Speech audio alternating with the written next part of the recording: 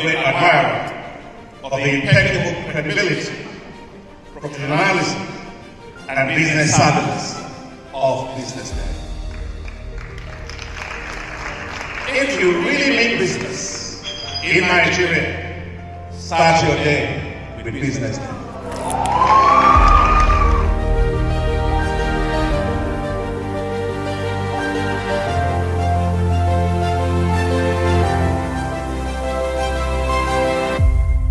BusinessDay is West Africa's leading provider of business intelligence and information, delivering premium content across diversified media platforms, including online, mobile, and print. Since its inception in 2001 with a weekly newspaper production, BusinessDay has expanded its reach to provide exclusive content accessible through print, mobile, and online channels.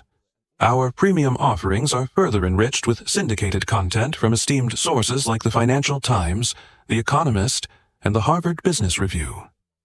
At BusinessDay, our mission is clear: to be the foremost provider of business and financial content, empowering readers to make informed decisions in Nigeria and Africa.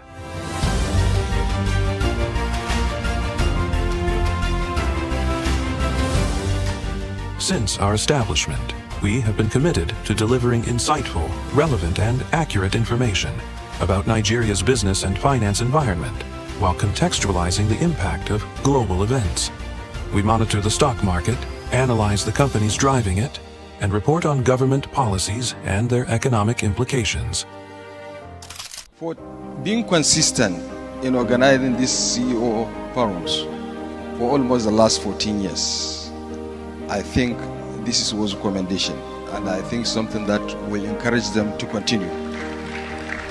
From decoding market trends to dissecting economic shifts, we offer actionable investment ideas and serve as a compass for decision-makers navigating complexity. Beyond headlines, BusinessDay fosters discussions on critical economic issues through impactful conferences and events. These platforms bring industry leaders together to share narratives that drive innovation and spark meaningful dialogues. Our events galvanize connections, bridging the gap between inspiration and achievement. For businesses seeking visibility, our strong digital presence offers unparalleled opportunities, with millions of followers across social media and a dynamic website attracting visitors from within and outside Nigeria. BusinessDay is the ideal platform to boost visibility for your products and services.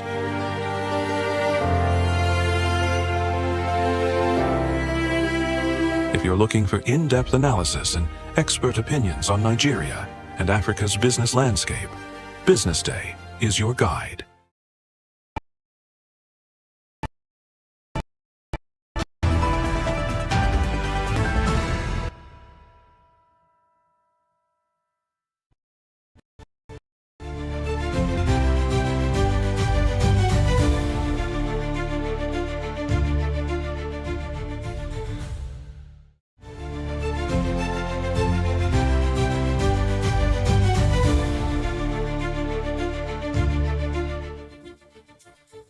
Good morning and welcome to the BDTV Breakfast Show. My name is Elizabeth Musa. It's a pleasure to have you start your morning with us today. Thank God it's Friday.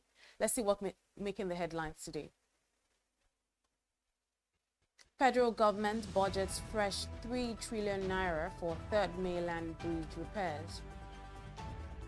Nigeria approves $2.6 billion electricity sector debt refinancing plan. Federal government approves 9 new private varsities. World oil market looks more bloated after OPEC Plus hike, IEA says.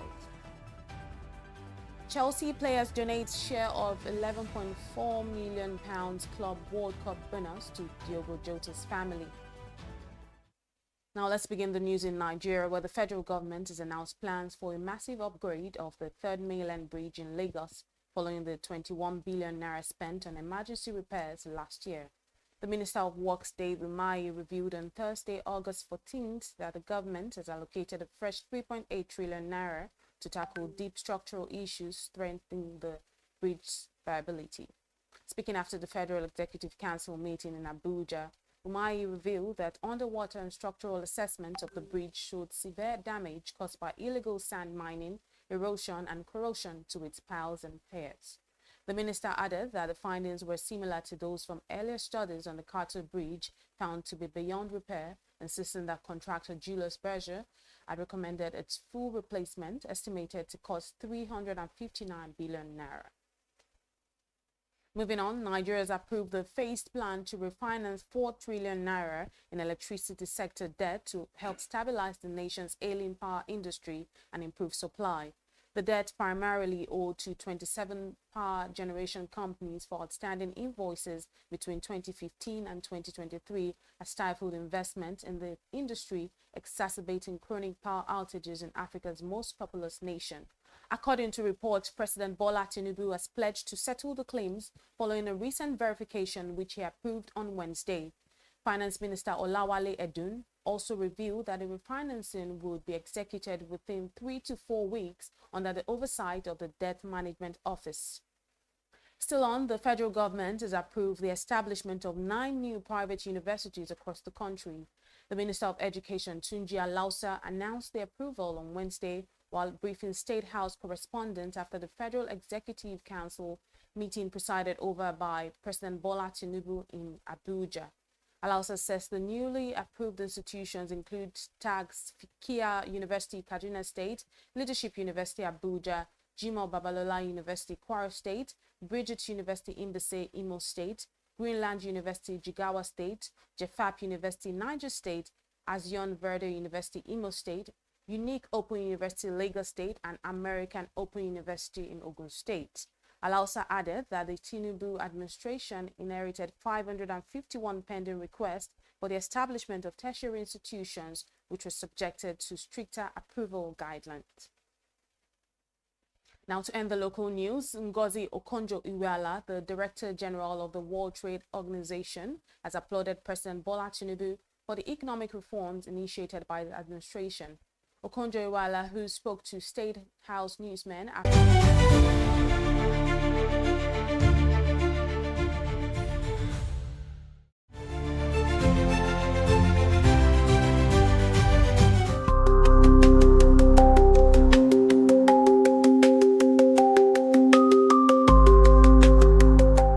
Hello viewers, and welcome to Today in History here on bdtv, where we look back at some of the events that have shaped our economies and the world of business. I am Norma Obona, and today I'll be taking you down memory lane to some of the events that occurred on this day, August 15th. On this day in 1945, Japan surrendered to America, and this would put an end to World War II. The stock market would close the next day, August 15th, in celebration of the end of the World War. The next day, the markets would be open on August 17th, where the reaction was muted, with the Dow falling 0.25% and closing at 164.38. And on this day in 1947, India became independent from the British rule. British control of the South Asian country began in the mid-1800s with the East India Company. The company initially established itself in the subcontinent for trading purposes and then slowly took control over the princely states that separately ruled the country.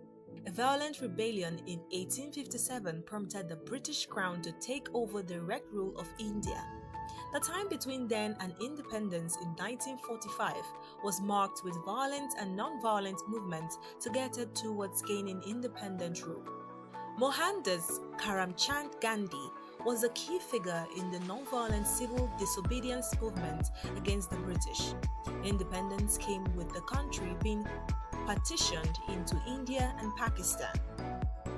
And that's how far we can take you today in history here on bdtv. I am Norma Obona. Keep watching bdtv.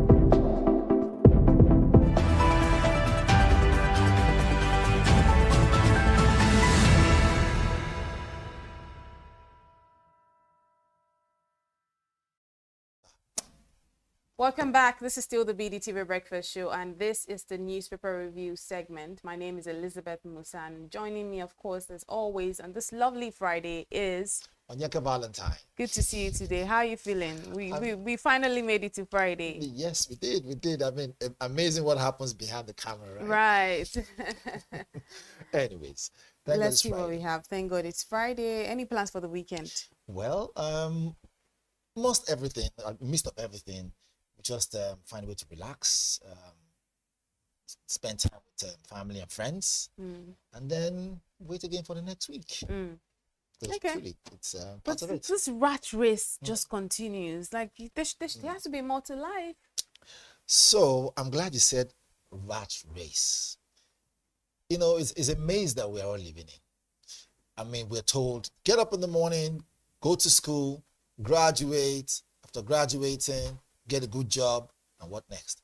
You know, take care of your family. And so you grow old. At the end of the day, what? You pass on. There must be more to it. So I think every day is worth celebrating. Every day is worth telling yourself it's a blank check, and just be happy, regardless of what happens. Happiness is your responsibility.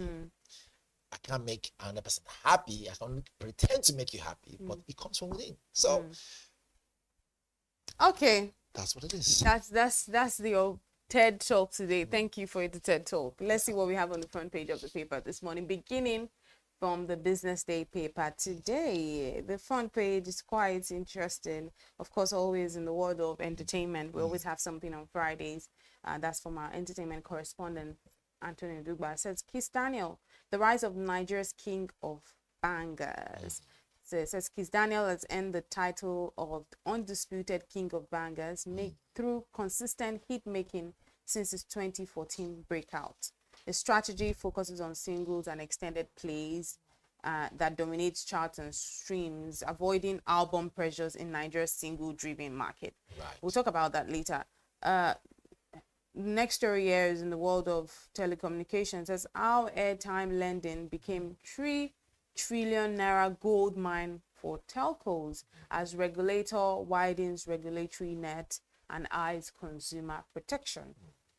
Edun, federal government refocusing spending as budget assumptions falter. Federal government refocusing spending as budget assumptions falter. Then Obi to Tinubu, you are not a tourist, but the president of a troubled nation. Of course, this is in light of his next trip, you know, his proposed plans to jet out to Japan and Brazil. And Obi, of course, is not having it. He's saying that you're not a tourist. We have lots of problems going on at the moment. This sends a wrong message to the citizens if you're still jetting out, in and out like this. And money is being spent on those trips. So, you know, again, let's assume any other person have said it. It probably would make the headlines. But Obi being someone who, in his own way, has some huge followership and fan base, let's strip off the area of him being a politician. Let's just say every other Nigerian gets to hear that their commander-in-chief is traveling to a different country. So the question should be, for what reason? Is it for like economic, you know, gains, or is it just going there to go and relax? Is it going on leave?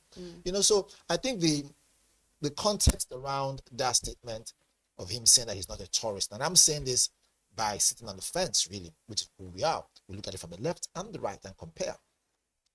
The thing is, what's he traveling for? If he's going to save the country in the long run, he's welcome. After all, he's the commander-in-chief, he's the president. If his presence needs to be felt wherever he's going to, maybe he's going to meet the other president of a different country, and he has to be there, and it's not something he can send the vice president or send a representative, good and fine. But again, from the other angle, on the flip side, I think I understand where Obi's coming from. We have a lot of problems already in the country. Okay? People are basically suffering and smiling. I can tell you, the cost of food keeps on rising, right? The idea of insecurity will make you get scared to even drive your vehicle and meet traffic, especially when it gets dark. Even though you're not in what's it called again? Well, put on unquote areas that has issues, right? So you get worried. All these things that plagues our nation, we need to tell ourselves the truth. Is it the time for him to travel out of the country? Or is he going to travel out and come back with resources that would make our country better? And you know what's quite interesting here? Out of 806 days in office, apparently, this will make it 200 days out of office, out of the 806 days in office, which is, I think, is a lot. I mean, 200 days out of 806 days. Office. So if we look at it closely, and let's don't forget the economic impact of this thing. For every time he travels, huge amounts of money has to be cut aside for logistics. We're complaining that salaries are not being paid on time. We're complaining that we see our doctors go on strike every now and then. Already there's one other headline, one of our papers, which we'll take soon, about a warning strike being, in the pipeline. So if you look at it, isn't it the time for us to cut down spending? The cost of governance is too high. We've said this thing over and over and over again. The truth has to be told, right? And in trying to explain to those who are our leaders, we have to be blunt and tell them this way it is. They are put there, right? We elected them so that way they can serve us. And so if they're not serving our interests, then what's the essence?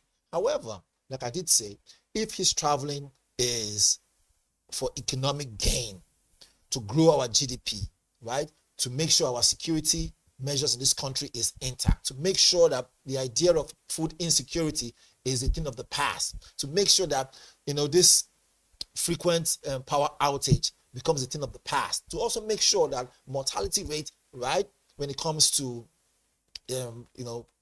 childbirth and all that stuff, reduce. Look, we don't want to hear that women go into labor and they might not make it. All that can't stop if we put things in place. If we make sure the health sector is working properly. If we make sure our security agents are being paid well. It is someone who gets paid very well will be well motivated to go and fight insurgents, isn't it so? So I understand where Obi is coming from.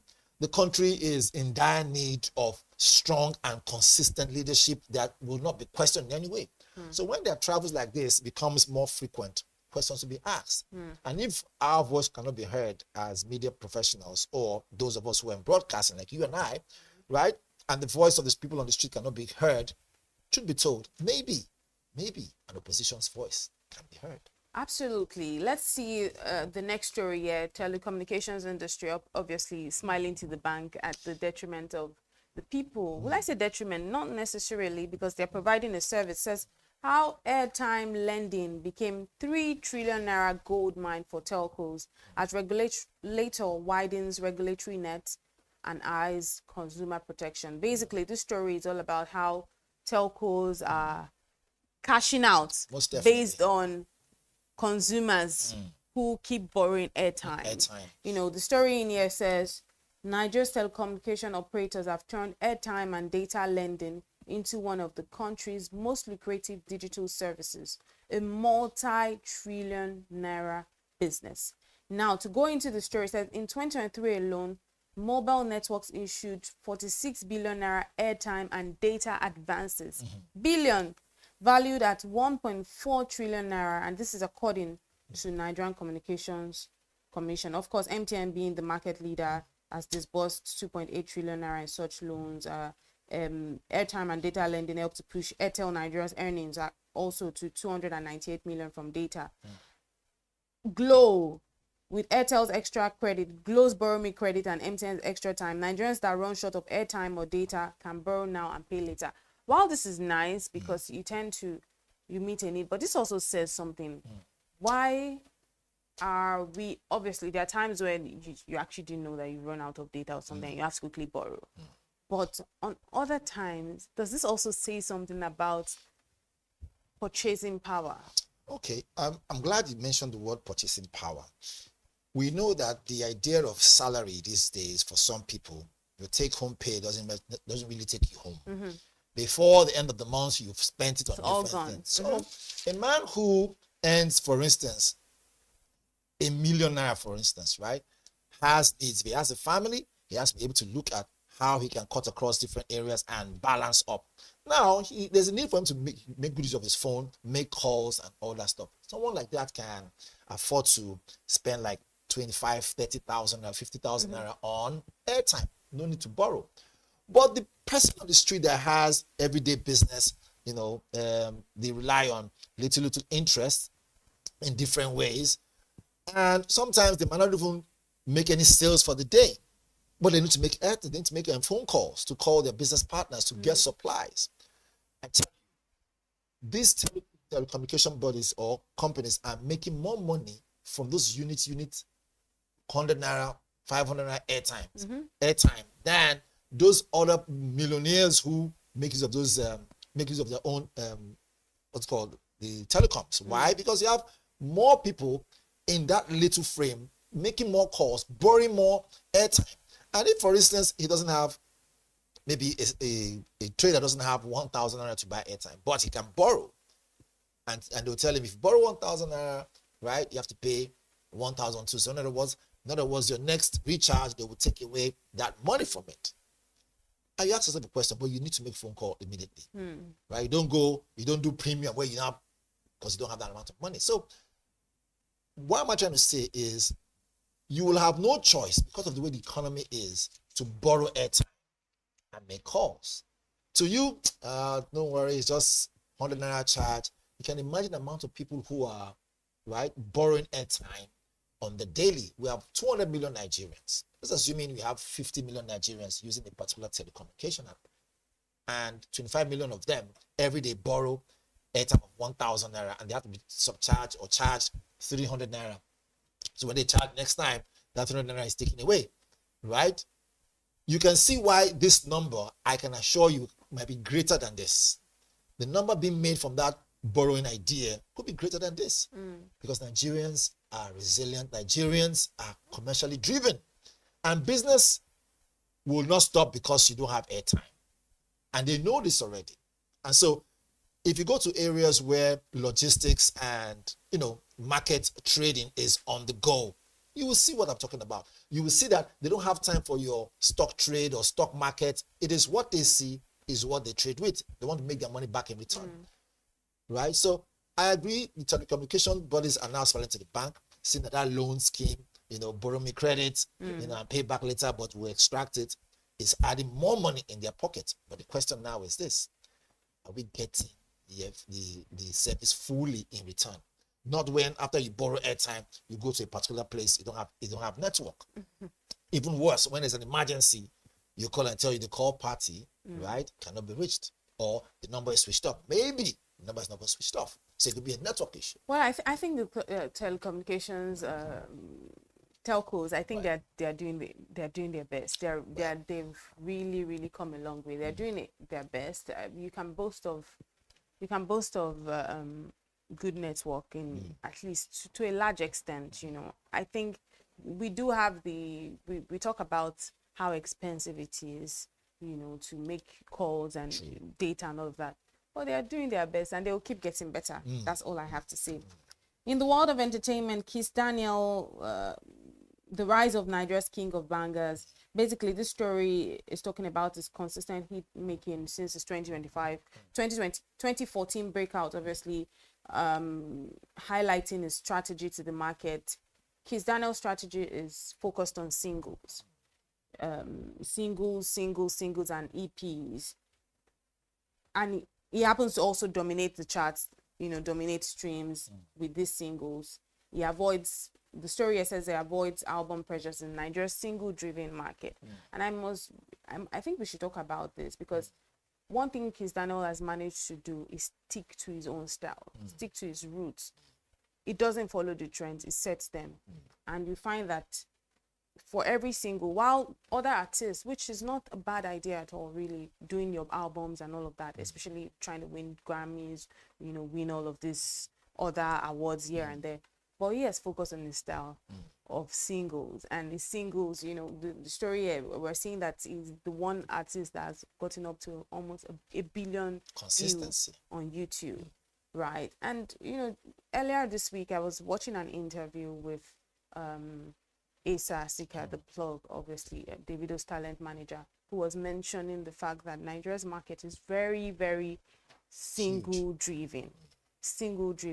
And he said that really would, and I thought that was really enlightening. He said, while artists, try to, you know, up and coming artists, we're trying to do albums and all of that. But we would really recommend them to focus on good singles. And I think that that's what Kiss Daniel has latched on, because we have a single market. Sometimes you have an album of a 14 track album, and only two might make headway. Yes, only two are hits. Maybe even one. Maybe even the one or two self, you will say it to grow on you. You know how to say, oh, this I'm not feeling it yet, or this is supposed to be hit, and you say it to grow on you. So what Kiss Daniel has done here, setting a pace, you know, setting his own standards, setting his own record, I think other up and coming artists can also learn from that. Most definitely. If you look at it closely, so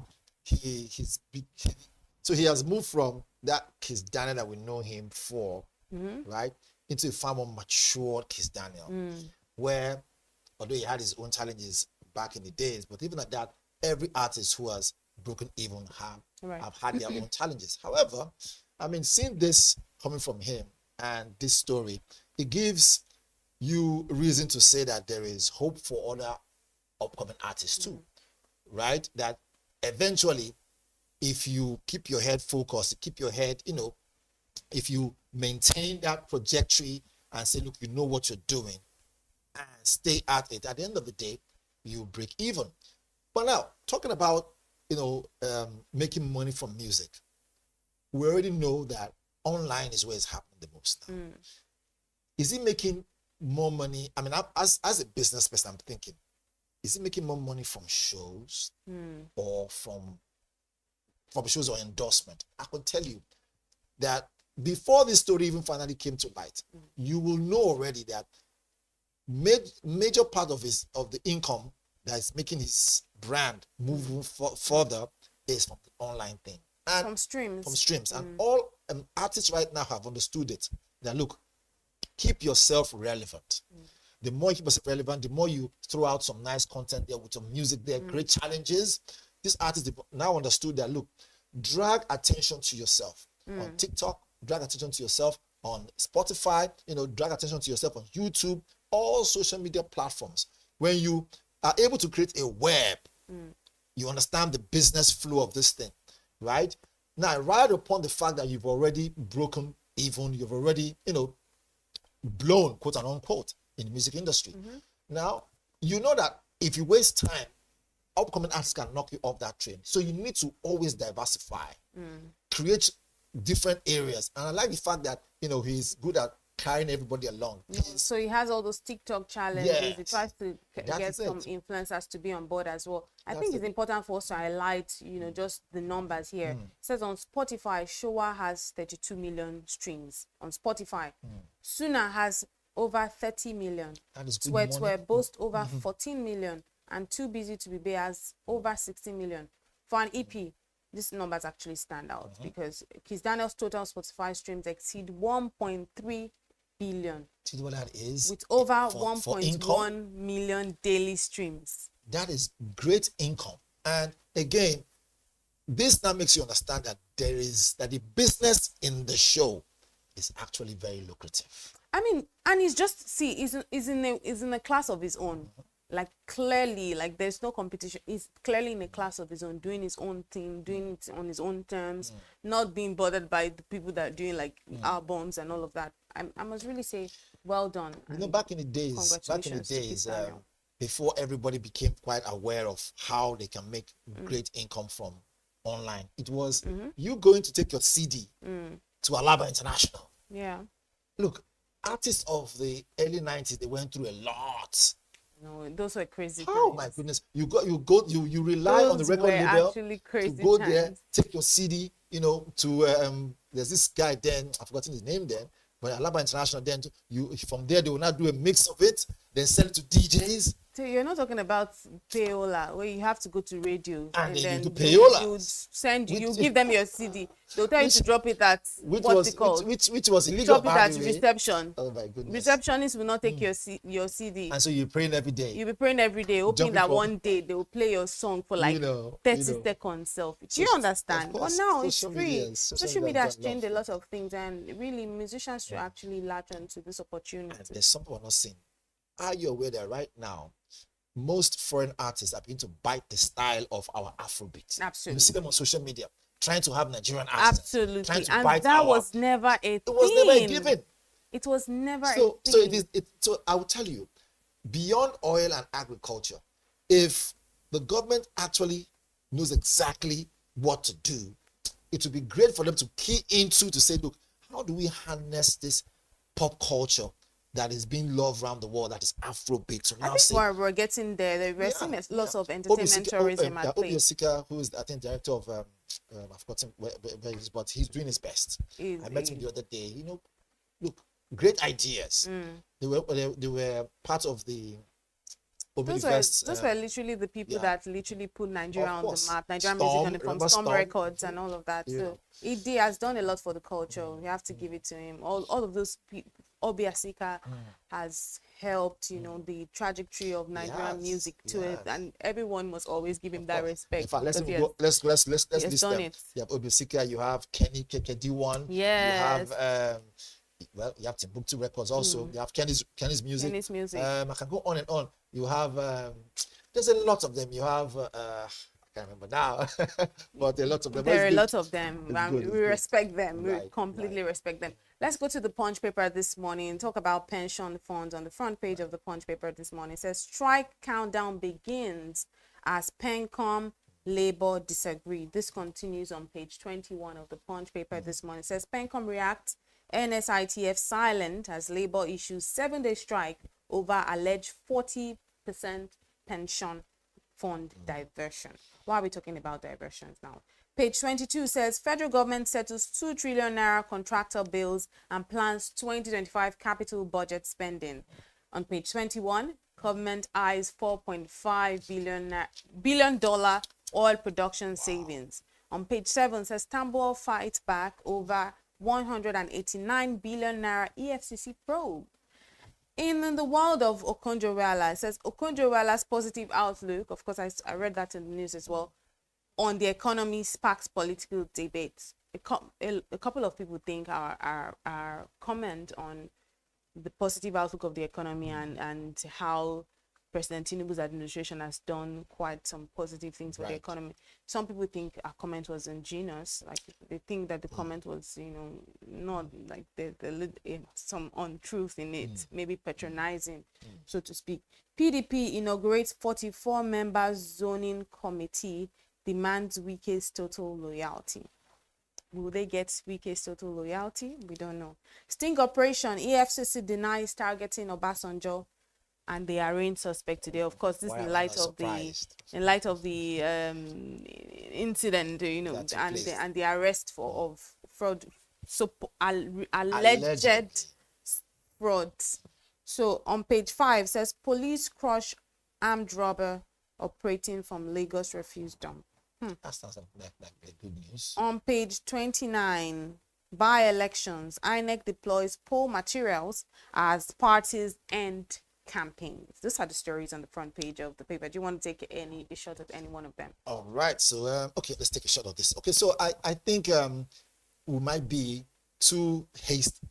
Well, I don't want to act in a haste to now begin to point fingers at Okonjo-Iweala.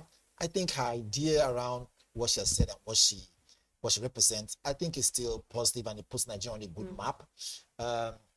However, no one is perfect, really. Sometimes the political theology, I use that word, of a particular nation will demand you say certain things that will help cut across your information. However, someone like her who is the DG of World Trade Organization, she's not a small fish at all. She's someone who has made her mark and has, you know, gotten places. And for what it's worth, I think she has done more good than any other thing. And for me, I just want to say, ride on, Mama. You're doing a great job. Okay, let's quickly see what we have on the Vanguard paper this morning. All right, so that story there, that special report, I think is quite interesting. Which is this one? Yes. Okay, so let's jump into it. It says, modern life is rendering men infertile. What's the inside story? So I mean, if you look at it, it says sperm count drops 62.3% worldwide over 50 years. Wow. Right? Testosterone level also dropping. Right? Plastics, environmental toxins, waging war on male fertility. Human race not winning fertility battle despite advancements. Lifestyle, climate change are major drivers. These are one of the causes. What they have, one of the arrows they're pointing out. It says crucial role of sperm DNA fragmentation, DFI. There is hope in advanced reproductive treatment. Is this a sign for us to go back to the pre-modern era? Because I think it's not just for men in terms of this says rendering men infertile, but I think even in general, modern life is doing a lot of harm. So I will tell you, as much as, and this cuts across board, whether you're a man or a woman, and I know health professionals and physicians might agree with me, some might disagree, but the truth of the matter is that anyone who visits, go for routine checkup, your doctor will tell you can never get it wrong with exercise. That's the fact. Secondly, if you love yourself and you obviously want to enjoy your old age, begin to watch what you eat today. Your future self will thank you for it. I have this slogan I always say. I call it SWEAT. Strength will exceed anything tough. Mental strength, physical strength, emotional strength, but more importantly, psychological strength. So, having said so, in everything that is going on with the world, we see that most of what we eat are no longer fresh. We see that most of the air that we breathe in is already, polluted. There's a lot of things that will send those triggers your way and affect those stressors in the body. And as health physicians will say, and doctors, look, go for regular checkup. Because your body's doing well and you're moving around, you're well, doesn't mean all might be well. The earlier they detect some certain things, the better.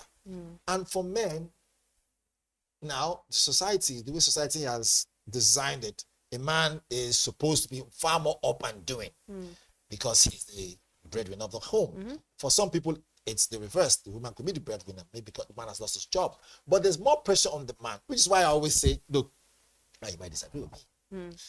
A man, put this way, a pet is loved unconditionally, right? The man is loved unconditionally. Exactly. So the wife or the mother is loved unconditionally. Children are loved unconditionally. But the man is loved only on the condition that he provides.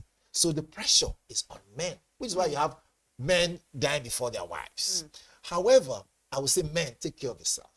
Absolutely. Which is very, very important. That's the only call. Right? Men must take care of yourself. Eat right. I'm not saying you shouldn't go and enjoy yourself, but then again, cut down on your alcohol, intake. If possible, give it a break totally. Smoking is a no-go totally. These are things that can, in the long run, affect your health. Okay? Exercise more regularly. Fruits and vegetables. Hang around people who grow you mentally. And that goes by me saying, there's an acronym for that. It says OQP. I said it before. Practice only quality people. Why? Because your conversations, your flow will make you who you really are. So when you hang around people who are far more smarter and intelligent than you are, who do a lot of research, who their conversational skills is amazing, before you know what's happening, you begin to step up in those areas. So you begin to be aware that self-information will help you be a better person.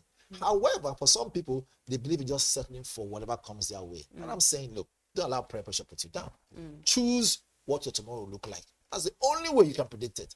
I don't know about Nostradamus, no, but in this case, I would say, for this, where you have men, right, having problems with sperm count drop and all that, and of course, we see how modern life is rendering it. Even there, modern life is rendering men infertile. Because of the level of running around, going back and forth. Some men have like 4 or 5 jobs just to survive. Why? Because they know that, look, I love my wife so much. Oh, I love my family it's not just men that have, I don't want us to delve away from the point, because it's not just men that have 4 or 5 jobs. Some women even have like 15. Which is why I said cut across board. It goes across board. So I think modern life is affecting almost everyone. Like we're feeling it. But this report, I'm pretty sure that they will still do a special report for how modern life is affecting women as well. Because exactly, this one is just focused on men, in terms of sexually, fertility and all of that. But there's also going to be the side of how it's also affecting women, how it's also affecting children.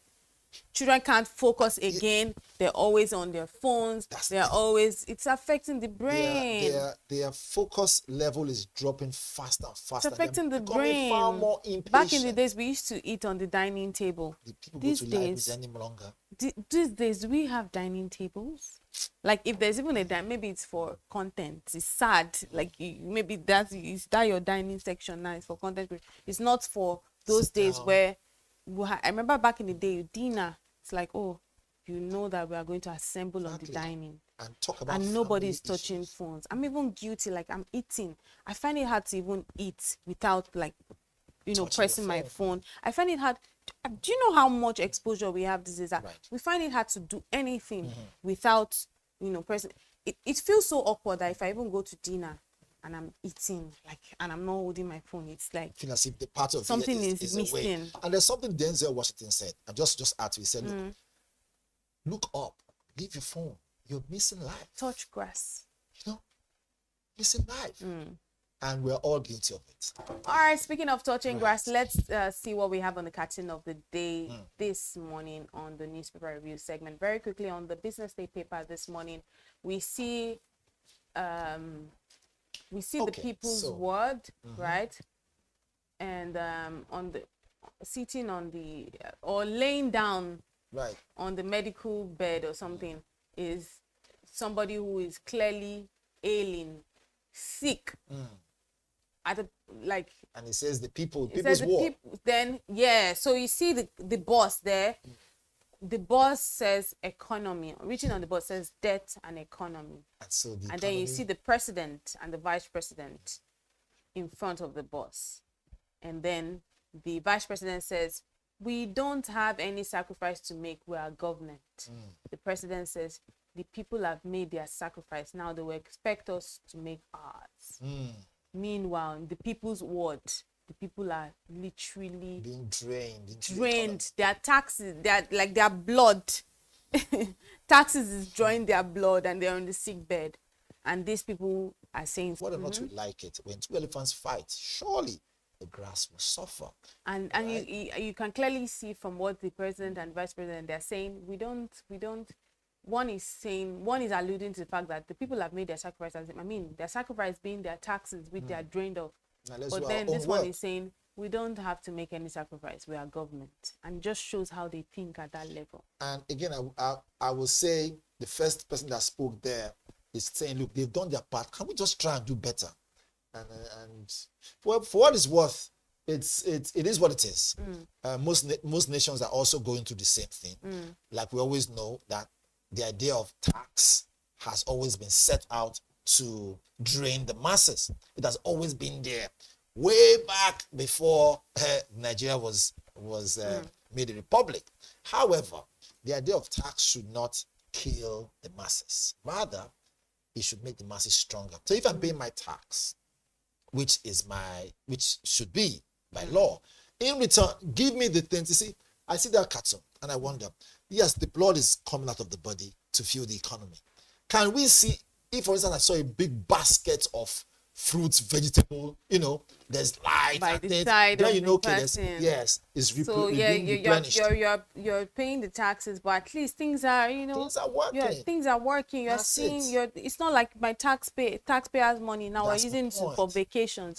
Using it to travel to Japan for health tourism. Health tourism. Meanwhile, my blood is literally drained. And let me tell you, this draining thing, it is so significant because you have more people don't know this thing, but you have more people suffering from serious mental issues because of the way the economy is hitting them hard. I agree. You're left with a choice to choose who will go to school and who will not go to school. That's a very big choice to make. You have 3 children, you're thinking, this one will go to school, this other two will wait for next which one year. will go to a good school? One will go to the one will manage? School parents is out there making those decisions on the daily. It's weighing on terrible. them. And then people that are also not even getting married because they don't want to even get married and have to. You don't want to get married and you can't afford to fend for your family or fend for your children. Now you see women waiting for a long time before what's happening. Menopause has hit them. What about men? Men will be there working so hard, saving up money. All of a sudden, the economy comes and then one regulator comes and tells you, sorry, you have to pay so money. that money he has saved up to start the family is gone. So the pressure is on both parties. And when they come together finally, guess what? There's big quarrel. That's the true state of things right now. It's really terrible. As at my father's time, you know, the cost of starting a family was smaller. Was what am I saying? It was a community effort. But now you want to start a family, even if you make a mistake, like people will say, "Oh God, didn't you know that?" You know how things are. Me, I'm also trying to just find my food. So the situation out there is not good. It's not encouraging. But we just have to. I mean, as we end today, we have to encourage ourselves and tell ourselves that it will get better. Things will definitely get better. But that's where we leave it today on the newspaper review segment right here on the BDTV Breakfast Show. My name is Elizabeth Musa. I am Moniaka Valentine. Up next is Business Morning. Do stay with us.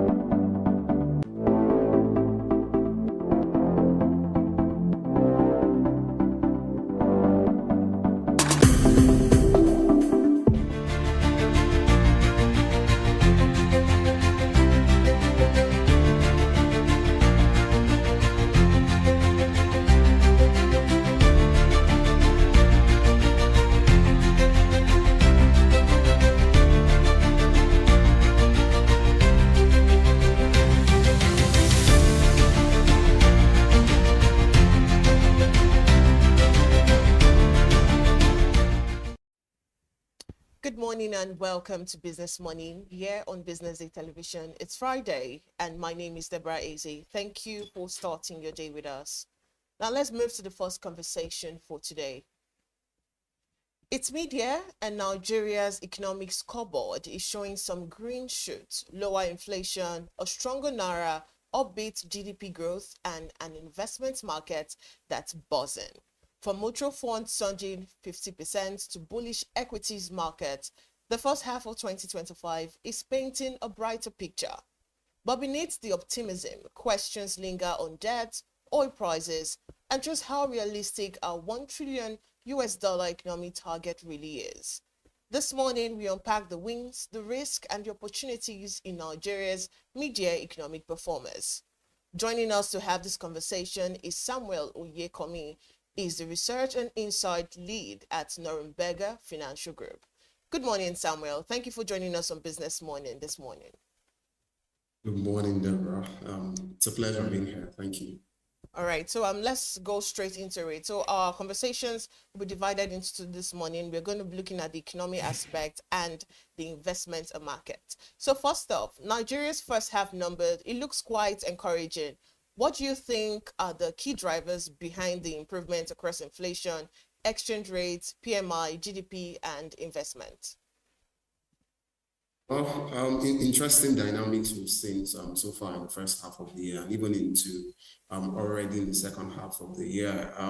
So first, I want to look at it from FX side of things. There's been some level of stability in terms of exchange rates, and that's on the back of several reforms targeted at ensuring some level of stability and then transparency in terms of how tradings are being done at official foreign exchange markets, and also trying to bridge the arbitrage, right, between the official market and then the parallel market. I think the CBN has done quite a lot around that, and that has materialized into some level of stability in the exchange rate, being around 1,005 to 1,550 so far this year. Look at it again from the part of inflation. There's been a business exercise earlier in the year which saw inflation come down from around 34% to as of that time 24%, and beyond them, we've also seen it trickle down to about 22.22% in June. And of course, that can be attributed to quite a number of things. So first, there's the base effect. We had very high numbers from last year. So comparing that to this year, of course, there's going to be some mild decline. And then we've also seen improvement in terms of energy cost, right? The pass-through effect of high inflationary policies from 2 years ago and last year, which is, of course, liberalization of the exchange rate, removal of fuel subsidy. Those effects are beginning to taper down on final consuming prices, and that had also impacted on inflation. Generally, business sentiment are beginning to improve, which you would also see from the PMI numbers, you see green there. So we quite have a number of greens across that dashboard, except for things around debt sustainability, the amount of money supplying the economy, which of course would have some impact on inflation. But generally, it looks like we are at a point of recalibration, just like the title of our report says. Of course, we've gone through huge shocks. This could be that calm that could lead us into some upsides going forward. All right. So Norimberga projects GDP growth at 4.05% for 2025. How realistic is this in the light of ongoing challenges like debt sustainability and oil prices volatility? Yeah, I think it's quite possible. Of course, there are also downside risks along debt sustainability, especially particularly from the crude oil, international crude oil market. We've seen improved supply in recent weeks, but has also seen crude oil prices have some form of decline, which would naturally impact Nigeria. But what we've also seen in recent times is that our output has also improved, which is also a positive for Nigeria. But we see Nigeria growing by at least 4% to 4.1% for the year on the back of where we currently stand and where we're heading to. First, the rebasing exercise for GDP is really poised to showing some very interesting dynamics. As we see Q1 numbers, for example, we see interesting sectors coming up from the lot as drivers of the economic growth. We see things like entertainment, telecommunications, has been a mainstay in recent years and is also primed to do that again this year. Banking sector, in fact, the financial sector as a whole is going to drive significant economic growth. As you could see, capital market has done over 40%. The equities market has done over 40% already so far this year and could still do pretty much more. There's a capitalization exercise in the banking sector that is also primed to drive aggressive growth from that area. Insurance sector has also seen some reforms as signed by the president last week, which also drove significant growth again in insurance stock over the course of the week. We believe that a combination of all this and also the positive side of the trade, the FX liberalization impact on our exports, right, in terms of naira value, how that is also going to play out on the GDP figures, and then government aggressive spending in terms of infrastructural deficit that we currently have. The federal government budget for this year is at, of course, the highest level that we've seen in Nigerian history, and that is also primed to also drive some level of growth. Putting all this together, we think it's quite possible, except for those downside risks, but we think the Nigerian economy could achieve 4 to 4.1% real growth this year. All right. So the report also said that Nigeria needs at least 22% nominal GDP growth annually and a stronger naira to hit the 1 trillion naira US dollar economy target by 2030. Do you think this is a feasible target, or are we being overly ambitious? Well, interesting question. It is not impossible, but it is a very steep hill to climb. Because if currently now, based on the base figures, our GDP is around $235 billion, and then we are aiming at $1 trillion by 2030, which means we need to multiply at least 4 times in the next 5 years. That's a huge one. But is it impossible? It is not. Some of the policies by the government in recent times is aimed at driving that level of aggressive growth. I think also this rebasing exercise is also going to be able to reflect some more industries that could drive, like I mentioned earlier, entertainment has been a major buzzing industry in recent years, but has not really been captured in the grand scheme of things from the official channels, right? Music entertainment, movie entertainment that's really grown in recent times, and it continues to do that in terms of social media content creation. Those are also very good part. When you try to mix that up with the mainstay in terms of trade, Nigeria is taking advantage of African Free Continental Trade Agreement, for example, and also industrialization that we hope that we are seeing currently.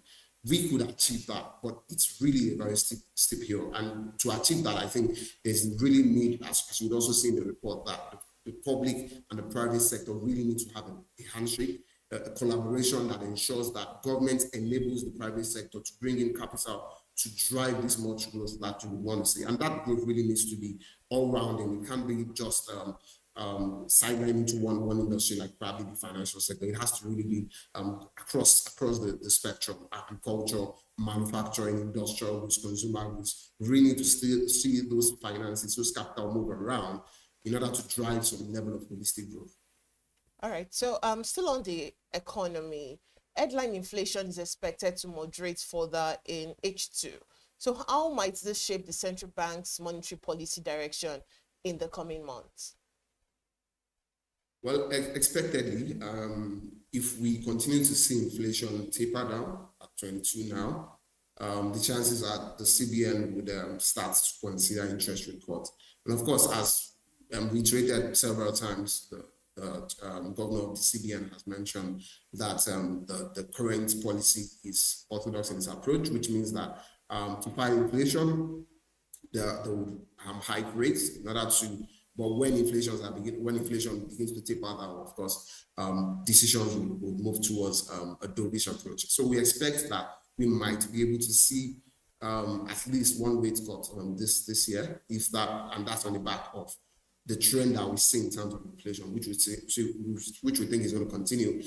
Just earlier in the week, Dangote Refinery announced reduction in depot petrol prices, which we also think is also going to impact on the other players also. So generally, we see petrol prices have some level of decline, depending, of course, on the region that you stay. And that is also going to, of course, drive inflation on the energy side of things, which has ripple effect on many other indicators, right, generally. So I believe that we might see inflation taper down, and when that continues, of course, the CBN will look towards a dovish approach.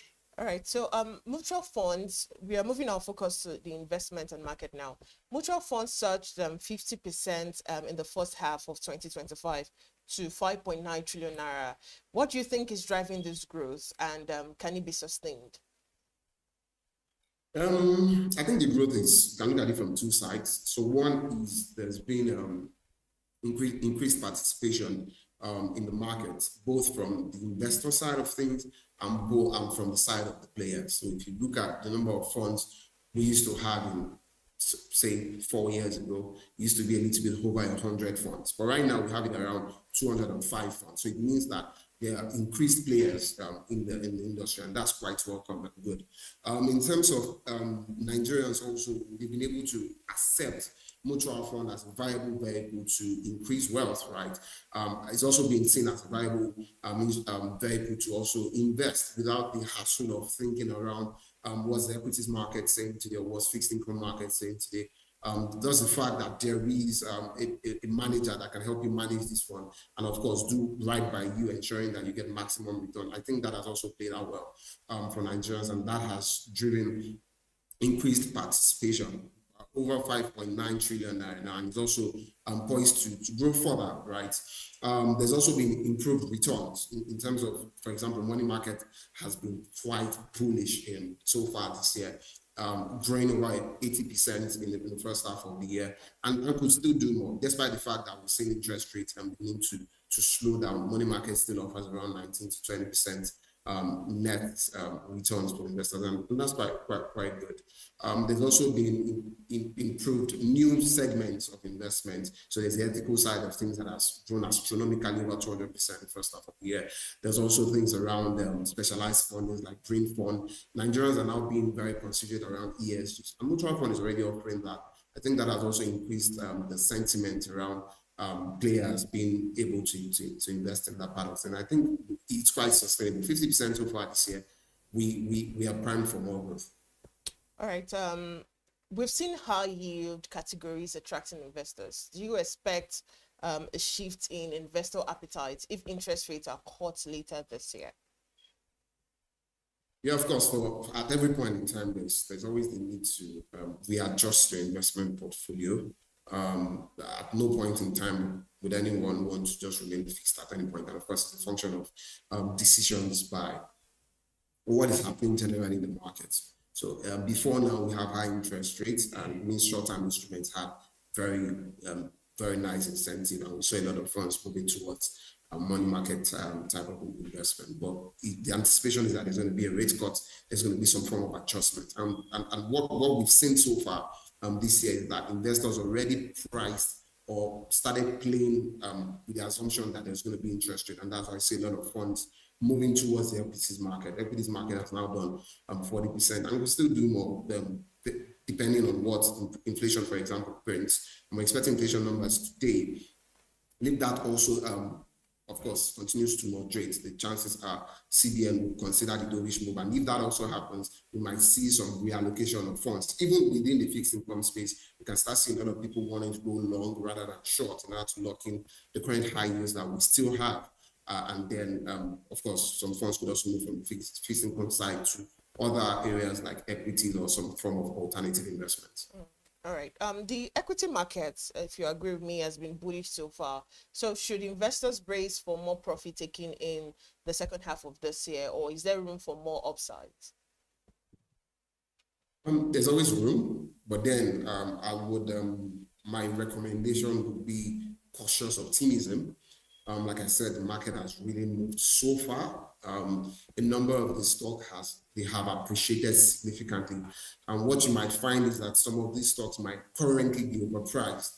By the time you look at their numbers for H2 and 2025, and when for some of them who have not released, when they do release, you might see some level of correction.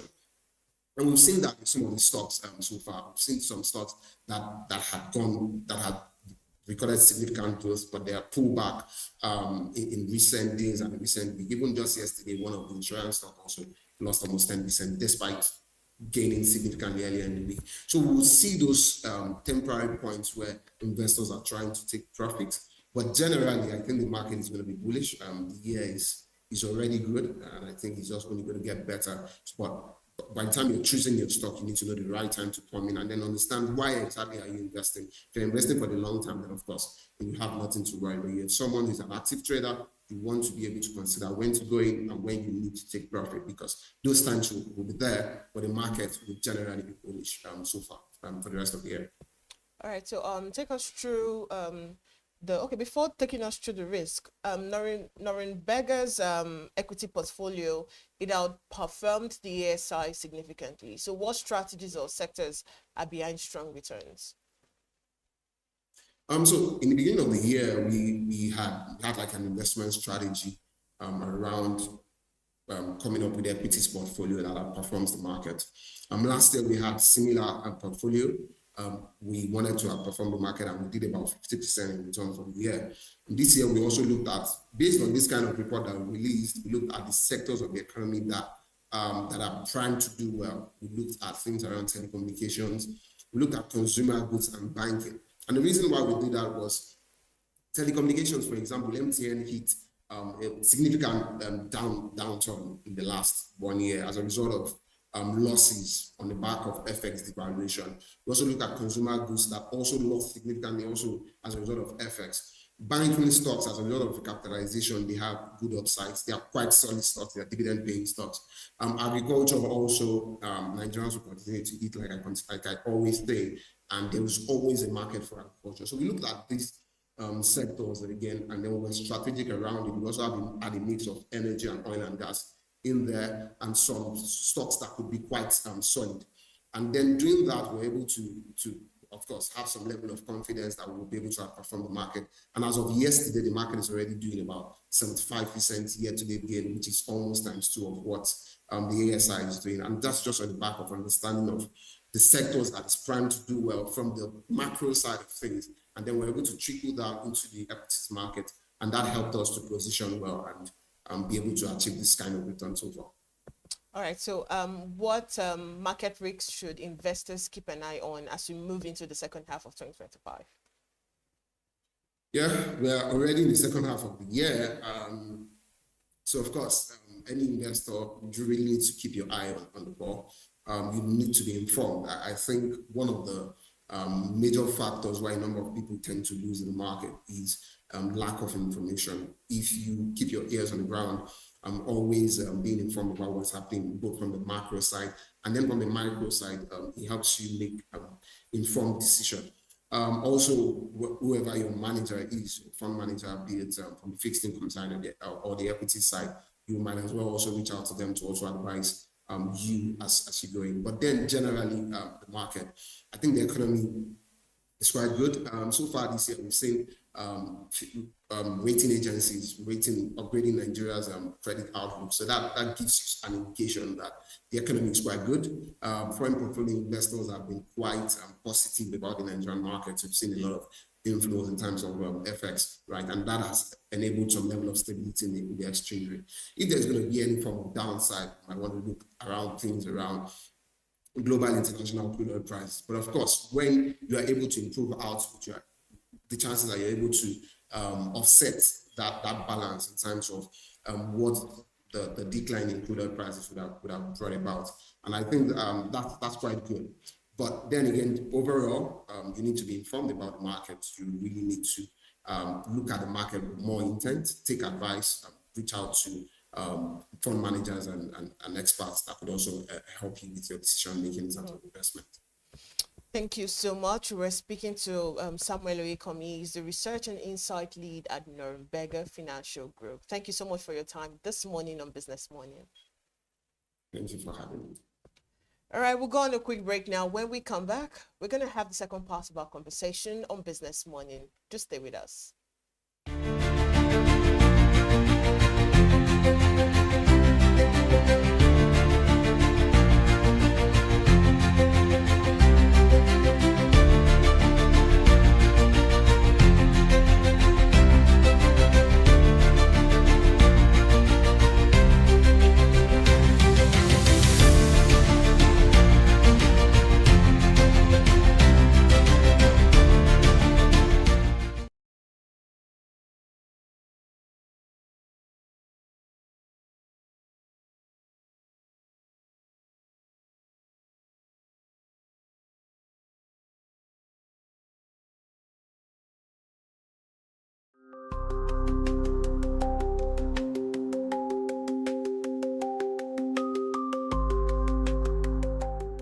Hello viewers and welcome to Today in History here on BDTV, where we look back at some of the events that have shaped our economies and the world of business. I am Norma Obona, and today I'll be taking you down memory lane to some of the events that occurred on this day, August 15th. On this day in 1945, Japan surrendered to America, and this would put an end to World War II. The stock market would close the next day, August 15th, in celebration of the end of the World War. The next day, the markets would be open on August 17th, where the reaction was muted, with the Dow falling 0.25% and closing at 164.38. And on this day in 1947, India became independent from the British rule. British control of the South Asian country began in the mid-1800s with the East India Company. The company initially established itself in the subcontinent for trading purposes and then slowly took control over the princely states that separately ruled the country. A violent rebellion in 1857 prompted the British Crown to take over direct rule of India. The time between then and independence in 1945 was marked with violent and non-violent movements targeted towards gaining independent rule. Mohandas Karamchand Gandhi was a key figure in the non-violent civil disobedience movement against the British. Independence came with the country being partitioned into India and Pakistan. And that's how far we can take you today in history here on BDTV. I am Norma Obona. Keep watching BDTV.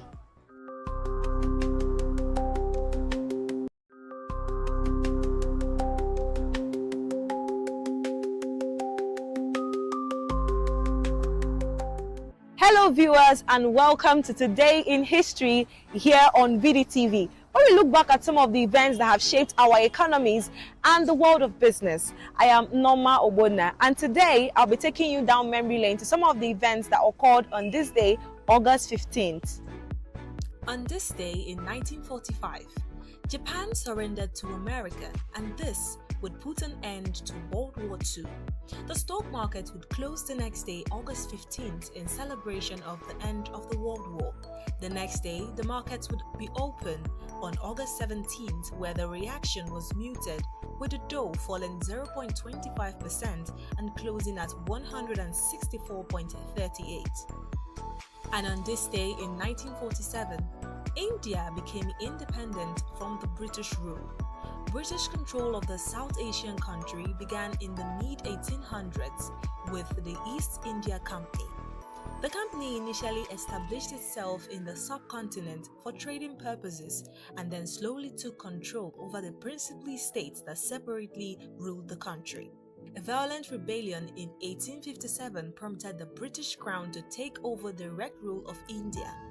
The time between then and independence in 1945 was marked with violent and non-violent movements targeted towards gaining independent rule. Mohandas Karamchand Gandhi was a key figure in the non-violent civil disobedience movement against the British. Independence came with the country being partitioned into India and Pakistan. And that's how far we can take you today in history here on BDTV. I am Norma Obona. Keep watching BDTV.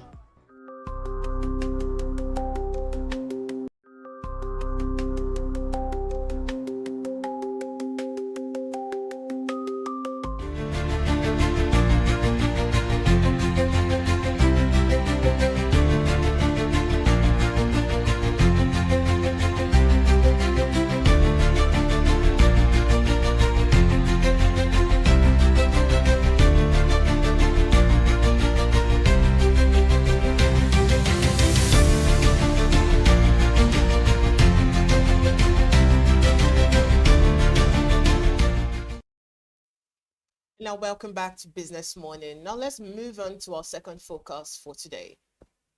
From AI-powered customer service to blockchain-backed supply chains, technology is no longer just an enabler, it's a key driver of economic growth. In 2025, innovation is rewriting business model, redefining competition, and creating new markets at an unprecedented pace. But what does this mean for businesses looking to stay ahead And how can companies, big and small, leverage tech to thrive in this fast-changing landscape? Joining me now to unpack these trends is Muyiwa Oluwadia. He's the founder, Genosco AI. Good morning, Mr. Muyiwa. Thank you so much for joining us. Good morning. Good morning. It's good to have you. All right, let's go straight into it. AI. So how would you describe the state of the tech-driven economy now in 2025 compared to 5 years ago? Now, first we look at it locally and we look at it globally. A lot has happened, a lot has matured. One of the, like say, positives that came out of the pandemic of 2020 was employers giving the most employees the opportunity to work remotely, and that has really reshaped the economy of work, and that has allowed a lot of people from the global south, the third world, to really be able to participate a lot in the global economy. Now, that is not as prominent as it was like 5 years ago, but it still happens. It still happens. I do have a number of friends that right from Nigeria, they are working for companies remotely in UK, US, Europe, Asia, different places. So that's one. And then 5 years ago, you didn't have generative AI, which is the biggest thing. You did really, but not in the magnitude that we have today. And what generative AI has done is that it has given businesses the opportunity really to do so much with so little. Just on your ChatGPT free tier, there's still so much that is possible to do. Then when you're looking at it, back to Nigeria, we have compared to 2020, right, to what we have now, we have more unicorns. We have the Flutterwave becoming a unicorn, MoneyPoint becoming a unicorn, InterSwitch recognized as a unicorn. Then we also have a lot of companies on their way to becoming unicorns. We have the likes of Omni Retail, Move, companies beyond fintech that seem to be doing quite well. And what we are seeing now is a lot more, organizations or companies or startups come up from beyond fintech and really taking the bull by the horns in this time. So yes, and we've also seen a bit of maturing of the ecosystem. Back in 2020, a lot of the tech space in Nigeria was about, what are we going to do? You raise money quick, you scale quick. But now there's been a bit of maturity because of the funding winter that happened. So a lot of people are looking at profitability, are doing a lot more study, are thinking of how can I grow, how can I build something sustainable for the Nigerian market? And I think that has really helped us because, not everybody now wants to be a founder or wants to go into business. You know that it's difficult if you don't have the grit. It's better you stay away from it. So what do you think are the biggest force of change that are shaping businesses today? So obviously we have AI, then we have the, so let me start from globally, then I'll come to Nigeria. Obviously we have AI, robotics and automation. We have what generative AI has done. It has allowed a senior person to be able to do not just his work faster, but also the work of like 2 or 3 other people, those that know what they are doing with AI. We have companies now like Y Combinator, that's the most prominent startup VC in the world. They say that those who come in their cohorts now, 85% of them did their MVP, did their first version of the product with AI. Now, that has kind of, okay, typically they would have to get 1 person, 2 persons, 3 persons, hire them, spend a bit of money, but with just 1 person sitting in the room that has a bit of AI fluency, they can code something and get something out there. So in a way, it has changed because we have seen a trend where it's getting more difficult globally to get jobs for entry level, especially in tech, entry level. But then for those who know what they are doing, those who are fluent in the use of AI, we are seeing more opportunities for them. We are seeing people who are quitting their jobs, going into AI, vibe coding a solution, and making thousands of dollars in a matter of weeks. And so when you come, obviously you have a lot of things in robotics. Amazon, they are increasing, for example, Amazon, they are increasing their spend in terms of robots in their factories. So we have some factories now of Amazon that are completely automated, no humans there. That is also seen to increase, even though they are kind of increasing their workforce, but it's going to be at a slower rate than it would have been before because a lot of these processes have been automated. We see in defense, in warfare, a lot of these drones are coming out, and we hear about these conflicts happening around the world, how drone warfare is becoming more prominent. We also see likes maybe places like China, how um, roadless driverless taxis are coming up, have all these hybrid cars. So you're seeing a lot of acceleration into automation, which means that organizations might not need as many people as before. We know how many the Microsofts, the Googles, have been cutting a lot of staff in favor of AI, right? So that is definitely something to look at. And then okay, obviously, I think another one that is what I mentioned is the AI VR. You have the smart glasses right now, which is very much the kind of metaverse kind of future that's probably going to be happening a lot more from next year, where you have these people are going to be able to wear glasses, and their glasses are going to be able to do live translations. You're going to be able to see people, facial recognition. So it's going to be very tough on privacy going forward. And when you come into Nigeria, we have organizations here, especially small organizations or smaller organizations, who are able to do so much more with the advent of generative AI. We have organizations that might have had to hire 3 people, 4 people. They're able to say, okay, with one person, very good person, you're able to do that work for a period of time without missing any step. So that is very relevant.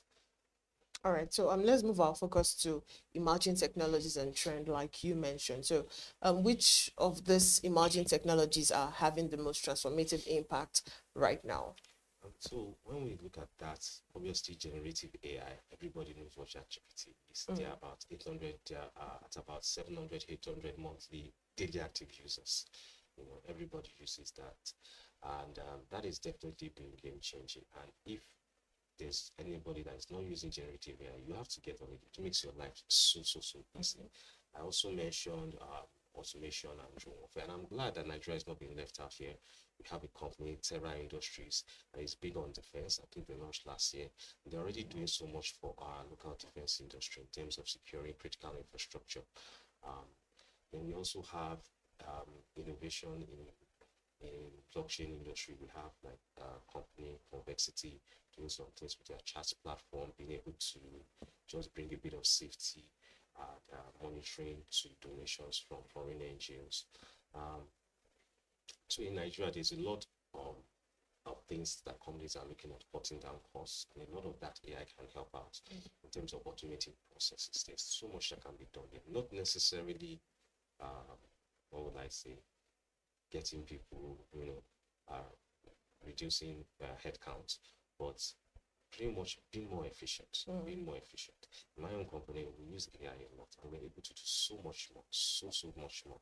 So I think those are some of the areas that we're seeing this emerging technology. I also mentioned AR, VR, which I've not really seen a lot of adoption. I do know some people who are doing some things in Nigeria, but I think it's still early days here. And I think maybe in the next 1 or 2 years, we'll see that breakout moment for Nigeria in terms of Nigeria global AI solution and Nigeria global AR VR solution. Kind of like how you have like your Paystack, your Flutterwave that have gone global really for fintech. All right. So how do you think blockchain is evolving beyond cryptocurrency into the mainstream businesses? So I did mention Convexity, how their chat platform is something that the federal government has adopted, a lot of NGOs have adopted, and it's helping really provide visibility, provide accountability to some of the donations we get, help ensuring that they get to the end customers. So that's just one example of innovations happening there. We also know a lot of things that are going on with stable coins, right? A lot of governments are starting to adopt stable coins. The US government wants to adopt stable coins, and even a lot of these traditional financial services, the likes of Stripe, the likes of Visa, they're really going all in on cryptocurrency and blockchain to help do a lot of things. So, like I mentioned, in Nigeria, I still feel like the industry is evolving. It's evolving, but we're starting to see beyond the normal cryptocurrency. We're starting to see the ecosystem maturing, where people are looking at, hey, blockchain is more than cryptocurrency. It's more than Bitcoin and all that. What more can we do about this? And I'm very excited to see what happens in the coming years. How African entrepreneurs use the blockchain technology for more innovations, for more accountabilities. All right. So, what sector do you think is being disrupted most with this technology? So globally, I would say a lot of sectors like manufacturing are being disrupted a lot. Okay. We have solutions where you have used the use of computer vision to pretty much look at security cameras. You can have a camera, you set up an AI system to be integrated to the camera, and you can see that you can set rules such that if there's anybody working in these premises beyond, let's say, 8 p.m., right, you send an alarm, right? So if there's anybody or if there are more than 20 people in this room, you set an alarm. So obviously before, you would have had to have somebody going through hours and hours of manual footage. Now you can hook up that AI, you can hook up that footage to AI and have those auto detections. That's just one of the things. We talk about security, talked about security and protecting critical infrastructure. We have power stations now in Nigeria that are being protected by drone technology, right, by computer vision, by drone technology. So we are seeing those kind of disruptions. Obviously in the factories too, you have automation with IoT solutions helping to reduce costs. You have your smart meters that can really help. And a lot of companies I've spoken to in Nigeria are looking at adopting more IoT solutions in terms of helping them reduce costs, helping them with maintenance. That is something that we are seeing growing. Then we also have financial services, which are a lot of them looking into automation. We have this solution, two solutions, Sarah and this and that. I'm trying to remember the other one, the name of the other one. Pretty much WhatsApp AI chatbots being able to transact with natural languages. That is a disruption happening. So in the financial services institution, we are starting to see at different points in the value chain, maybe from onboarding, from registering, AI automate a lot of that process. Companies are taking a look at that. I do know one, I think tier 2 bank in Nigeria that is developing AI solutions in-house. And they're even looking at building their own customer support platform. All these things enabled by AI because you can now do more. They want to remove some dependency on some global software services, and they are able to. They have enough confidence to embark on that project because of what AI allows you to do, because of the tools and the speed that AI allows for today. So we're also seeing innovations, like I said, in the mobility sector. We see what the likes of Omni Retail are doing, what Move are doing. We're starting to see a number of companies in Nigeria. We usually look at electric and hybrid. I'll be maybe mostly in Lagos, but it was 5 years ago. It was like a ridiculous proposition that they can never work, they can never even see the light of people. We're starting to say, oh, maybe this is actually possible. This is actually possible. So I do like the grit and the determination of Nigerian entrepreneurs in that. So like I said, there's a lot of disruption going on, a lot of disruption. We have Mayba University, which introduced like an AI, I believe they introduced like an AI kind of is it tutor or mentor or an AI, is it what do I call it, an AI evaluation system really that you can talk to, that you can just talk to about a particular topic, and it will score you based on that, on your understanding of the topic. So we are seeing Nigerians start to innovate. We have a company called Expense AI, which is really helping you to track your expenses, right, and manage your expenses. You upload whatever bills and the things you have, you upload it there, and it's able to create a plan for you and say, okay, you should limit this, you should limit it, this is where your most prices are. And it's also looking to be a global product. They're looking beyond Nigeria, starting to reach out to people globally. So we see a lot of these innovations, even in accounting. We have some people doing some accounting automations with AI. So there's a lot of innovation and a lot of disruption ongoing. These are early days, so you might not hear of them. But I believe as time goes on now, because last year it was really difficult for businesses. They were very cautious and they didn't want to adopt AI. This year we're starting to see a lot of companies, as the economy is recovering in Nigeria, a lot of companies starting to open up to want to adopt AI. So a lot of them have put it in their budget that they're going to adopt some AI solutions. So a lot of them now are actively looking for, okay, who can deliver this AI solution? What are the good value propositions for me? So in the next 1 year, 2 years, we start seeing big organizations in Nigeria, in Africa, adopt AI in very innovative ways, and it's exciting times ahead. All right, let's look at the business strategy angle now. For companies trying to keep up, what's the first step in building a tech first strategy? So the beautiful thing is, in Nigeria now, a lot of companies are kind of tech first in a way, from the hair seller or hairdresser that is on Instagram, posting on Instagram, running Instagram ads, that is a bit tech first, to maybe you have your big banks who are now digital first. So we're already on track for that. Obviously generative AI comes to mind. You cannot ignore it. You have to get better at it. It makes your life so easy. And there's a lot you can do with generative AI without paying a dime. Most of my presentations now, I come up with a rough idea, I put it into AI, it refines it, I put it into an AI tool, it generates a presentation for me. Something that would have taken me days or weeks before, or I'd have had to pay somebody maybe 50,000 or 100,000. AI can do it for me in a matter of 10 minutes. That is saving so much for me. So obviously, you're utilizing on generative AI, and then for businesses that are a bit more mature, you can look at, okay, what is my value chain? What is my value process? What can I do? One of the solutions that we are seeing gain more prominence in Nigeria now is AI call centers.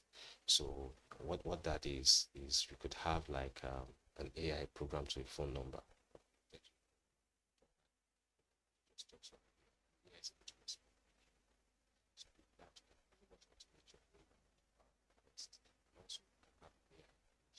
To people. So, and there are solutions that are becoming more affordable to Nigerians now. So that's something you can take a look at. Talked about for designing, then for customer service, you can have AI also help out with that. You can have I think it's not too difficult to create an automation system for your WhatsApp. A lot of people on WhatsApp, a lot of people on Instagram. You can have an AI create a small automation script, all those frequently asked questions, right? But it's very important. I don't want to go too much into the more advanced stages, something very basic for people, because if you want to do some things more advanced, you look at your data pipeline. What kind of data do you have? What kind of things do you want to do? But I want to keep it simple for today, for the purpose of this discussion. So those are just some of the ways you can, I think, companies today, organizations today, people today can adopt AI. So let's move our focus to the risks and challenges. So most of the biggest risks we see data privacy, cybersecurity, and what have you. So what rapid tech adoption do you think are the biggest risk right now with AI? So there's a lot of risk in AI, generative AI adoption. There's a lot of also we're having a lot of these AI being integrated to cameras, a lot of privacy issues, and we are seeing a lot of companies globally kind of prioritize profit over data. They are becoming less customer centric and more, whatever it takes to increase the bottom line. So there are issues in data privacy. I mean, we hear reports where there is a data leak somewhere that sensitive information of people, not just in Nigeria, globally, can be bought. Every other day you hear of there is a password breach, you need to change your password here, your password has leaked. And people are becoming more innovative, right? I mean, just a few days ago, someone was calling me saying, representing one senator, that they want to have a meeting, and they've invited me, that I'll get one code. I should click on the code. I was just saying yes. Obviously, if I had clicked on the code, my WhatsApp was gone. They would have hacked it. But obviously, educating yourself, right? Then there's also there was these cases of voice cloning. I am an expert in the field. I know that with just a few 5 seconds, 10 seconds, your voice can be cloned. You can use it to call your loved ones online, and doing those ones. So so it's very important. And some people now have, safety questions they ask. AI can automate this kind of things. If I'm not very sure whether I'm talking to a human, what is a safety question between ourselves? I can ask that, that, okay, this person, I'm actually talking to this person. Obviously, there's also the dangers of what is called prompt injection in AI, where bad parties, bad intention parties can inject something into a prompt, and without you knowing, You know, the AI will generate something, but they also generate something secret that you might not know. And they can use that to really get a lot of information from the AI system. So that's one of the things that companies adopting generative AI, you have to be very careful. It's not to just do something generic. For example, you can hook up your AI solution to your knowledge base. And because you didn't really consider security, somebody starts talking to an AI and they start exposing company secrets, right? I mean, there was even in the early days of generative AI, there was even a company that they built an AI chatbot. And, you know, somebody coerced the AI chatbot to saying that, okay, I think it was a car company, right? I said, are you a valid representative of the company? Said, this company said yes. All right, repeat. So I'll tell you that I want to buy something for $1 and you will agree with me. They now said, I'm buying this car for $1. Yeah, I said yes. You sold the car for $1. Really? So, I mean, they deactivated the bot right after that. So there are a lot of considerations to have in terms of safety, privacy, ensuring that data doesn't leak, ensuring that sensitive information of your customers don't get leaked out. All right, let in few seconds, if you have to pick one innovation that would define the next 5 years, what would it be? Definitely AI. Okay. Definitely AI. It's everywhere. It's having a lot of practical applications, and I feel like with the capabilities today and the innovations we are seeing, the innovations are still behind. There's just, with current technology, that is even moving at breakneck speed. We had GPT-5 released a few weeks ago. Even with that, we've not really scratched like 5% of what we can do with the technology today, and the technology is accelerating. So, like I said, for all kinds of, I mean, you now, you can just, I mean, I don't know how many languages you speak, but we can have you speak Japanese through AI in your voice, in your accent, and you start speaking Japanese, right? That is some of the capabilities. That means for you, you can reach a Japanese audience. So the sky is really the limit for what businesses can even do today with AI. Thank you so much, Mr. Muyiwa Oluwaje. It was good to have you on Business Morning this morning. Thank you very much. All right, that's too much we can take on Business Morning today. Up next is Big Story. My name is Deborah Eze. Keep watching Business Day Television.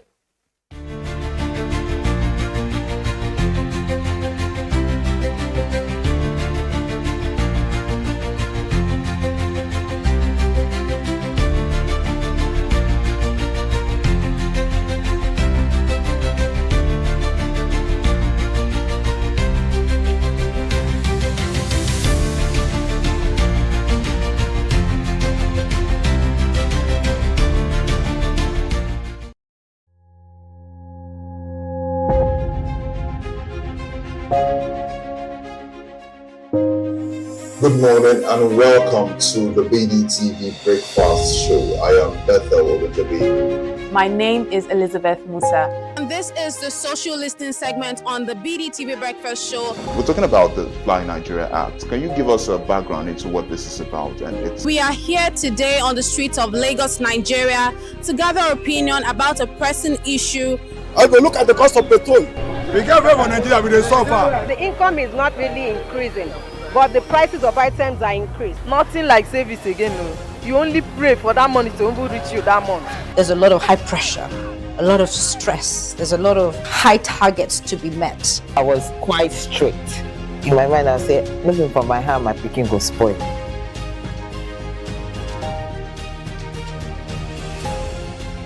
To allow all banks and all the players in the space 15% inflation target achievable in 2025.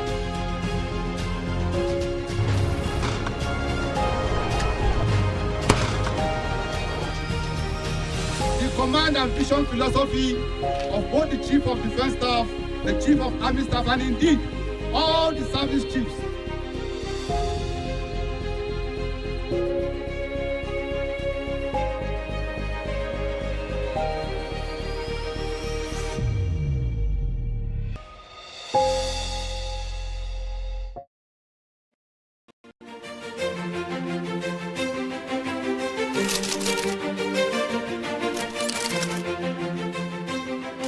I am, of course, a great admirer of the impeccable credibility, professionalism, and business savviness of BusinessDay.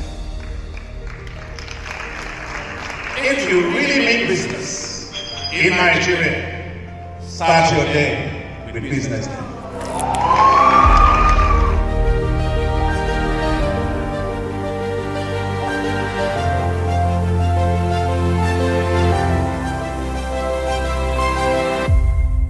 Business Day is West Africa's leading provider of business intelligence and information, delivering premium content across diversified media platforms, including online, mobile, and print. Since its inception in 2001 with a weekly newspaper production, Business Day has expanded its reach to provide exclusive content accessible through print, mobile, and online channels.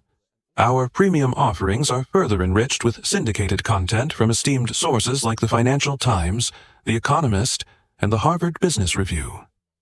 At Business Day, our mission is clear: to be the foremost provider of business and financial content, empowering readers to make informed decisions in Nigeria and Africa.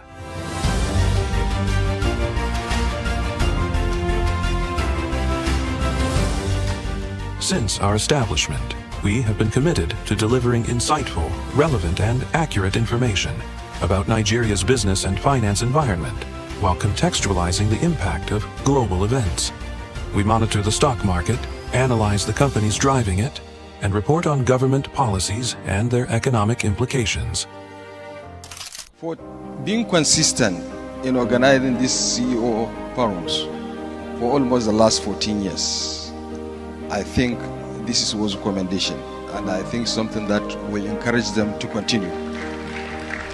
From decoding market trends to dissecting economic shifts, we offer actionable investment ideas and serve as a compass for decision makers navigating complexity. Beyond headlines, Business Day fosters discussions on critical economic issues through impactful conferences and events. These platforms bring industry leaders together to share narratives that drive innovation and spark meaningful dialogues. Our events galvanize connections, bridging the gap between inspiration and achievement. For businesses seeking visibility, our strong digital presence offers unparalleled opportunities, with millions of followers across social media and a dynamic website attracting visitors from within and outside Nigeria.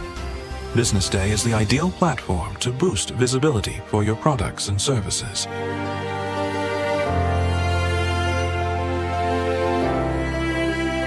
If you're looking for in-depth analysis and expert opinions on Nigeria and Africa's business landscape, Business Day is your guide.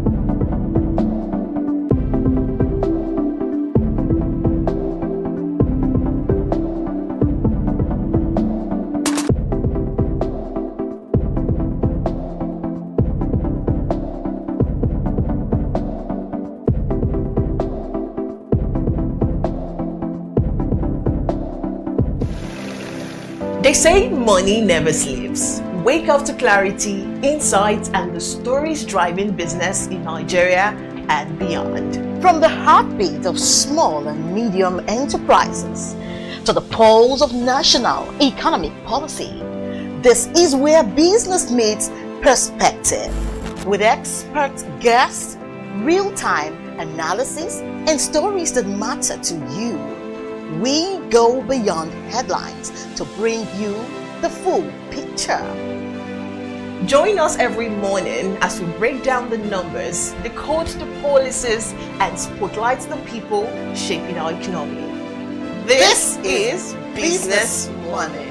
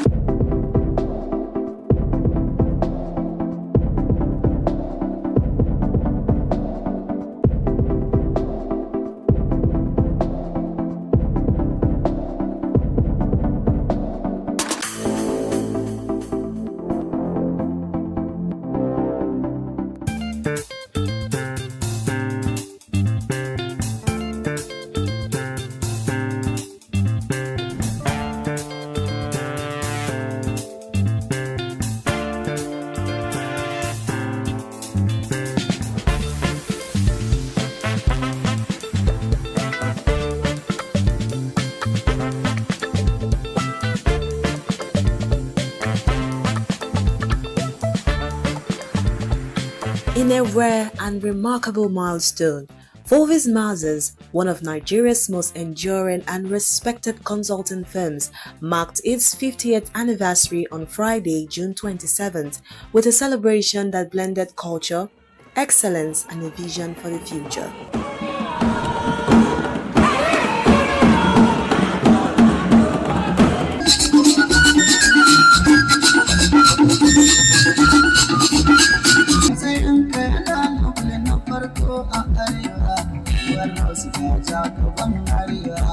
The event brought together top government officials, industry leaders, long-serving employees, and community members.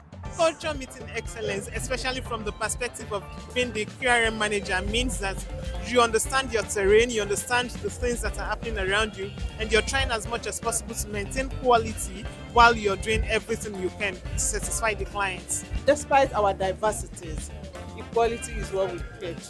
It doesn't matter where you come from, it doesn't matter how diverse we are, equality is what we preach. 50 years anniversary, wow.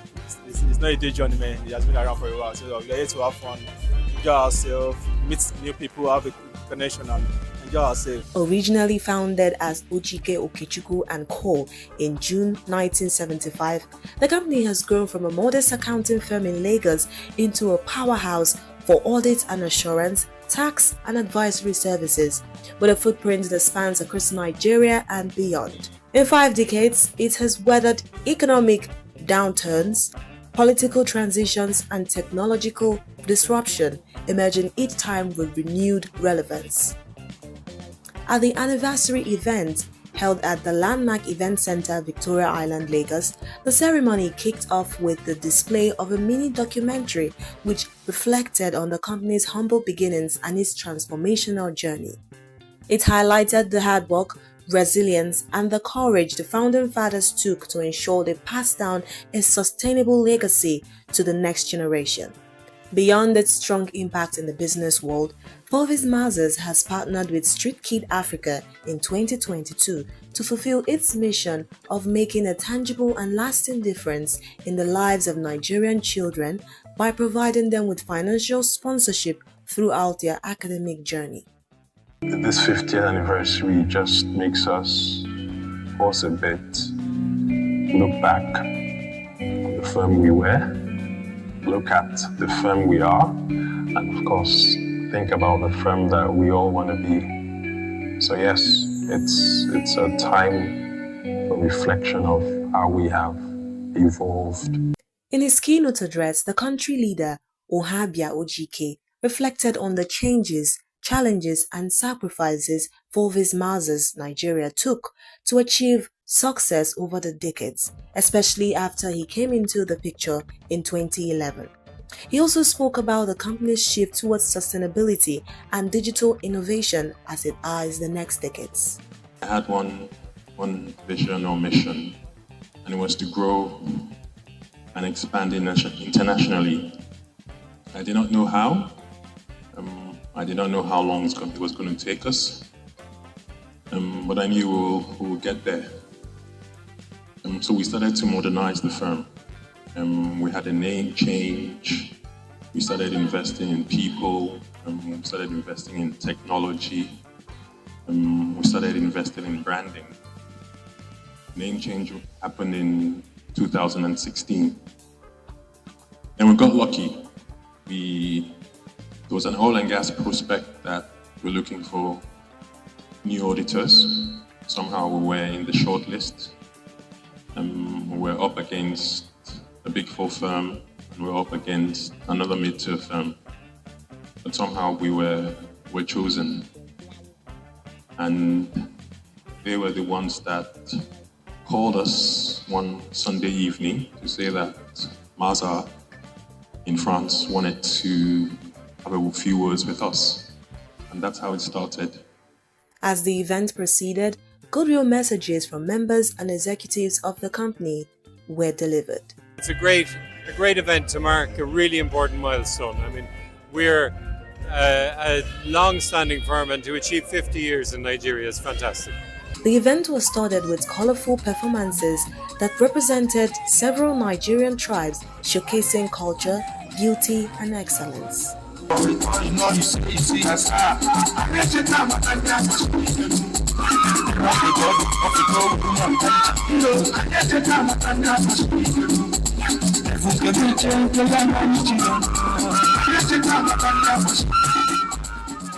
Another highlight of the event was the presentation of long service awards to employees. As the event drew to a close, some of the stakeholders and attendees also shared their insights and aspirations for the next decades. Norma Obona, reporting for Business Day Television.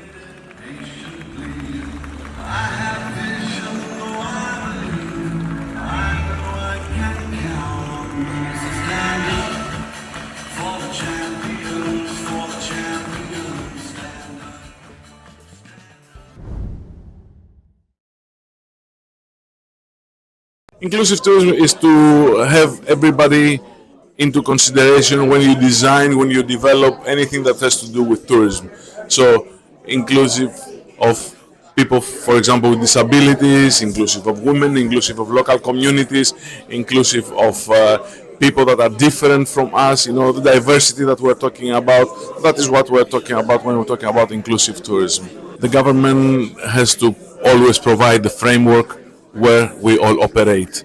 What is important is for the government not to put an excess burden in the operations and ease the way we're doing business. So all these double taxations, triple taxations, fees, levies, and all these kind of things, they have to be streamlined in a way that will empower the industry rather than hindering it. The major takeaway from today is that tourism and hospitality becomes a headline, becomes a hardcore point of discussion. It's an industry that can only grow, an industry that can provide Nigeria extreme growth and extreme development.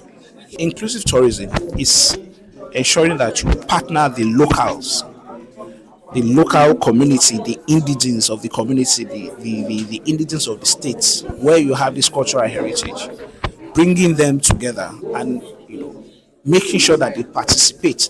Participation is by training them, absorbing them into hospitality assets in the space that you operate. So that's an inclusive and it's a mutually beneficial, process where they learn, they earn the revenue, they transform the GDP and economy of the states, and the country is the better for it. Okay, so it's projection, how we project ourselves. It's the most important. When you project negativity comes back to you. So we as citizens of this country must project positivity about the Federal Republic of Nigeria. Nigeria is a blessed country. It's one of the most blessed countries of the world. There's no place like Nigeria. There's no point, Jackman, when there are immense opportunities, especially in my space that I operate, which is hospitality. Primary reason for investing in Nigeria is to create jobs, 2, to create more jobs, 3, to even create more jobs. This we have implemented at Ikogosi Wonsu Resort by transforming the economy of the state. 70% of our staff are locals. These are custodians of the cultural heritage and the cultural marvel, which is Ikogosi Wonsu Resort. This is a spring of warm and cold water spring, the only warm and cold water spring anywhere in the world, where warm water and cold water flow side by side, maintaining their proper thermal properties and not mixing. You don't have anywhere. If you have places like this in Dubai, people like you will spend hundreds, thousands of dollars to visit. We have these things, assets, heritage, cultural heritage in Nigeria, and we have this in every other state. Every state has a cultural heritage. So we must be intentional. We must project positivity about the Federal Republic of Nigeria. Now, this image that we project will encourage people to visit Nigeria. It's going to transform our GDP, and this is just the start. And this government is intentional in reviving the tourism sector of the Federal Republic of Nigeria. I think we're in the right direction. The issues we have in Nigeria are not difficult. It's not new. It's something we see elsewhere, and the best way to bring a solution or to actually make sure that those problems don't exist anymore is for all of us to agree that we want to make Nigeria an hub, a destination for tourism in Africa. And also we have the resources, we have the manpower, and we have the culture to actually make that happen.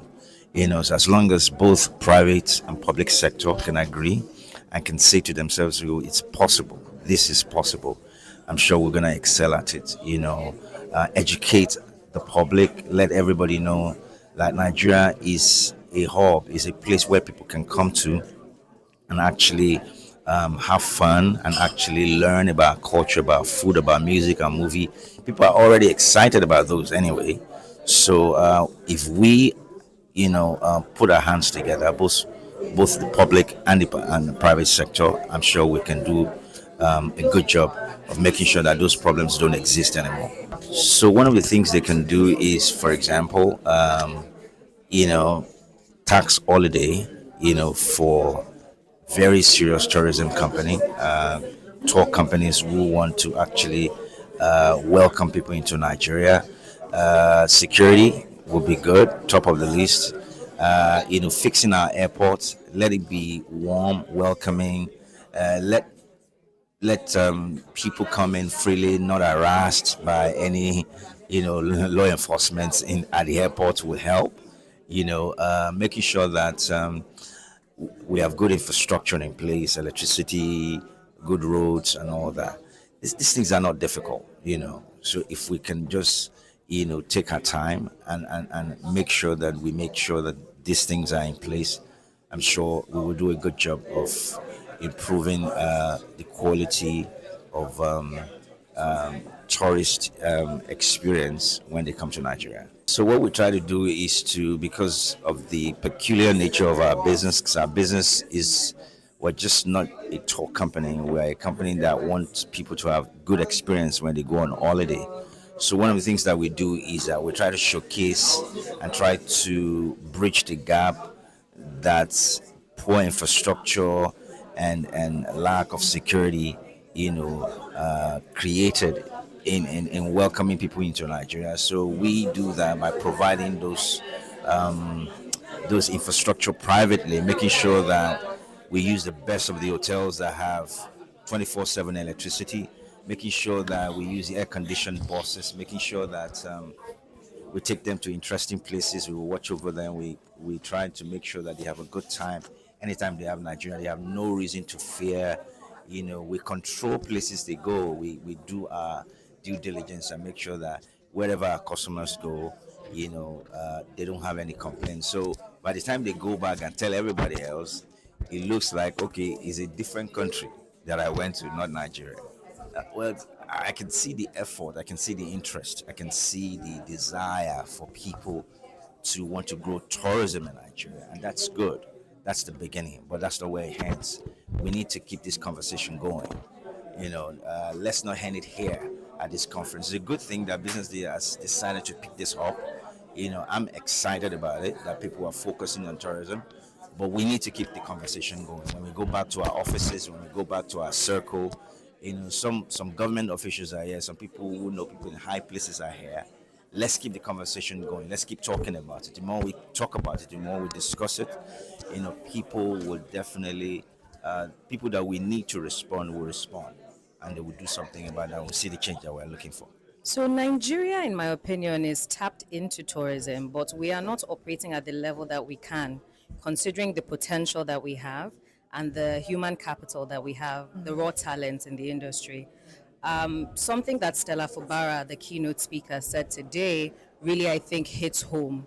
Tourism doesn't start with the tourists. It starts with the experiences that those of us in the market create for the tourists.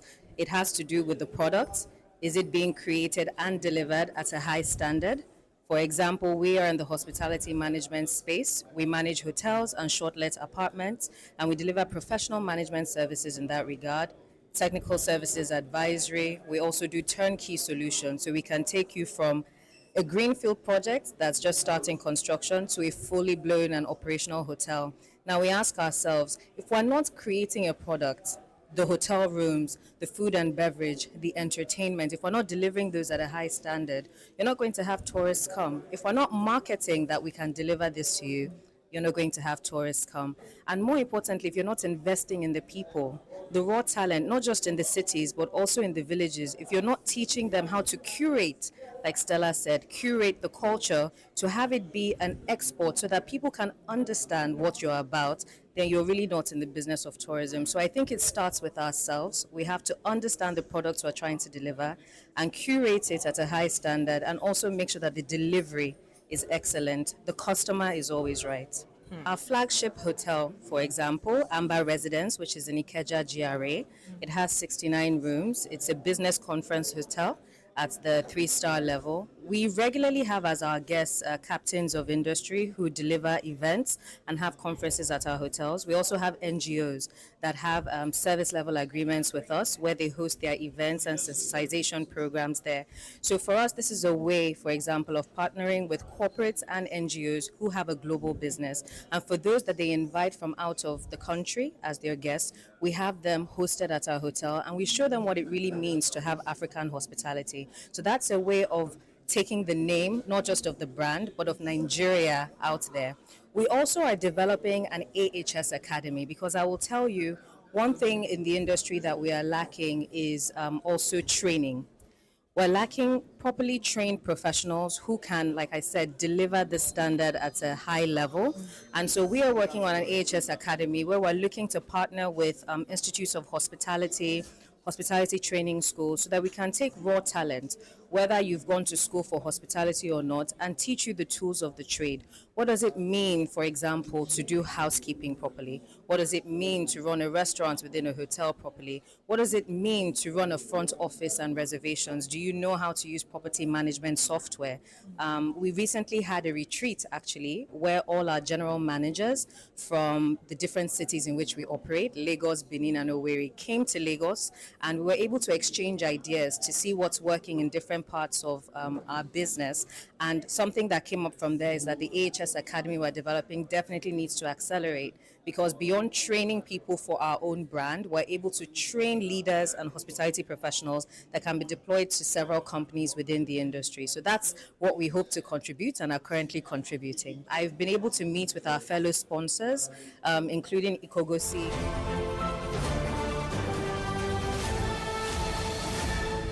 You are watching Business Day Television.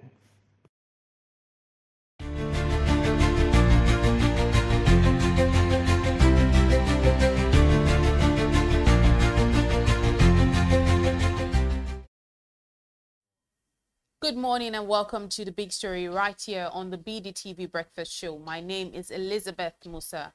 In a move that has sparked debate in Nigeria's education sector, the Federal Executive Council has announced a moratorium on the establishment of new federal universities, and it will last until 2032. The government says the decision is based on poor infrastructure in existing institutions, low enrollment in some cases, and a bizarre imbalance where staff numbers sometimes outweigh student numbers. But critics say it could limit access to higher education and stunt the nation's intellectual growth. This morning, we want to know if this is a bold step to consolidate quality or a backward move that risks shutting the door on future generations. Well, joining me now to unpack the implications of this is Professor Christopher Agbedo. He's a professor of linguistics at the University of Nigeria, Nsukka. Welcome to the show, Professor Agbedo. Thank you. Good morning, Nigeria. Good morning. It's good to hear you, although your audio is a little bit low, so I don't know if that could be checked. But let's start with your initial reactions. When you heard that Nigeria will not have any new federal universities until 2032, what exactly went through your mind? Thank you once again. Okay, can you hear me now? Can you hear me now? I guess it's manageable. Please carry on. Can you hear me clearly now? We can hear you. Please carry on, Professor. Can you hear me clearly now? We can hear you. Please go on.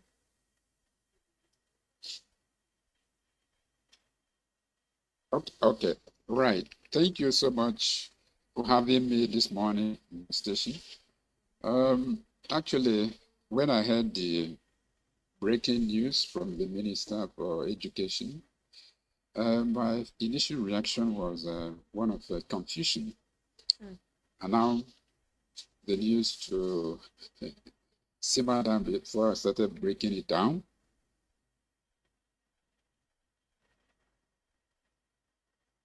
All right, Professor Agbedo, we've lost you again. I think it's a little bit of a challenge with the network. These things happen across, sometimes we have these struggles with connectivity issues, and we're facing that again today. Fortunately, we're speaking with Professor Agbedo, asking about his initial reaction to the new federal universities, the law, which is saying that Nigeria will not have any new federal universities until 2032. And I was speaking to Professor of Linguistics, Professor Christopher Agbedo from the University of Nigeria, Nsukka. Unfortunately, we lost him for a bit, but I don't know if we still have Professor Agbedo there. Professor Agbedo, are you there? All right, we'll take a quick break and we'll be right back on The Big Story. Do stay with us.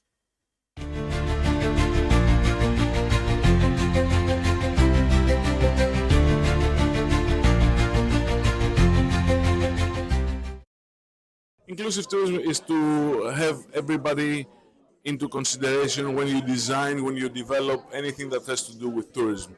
So inclusive of people, for example, with disabilities, inclusive of women, inclusive of local communities, inclusive of people that are different from us, the diversity that we're talking about. That is what we're talking about when we're talking about inclusive tourism. The government has to always provide the framework where we all operate. What is important is for the government not to put an excess burden in the operations and ease the way we're doing business. So all these double taxations, triple taxations, fees, levies, and all these kind of things, they have to be streamlined in a way that will empower the industry rather than hindering it. The major takeaway from today is that tourism and hospitality becomes a headline, becomes a hardcore point of discussion. It's an industry that can only grow, an industry that can provide Nigeria extreme growth and extreme development. Inclusive tourism is ensuring that you partner the locals, the local community, the indigenes of the community, the indigenes of the states, where you have this cultural heritage, bringing them together and making sure that they participate. Participation is by training them, absorbing them into hospitality assets in the space that you operate. So that's an inclusive and it's a mutually beneficial, process where they learn, they earn the revenue, they transform the GDP and economy of the states, and the country is the better for it. Okay, so it's projection, how we project ourselves. It's the most important. When you project negativity comes back to you. So we as citizens of this country must project positivity about the Federal Republic of Nigeria. Nigeria is a blessed country. It's one of the most blessed countries of the world. There's no place like Nigeria. There's no point, Jackman, when there are immense opportunities, especially in my space that I operate, which is hospitality. Primary reason for investing in Nigeria is to create jobs, 2, to create more jobs, 3, to even create more jobs. This we have implemented at Ikogosi Wonsu Resort by transforming the economy of the state. 70% of our staff are locals. These are custodians of the cultural heritage and the cultural marvel, which is Ikogosi Wonsu Resort. This is a spring of warm and cold water spring, the only warm and cold water spring anywhere in the world, where warm water and cold water flow side by side, maintaining their thermal properties and not mixing. You don't have anywhere. If you have places like this in Dubai, people like you will spend hundreds, thousands of dollars to visit. We have these things, assets, heritage, cultural heritage in Nigeria, and we have this in every other state. Every state has a cultural heritage. So we must be intentional. We must project positivity about the Federal Republic of Nigeria. Now, this image that we project will encourage people to visit Nigeria. It's going to transform our GDP, and this is just the start. And this government is intentional in reviving the tourism sector of the Federal Republic of Nigeria. I think we're in the right direction. The issues we have in Nigeria are not difficult. It's not new.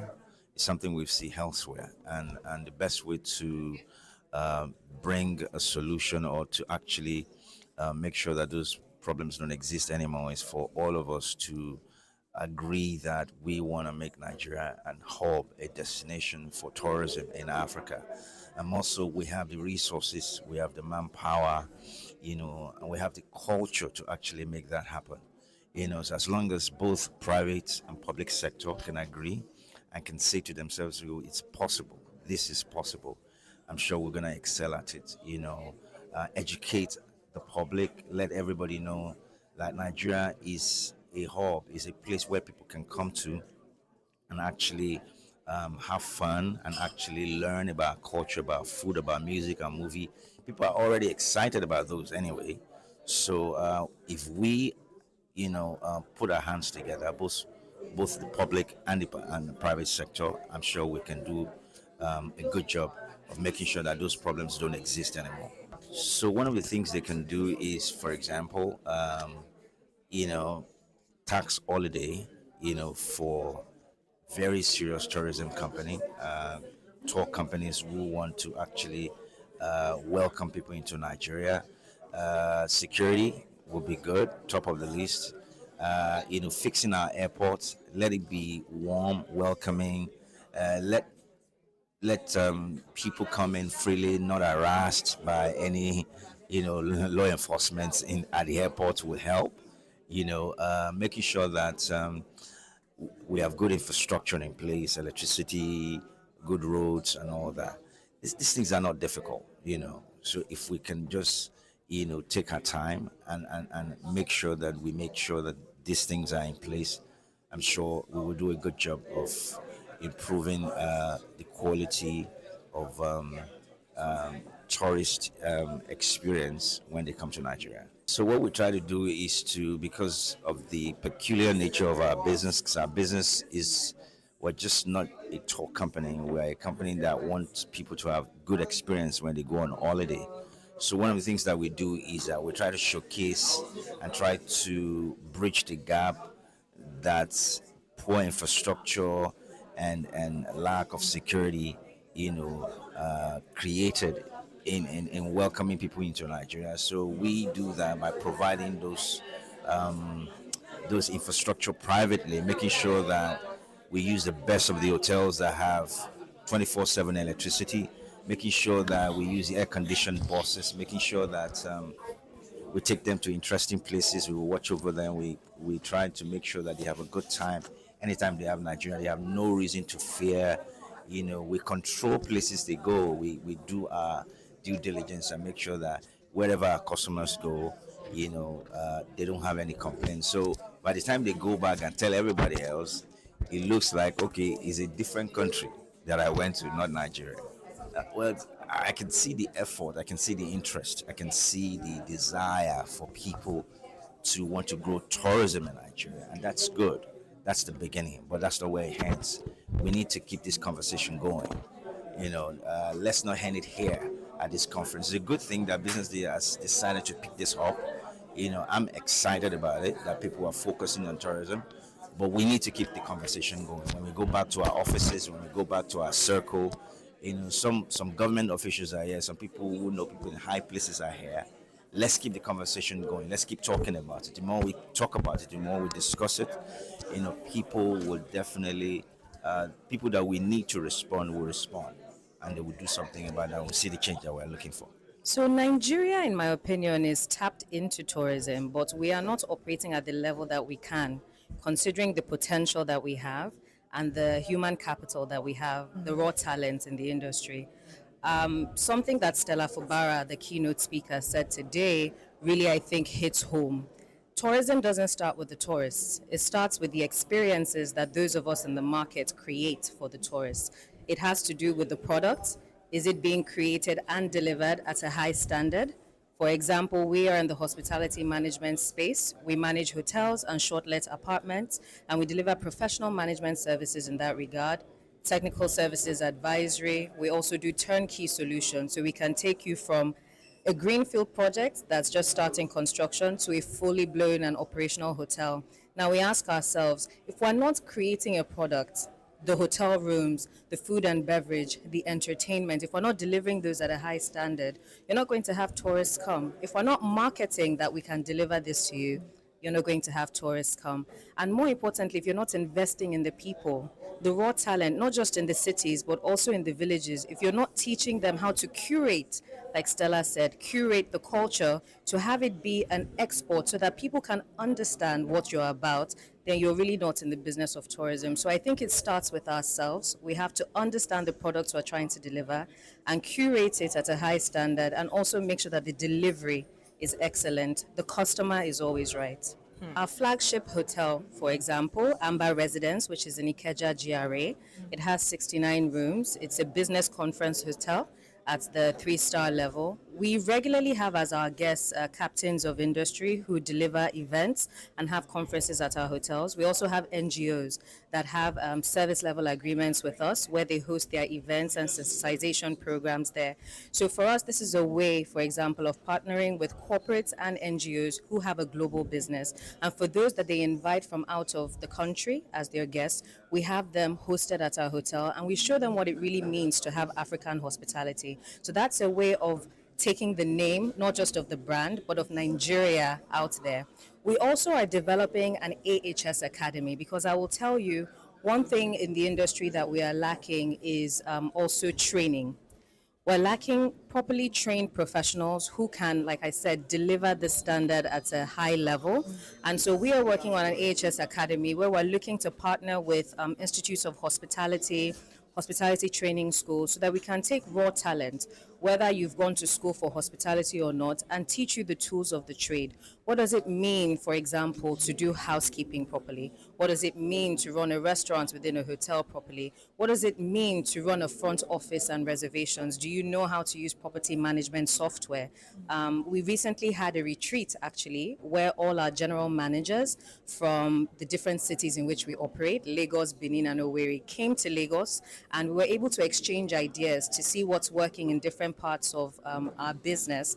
And something that came up from there is that the AHS Academy we're developing definitely needs to accelerate, because beyond training people for our own brand, we're able to train leaders and hospitality professionals that can be deployed to several companies within the industry. So that's what we hope to contribute and are currently contributing. I've been able to meet with our fellow sponsors, including Ikogosi Warm Springs Resort, and I see that there's a lot that we can do together. We had a fantastic conversation, myself and Ada Matthews, about packages.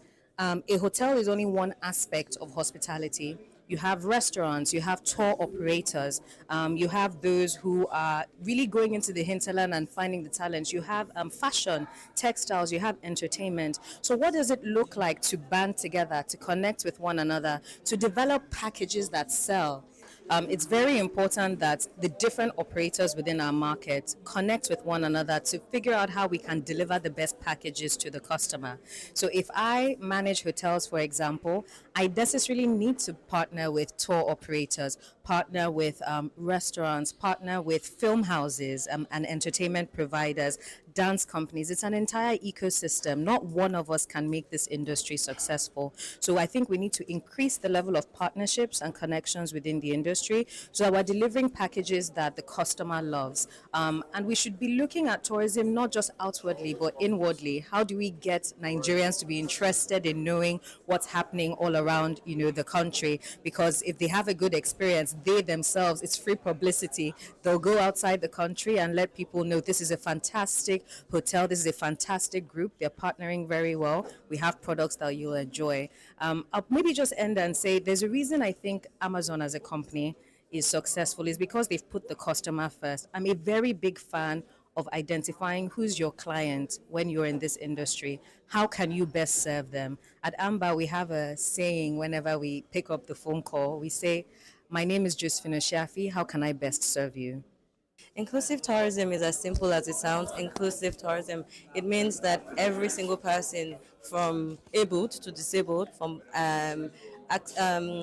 buoyant to struggling, let me put it that way, is able to is able to enjoy our tourism and then to be able to exploit as locals. So I feel like inclusive tourism means focusing on people who both can access it because they are able and people who can't because they are disabled, and create things around those people that even though you're blind or you're deaf or you're you cannot walk, you still have access to to these cultural sites, and you don't feel left out because we have embraced what inclusive tourism is for as a whole.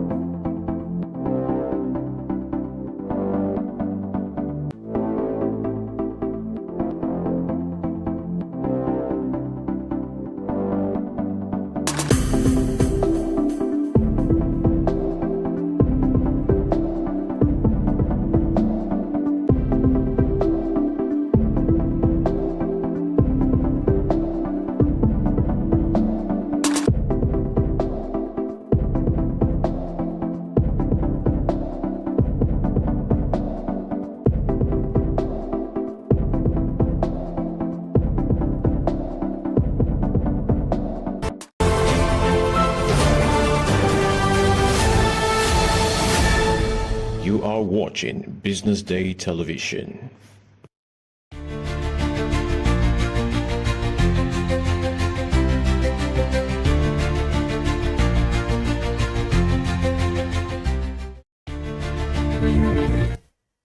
Hello and welcome back to Social Listening right here on the BDTV Breakfast Show. This is where we bring to you some of the stories making the rounds on social media. My name is Elizabeth Musa, and joining me on this lovely Friday morning, Onyeka Valentine. right here in the studio today to talk about some of the interesting stories making the rounds on social media. Let's start up with Rivers State, where a disturbing video has surfaced showing a pastor flogging around 20 naked children aged between 5 and 9 in the name of spiritual cleansing. The children were beaten with palm tree leaves, tossed around, and forced to endure a 3-day deliverance program. One parent who tried to stop it was chased away. The pastor, who is 41-year-old Ifediora Joseph, claimed that the Holy Spirit told him to do it. Police have since raided the church, rescued the children, and arrested him along with some members. Well, we'll see some of the reactions on social media to this one, but I tell you, it's really bizarre to see such a story coming out this morning. You know, talking about 20 children, you know, being flogged, spiritual cleansing. Where did he get that? Where did he get that directive from? See, that's the thing. Before I use this big word, maybe we should read this. Okay, let's see some of the reactions on social media. NM Ndubisi says, anyone practicing any doctrine outside Bible is not practicing Christianity and cannot be said to be a Christian or a pastor. Let's see more reactions. Moya Baby says, with blood in a basin, for what exactly?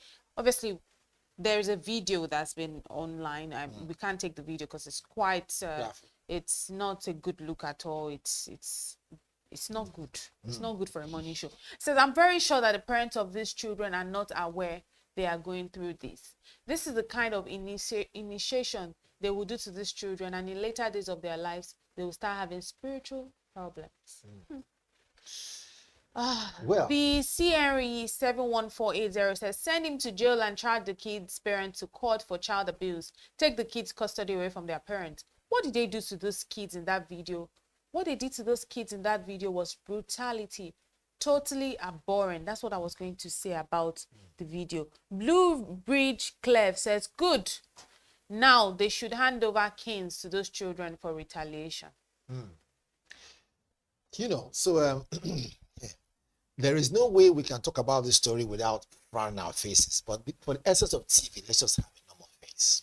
Because it is not only appalling, it is disgraceful.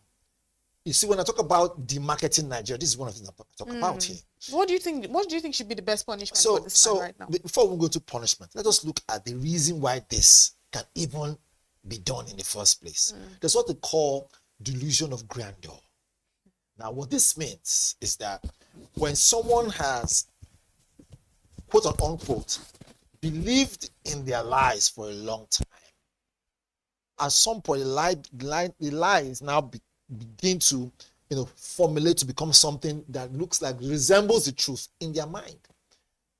So I think first and foremost, we look at the mental state of the man that did that first, and ask a simple question. Because if you divorce religion from it and look at the person as a human being, you realize that the kind of upbringing that man that man has, or rather was brought up with, you can tell that it's not only questionable, it's the kind of person that if for any reason he has congregations in his church, if at all he has a church, such a person can lead his congregation to look to, like they say, bisma.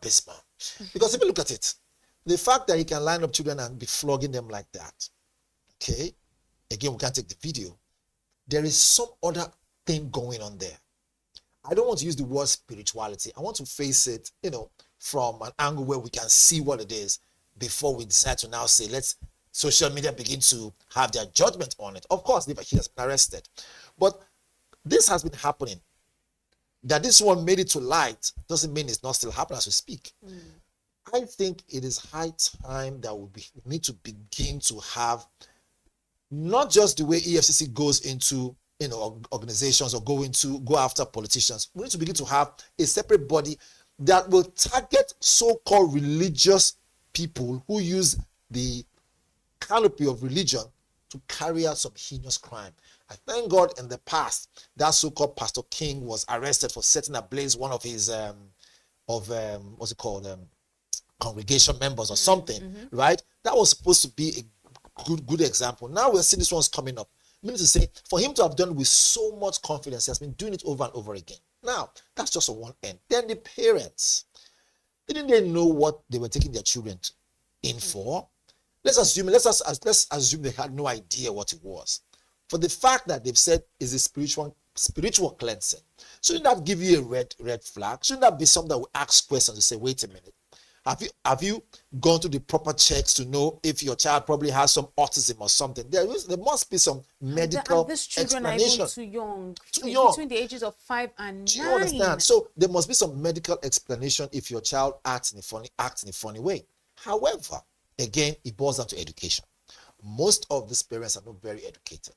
I can tell you, no normal educated parent will take his or her child to such, gathering or such area to expect some form of spiritual cleansing that will include this kind of thing. What if it wasn't recorded? What if there were other activities that could have taken place after the flogging? What if one of them could have been sacrificed? You have no idea. So apart from the fact that religion has a way, if we're not careful, to incite a lot of violence, it also has its own good part, which is it helps to create hope, which is good for people, right? I mean, I'm not saying you shouldn't be religious. That's fine. But when you bring in some barbaric act into religion, they will ask questions. And that's why we are broadcasters. That's why we're journalists. Ask questions. Why has this happened? And if it has happened, what led to it? Are there some other connections to it? Is it doing this because it's answerable to some certain person? Is it answering to a higher body? Apart from the fact they said that God told him, if God can speak to you to do such a thing, I'm sure God can also said, look, why not use that your power I want to give to you to go and stop corruption, to go and stop Boko Haram? You get me now? So, you see, let's call a spade, okay? The more we pet this thing and sweep it under the carpet, the more it keeps on happening, right? We need to come to a point where in this country, again, I'm not saying you shouldn't be religious. Good and fine, right? But know your boundaries. Do not hide under the canopy of religion to carry out some heinous crimes. As we speak right now, more are happening because they've been documented. Doesn't mean that people are not dying out of such circumstances. Let's be honest. We've had cases where, look, there's this wonderful gentleman who does a show on radio, right? He's called Barrister Olumide.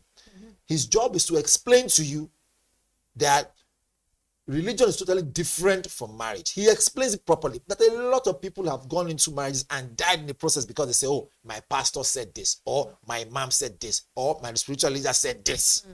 You should have your own brain. You should be responsible enough to know what you're getting into or getting your children into. The other comment there that we saw, that most parents put their children through a lot, and at the end of the day, when the child grows up, begins to, illustrate some funny characters, we don't know where it obviously will come from. Now, that is a spiritual angle. I'm not a spiritualist, quote and unquote, right? I like to be very, very factual in things. If this has happened, let us trail it down and investigate and find out, are there other bodies that he's, connected with or connected to, right? Who have been doing these things, right? Behind closed doors. We have cases of people being kidnapped and people being missing. You have no idea. If, for instance, any of those children there, one of them probably gets missing in the whole issue that went on, right? You don't think the parents want to hide it. They'll just shoot under the carpet so it doesn't spoil the name of the so-called religious leader or something. It is time for us to call a spade a spade. Mind you, maybe the next great leader could just be amongst those children. What does that tell you? We've lost an opportunity for someone, right, to become a great leader tomorrow, all because of bad decision. And we keep on saying that parenting is very, very key. That's where the government comes in. Are we having a lot of good town hall meetings to educate parents who might not have the opportunity to have gone through proper schooling while they were young? To say, look, now you're a parent, you must be far more responsible. If your child is acting a funny way that doesn't look as if, the character is a bit different from other kids, it might just be, some neuro problem that a doctor can correct. Why not go to the hospital? You need to educate these families, educate these parents, because the more we see these things, right, there's a huge tendency that anyone who has never been to Nigeria before, again, I keep on saying, let's don't demarket Nigeria. There's a huge tendency that whoever has never been to Nigeria before will begin to think that we are all, barbaric in nature. Because that's, as far as I'm concerned, that's a very barbaric act. Very, very. Those parents need to take those children and go and do another type of cleansing, so to speak. I mean, at the end of the day, what I'm just seeing some of the things that come out of illiteracy, really. And that's the thing. And maybe it's not even just illiteracy, because there are times where literate people who are literate also find themselves stuck doing things that you under religion that you wonder why can't they question this. And guess what? I was just going to say it now. The thing is, why not ask questions? Are you afraid to ask questions? See, I keep on saying this, which is this. Look, if God can speak to you to tell me to do this, that same God can actually speak to me. I don't need you to interpret what God wants to tell me. Because he says that, look, we are all created in his own image, right? For those who are Christians. And so, that be the case, if you meditate, you can talk to your creator. Isn't it so? It's not what we're taught for those who are Christians. Even those who are Muslim, the same thing too. Keep yourself holy and you might be able to have some form of connection. But then again, right, I'm not a clergy person. I'm just saying that all clergy people out there, no matter your religion, irrespective of who you worship and how you worship, understand that it is not an excuse for you to carry a barbaric act. Right? I mean, look, like he says, the Holy Spirit, that certainly was not any Holy Spirit. Of course it wasn't. It was just delusion of grandeur. Whatever spirit it was that said it, but that man needs to be disciplined. That man, look, we don't need to see that man out of that the prison in few years time. But you're not the judge. He should he should be proven guilty by the court of law first. Life imprisonment. Why? Seriously. If you made a judge, a lot of people will not make it to the light of day. No, but seriously, it's not funny. Right. Life imprisonment. Look at him flogging children between ages 5 and 9. And throwing kids back and forth. Are you are saying to me that life imprisonment is too soon? It should be in the prison for that man needs no reason to come to see the light of it or be seeing people. So at this point, I would say let's allow the the police do their work. They will charge him to court, and let's now watch and see what comes after. All right, we'll keep our fingers crossed. This story, this is not the end of this story. We'll certainly keep our eyes on it and see how it all pans out. But let's move away from that story now and bring it back to still in Nigeria anyway. Another story which has been catching our eyes, the $100,000 given to Super Falcons. Now, Super Falcons captain Rasheedat Ajibade has revealed that the team has not still received the $100,000 promised to them by President Tinubu after their women's AFCON victory, which everyone really applauded and lauded. She said that despite repeated assurances, the money hasn't been paid. Rasheedat also spoke about her life growing up in a compound of nearly 100 people in Mushin. She said people from her community keep asking her for help, but she tells them, we haven't received it yet. When it's paid, you will see it. And I know how that can be. Black tax is one of the biggest, if not the biggest tax that we face as Nigerians. Monies requested from family members, from cousins, from relatives that just feel entitled to your money, even when you have loads and loads of responsibilities. But we as Nigerians, is one of the things, it's like an unwritten rule where you just feel like you are responsible for these people, but it can take a toll. So I can imagine how some of them, they will not focus on their work again. They're already calculating that $100,000. How much is it in Naira? Imagine, and she's moving from point A to point B. She'd not give me. She's wicked. She's stingy. She's this. Meanwhile, they've not even paid. Meanwhile, because the more your money earns, the more your lifestyle is inflated. So you have bills to pay, but unfortunately, so I can imagine what she's having to the explanation. Like they say, you go explain, Taya. That's if she wants to explain, because now she says, I keep telling them we haven't received it yet. When it's paid, you see some of them say, oh, you runny, mama shekini. But let's see some of the reactions on social media and see how Nigerians are reacting to this story. I know there are some people, this will make the people that felt that the money was too much to be happy, because some people already were saying that it is too much. Wicked people. Some people thought that the money was even a little compared to what they would have paid to Super Eagles, whatever it is. But Clean says it won't be a surprise if this lady starts receiving calls and possible threats from the government after this revelation. I hope not. Let's see some more reactions. Akilmi Toby says there's a process government works with. You don't expect them to be credited next day, but it should become a big deal if not received within 6 months. I agree. Fuji Dancer says join the long queue. Executive declarations, judicial verdicts all get crunched in the civil service gridlock with very little good results emerging or so. Let's see. Omo Vigo says this will definitely take a long time for the government to redeem this promise. They can't just go about releasing $100,000 when the money isn't going into their pocket. It's only a matter of urgency if it involves politicians. Right. Echoes of Nigeria. Let's take this last one. It says she could have kept calm on this. The government may decide to withhold it because of this reckless talk. No, they shouldn't do that. Well, again, why would they withhold it? So I pledge to give you something. I didn't say when. Can I give you a handshake, please? See, so I will give you this. I didn't say when. The fact that I've said, and this part where I'm going to stand with the government, at least for once, let me just be, we will give you this in the open, in public eye.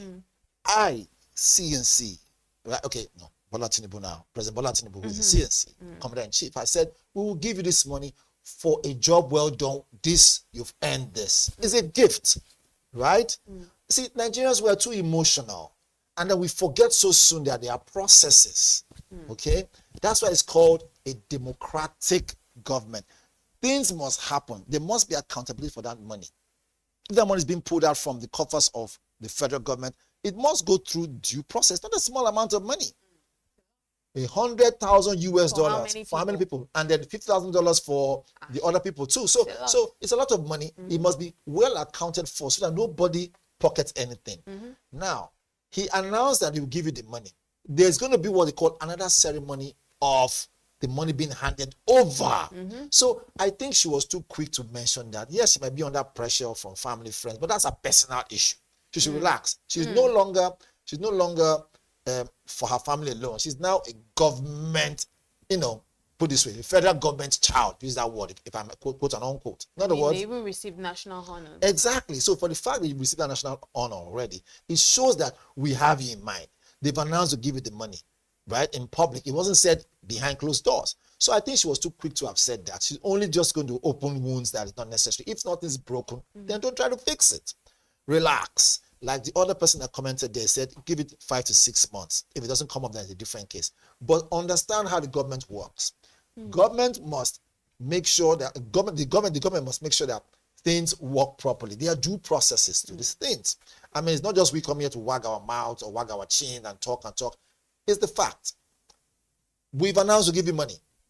Calm your nerves. I think they should also have, from the government, there should be a communication officer who is also speaking. I'm sure there is a communication officer. Okay, because maybe the communication officer is not doing enough, so that because that's how to bridge the gap.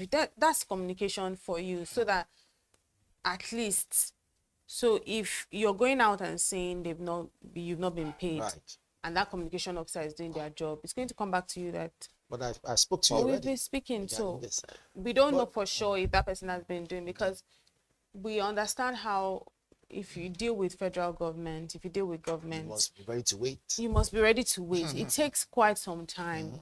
Obviously, she's not aware. She has so no it takes, sometimes it takes an experience to understand how these things happen. So I don't even think she was coming from a point of maybe trying to drag the government. I think it's from the place of pressure, like she had said. So that's the thing about pressure now. You see, that you are under pressure doesn't mean that the second party should be under pressure. We keep telling people, you must have a matured approach to things.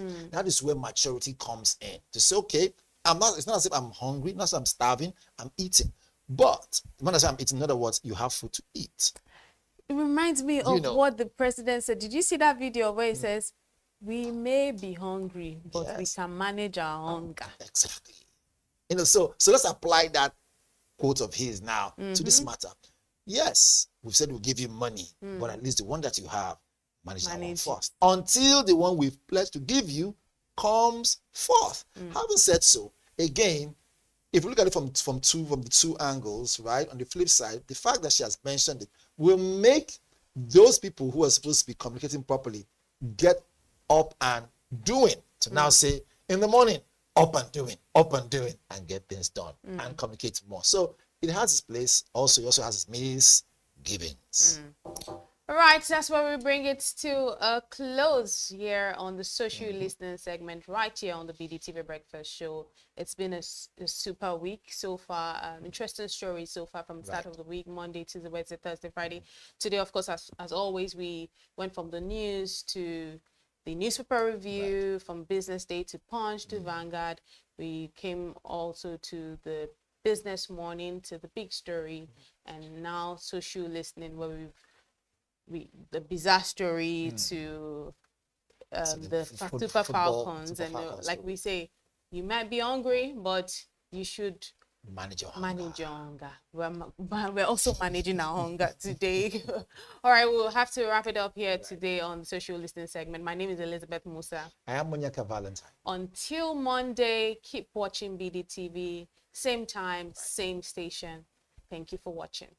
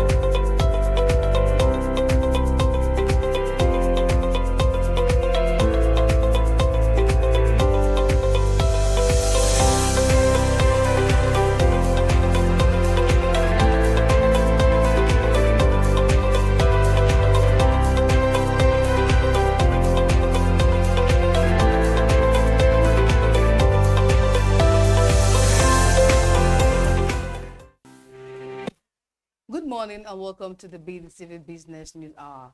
I am Glory Brown. Thanks for joining us. Let's see what's making headlines. State's budget surplus surges on fiscal reforms repayments. Africa could generate $133 billion if $80 billion trade finance gap closed. Ghana International Bank. Nigerian breweries, MTN and Nestle expected to resume dividend payout in 2026. After spending 21 billion naira, federal government budgets 180 times more for 3rd million bridge repairs. NLC gives federal government 7 days ultimatum to return diverted NSITF fund constitute PENCOM board. Tinubu deserves credit for economic reforms, or Konju Iweala. Let's begin the news in Nigeria, where Nigeria's 36 states recorded a combined budget surplus of 7.1 trillion naira in the first half of 2025, equivalent to 3.1% of GDP, up from 1.8% in 2023. The improvement stems from federal reforms such as removal of fuel subsidies, enhanced revenue mobilization, and repayment of areas owned by subnational governments. Finance Minister Wale Edun said the surplus is enabling states to increase capital spending, which could boost infrastructure and inclusive growth nationwide. The elimination of fuel subsidies, once consuming up to 5% of GDP, freed funds for higher allocations and debt settlements. These resources are now being directed to infrastructure, health, and education projects. Alongside fiscal devolution, the Tinubu administration is advancing major tax reforms, aiming to raise the tax to GDP ratio through digitized collection, AI tools, and reduce inefficiencies. Moving on, Dean Adansi, Chief Executive Officer of Ghana International Bank, has unveiled a financial blueprint aimed at breaking Africans' heavy reliance on raw commodity export to boosting local processing capacity. Speaking to the BBC at the Ghana International Bank Convention 2025 conference in London, Dean Adansi stressed that closing sub-Sahara Africans' $80 billion trade finance gap could boost GDP by $133 annually, create jobs, and deepen domestic capital markets. He explained that for every $1 in trade, GDP grows by $1.70. Limited access to financing, he noted, is a key reason Africa's share of global trade remains under 3%, hindering local industrialization. And Dancy said exporters struggle to secure the capital needed to expand processing capacity, affecting competitiveness in global markets. To address this, Ghana International Bank plans to introduce specialized commodity finance solutions, including pre-export financing tied to offtake agreement, inventory financing, and equipment leasing designed to meet the need of Africans' processing industries. In other news, after 2 years of FX volatility and high finance costs that altered dividends, earnings rebound in 2025 are reviving hopes for payouts. Nigerians breweries, MTN Nigerians, and Nestle Nigerians are leading the turnaround. Nigerians breweries posted 88.42 billion naira profit after tax in the first half of 2025, slashing retained losses by nearly half. Analysts expect full-year profit of 170 to 180 billion naira, paving the way for dividend in 2026. MTN Nigerians' first half profit is 415 billion naira, cutting retained losses to 193 billion naira and narrowing negative equity to 42.5 billion naira. Next to Nigerian also reduced retained losses by 50 billion naira and recorded FS gains.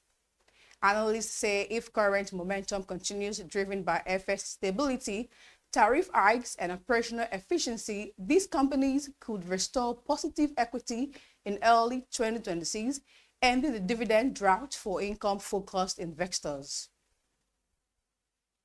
Still on, the federal government has approved plans to either rehabilitate or completely rebuild the third mainland at a cost of 3.8 trillion naira, an amount nearly 180 times the 21 billion naira spent on emergency repairs just 9 months ago.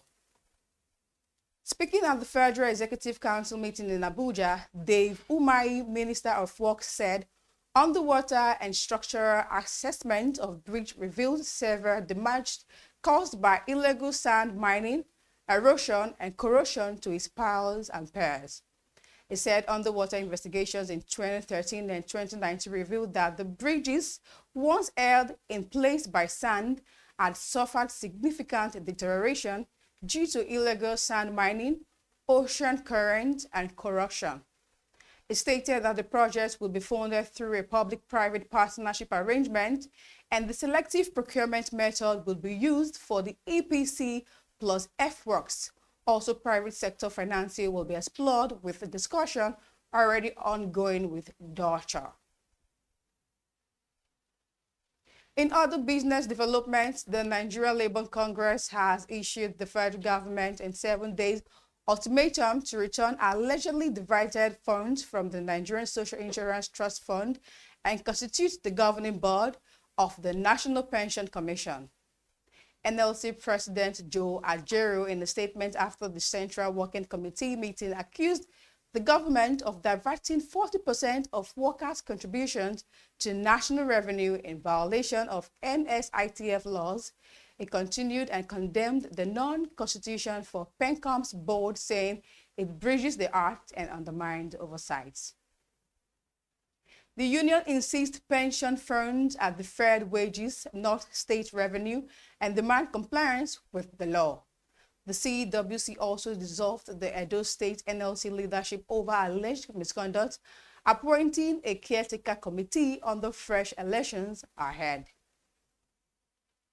To wrap up the business news hour, Tinubu deserves credit for economic reforms. Okonjo-Iweala, Ngozi Okonjo-Iweala, the Director General of the World Trade Organization, WTO, has applauded President Bola Tinubu for the economic reforms initiated by his administrations. Okonjo-Iweala, who spoke to State House journalists after meeting with President Tinubu, said the president and his team have worked hard to stabilize the economy. The former Minister of Finance and Coordinating Minister of the Economy under the former President Goodluck Jonathan's administration said the reforms have been in the right direction. And that wraps up today's Business News Hour. Thank you for staying with us. I am Glory Brown. Stay tuned and keep watching BDTV.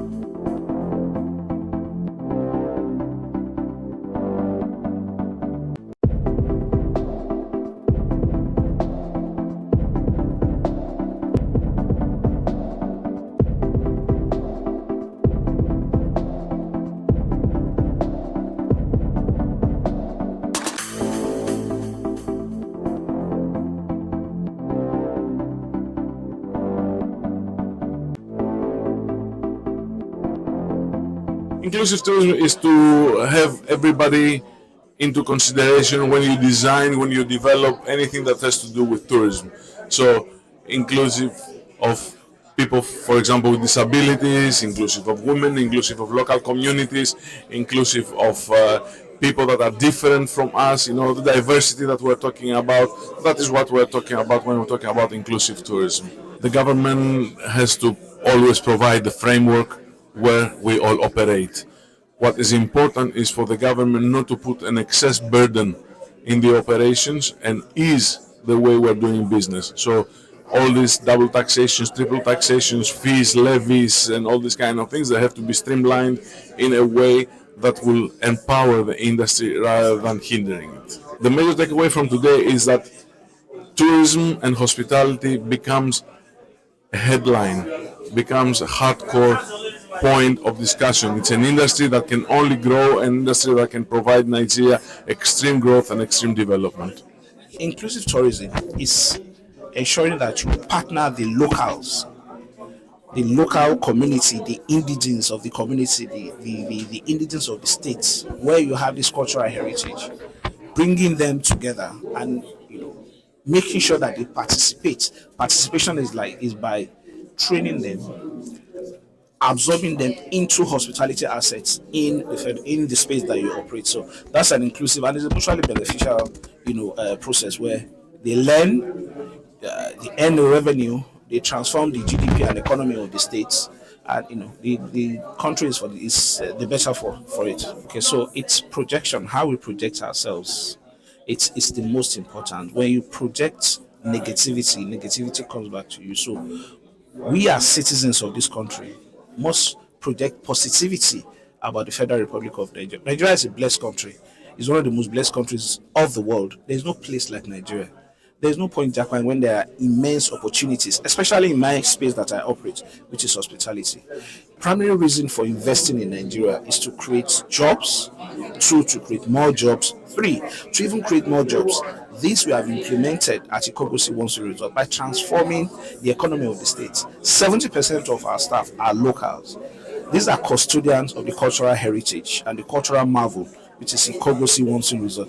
This is a spring of warm and cold water spring, the only warm and cold water spring anywhere in the world where warm water and cold water flow side by side, maintaining their proper thermal properties and not mixing. You don't have anywhere.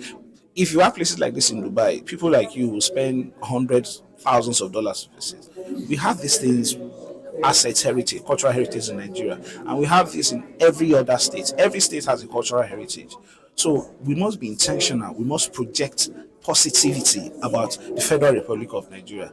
Now, this image that we project will encourage people to visit Nigeria. It's going to transform our GDP, and this is just the start. And this government is intentional in reviving the tourism sector of the Federal Republic of Nigeria. I think we're in the right direction. The issues we have in Nigeria are not difficult. It's not new.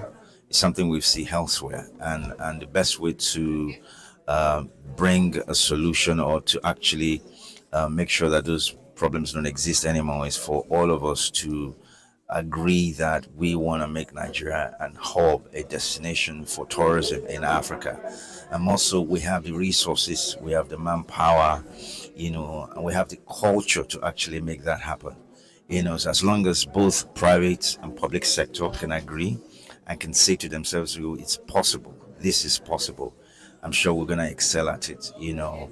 Educate the public, let everybody know that Nigeria is a hub, is a place where people can come to and actually have fun and actually learn about culture, about food, about music and movie. People are already excited about those anyway. So if we, put our hands together, both the public and the private sector, I'm sure we can do a good job of making sure that those problems don't exist anymore. So one of the things they can do is, for example, tax holiday, for very serious tourism company, tour companies who want to actually welcome people into Nigeria. Security will be good, top of the list. Fixing our airports, let it be warm, welcoming. Let let people come in freely, not harassed by any, law enforcement at the airport will help. Making sure that we have good infrastructure in place, electricity, good roads, and all that. These things are not difficult, So if we can just, take our time and make sure that these things are in place, I'm sure we will do a good job of improving the quality of tourist experience when they come to Nigeria. So what we try to do is because of the peculiar nature of our business, because our business we're just not a tour company. We're a company that wants people to have good experience when they go on holiday.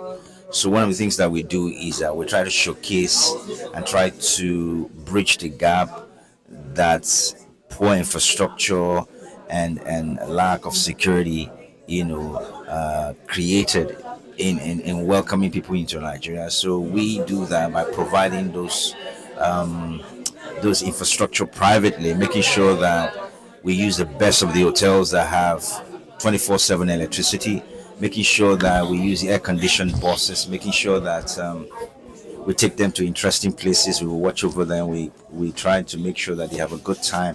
Anytime they have Nigeria, they have no reason to fear. We control places they go. We do our due diligence and make sure that wherever our customers go, they don't have any complaints. So by the time they go back and tell everybody else, it looks like, okay, it's a different country that I went to, not Nigeria.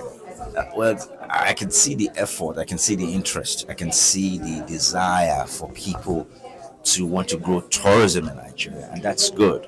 That's the beginning, but that's not where it ends. We need to keep this conversation going.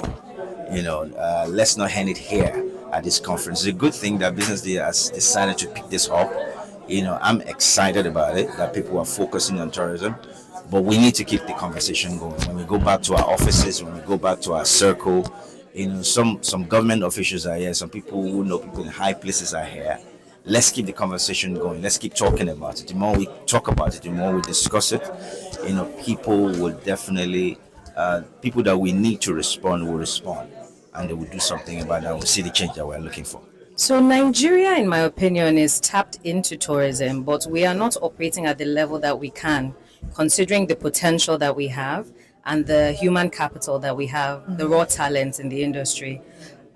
Something that Stella Fubara, the keynote speaker, said today really, I think, hits home. Tourism doesn't start with the tourists. It starts with the experiences that those of us in the market create for the tourists. It has to do with the product. Is it being created and delivered at a high standard? For example, we are in the hospitality management space. We manage hotels and short-let apartments, and we deliver professional management services in that regard. Technical services advisory. We also do turnkey solutions, so we can take you from a greenfield project that's just starting construction to a fully blown and operational hotel. Now we ask ourselves, if we're not creating a product, the hotel rooms, the food and beverage, the entertainment, if we're not delivering those at a high standard, you're not going to have tourists come. If we're not marketing that we can deliver this to you, you're not going to have tourists come. And more importantly, if you're not investing in the people, the raw talent, not just in the cities, but also in the villages, if you're not teaching them how to curate, like Stella said, curate the culture, to have it be an export so that people can understand what you're about, then you're really not in the business of tourism. So I think it starts with ourselves. We have to understand the products we're trying to deliver and curate it at a high standard, and also make sure that the delivery is excellent. The customer is always right. Our flagship hotel, for example, Amber Residence, which is in Ikeja GRA, it has 69 rooms. It's a business conference hotel at the 3-star level. We regularly have as our guests captains of industry who deliver events and have conferences at our hotels. We also have NGOs that have service level agreements with us, where they host their events and sensitization programs there. So for us, this is a way, for example, of partnering with corporates and NGOs who have a global business. And for those that they invite from out of the country as their guests, we have them hosted at our hotel, and we show them what it really means to have African hospitality. hospitality. So that's a way of taking the name, not just of the brand, but of Nigeria out there. We also are developing an AHS Academy, because I will tell you, one thing in the industry that we are lacking is also training. We're lacking properly trained professionals who can, like I said, deliver the standard at a high level. And so we are working on an AHS Academy where we're looking to partner with institutes of hospitality training schools, so that we can take raw talent, whether you've gone to school for hospitality or not, and teach you the tools of the trade. What does it mean, for example, to do housekeeping properly? What does it mean to run a restaurant within a hotel properly? What does it mean to run a front office and reservations? Do you know how to use property management software? We recently had a retreat, actually, where all our general managers from the different cities in which we operate, Lagos, Benin, and Owerri, came to Lagos, and we were able to exchange ideas to see what's working in different parts of our business. And something that came up from there is that the AHS Academy we're developing definitely needs to accelerate, because beyond training people for our own brand, we're able to train leaders and hospitality professionals that can be deployed to several companies within the industry. So that's what we hope to contribute and are currently contributing. I've been able to meet with our fellow sponsors, including Ikogosi Warm Springs Resort, and I see that there's a lot that we can do together. We had a fantastic conversation, myself and Ada Matthews, about packages. A hotel is only one aspect of hospitality. You have restaurants, you have tour operators, you have those who are really going into the hinterland and finding the talent. You have fashion, textiles, you have entertainment. So what does it look like to band together, to connect with one another, to develop packages that sell?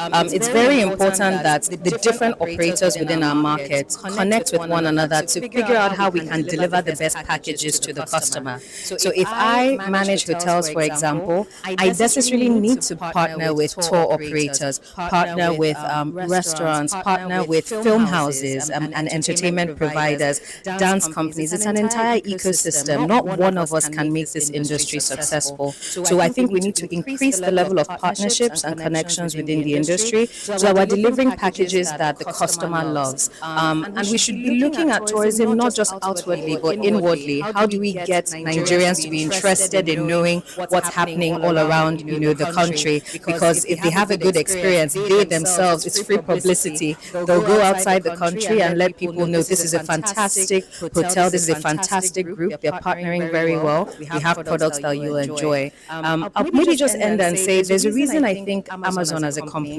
is successful is because they've put the customer first. I'm a very big fan of identifying who's your client when you're in this industry. How can you best serve them? At Amber, we have a saying whenever we pick up the phone call, we say, "My name is Josephine Shafi, how can I best serve you?" Inclusive tourism is as simple as it sounds. Inclusive tourism, it means that every single person, from able to disabled, from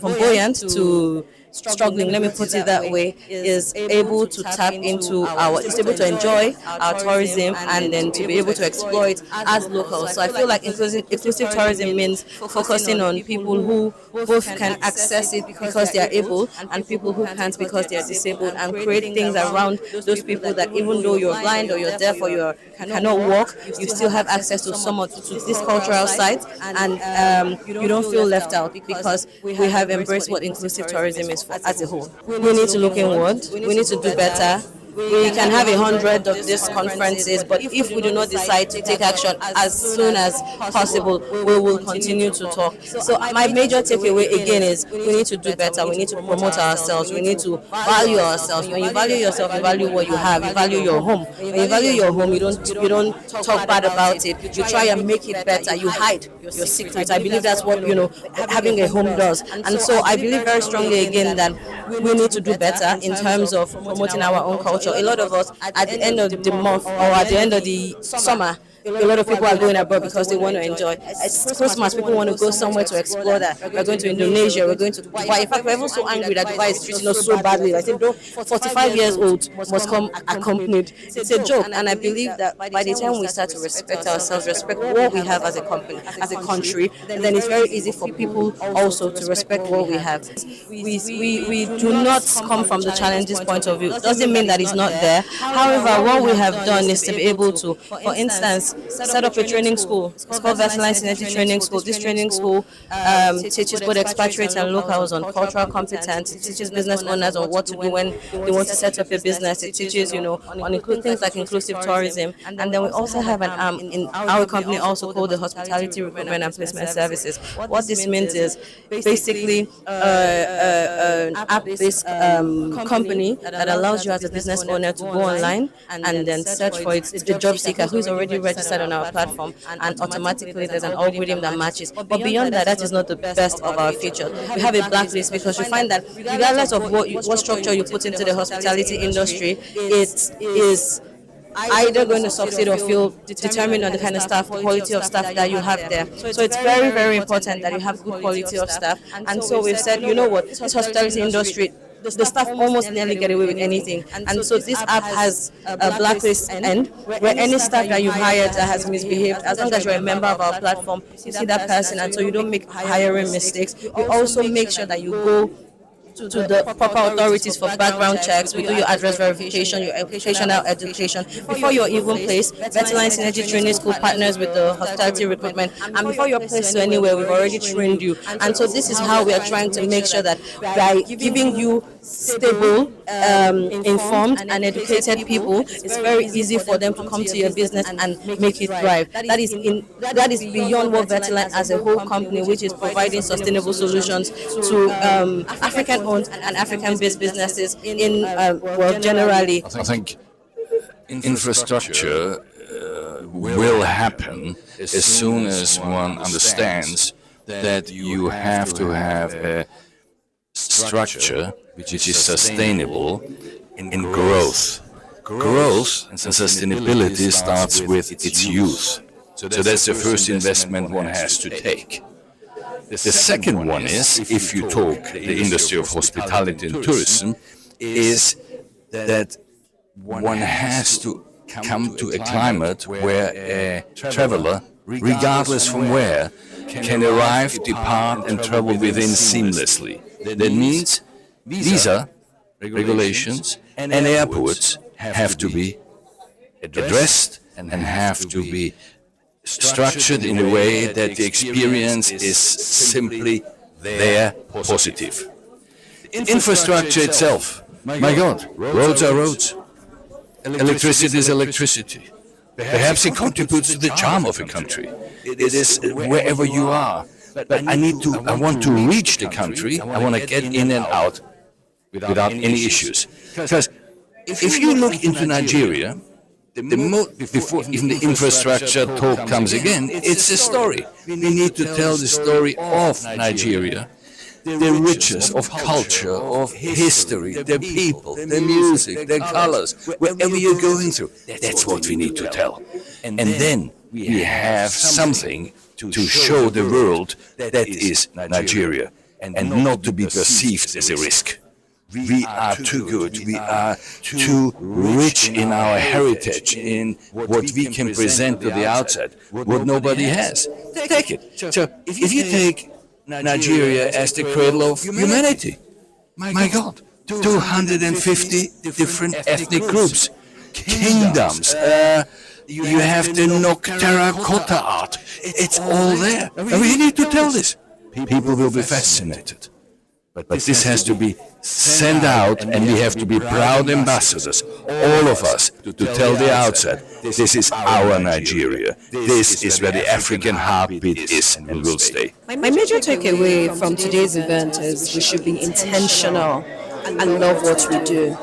If you're a farmer, imagine you being a farmer. You can never curse the seed you're going to plant or curse the land in which you're going to farm. So you must bless it and always say, God bless Nigeria. Let's be intentional with our country. We're the ones who would write the story. we're the ones who have the pen to change the narrative of what tourism is in Nigeria and what Nigeria is as a whole. And people make country. So the more we become good people in terms of hearing, see, feel, the more tourism will grow. And tourism is the new oil money. Inclusive tourism is absolutely necessary because no man is an island. And then if we're Pan-Africa, we can always collaborate with all other countries within Africa, Pan-Africa tourism. Nigeria were known for us living outbound, but now inclusive, we could do inbound. Ikogosi described what Ikogosi looks like, as well as Obudukatu Ranch. Let's explore that. And there's so many other places one can explore. Delta states and Edo states. Imagine the moat of Benin City.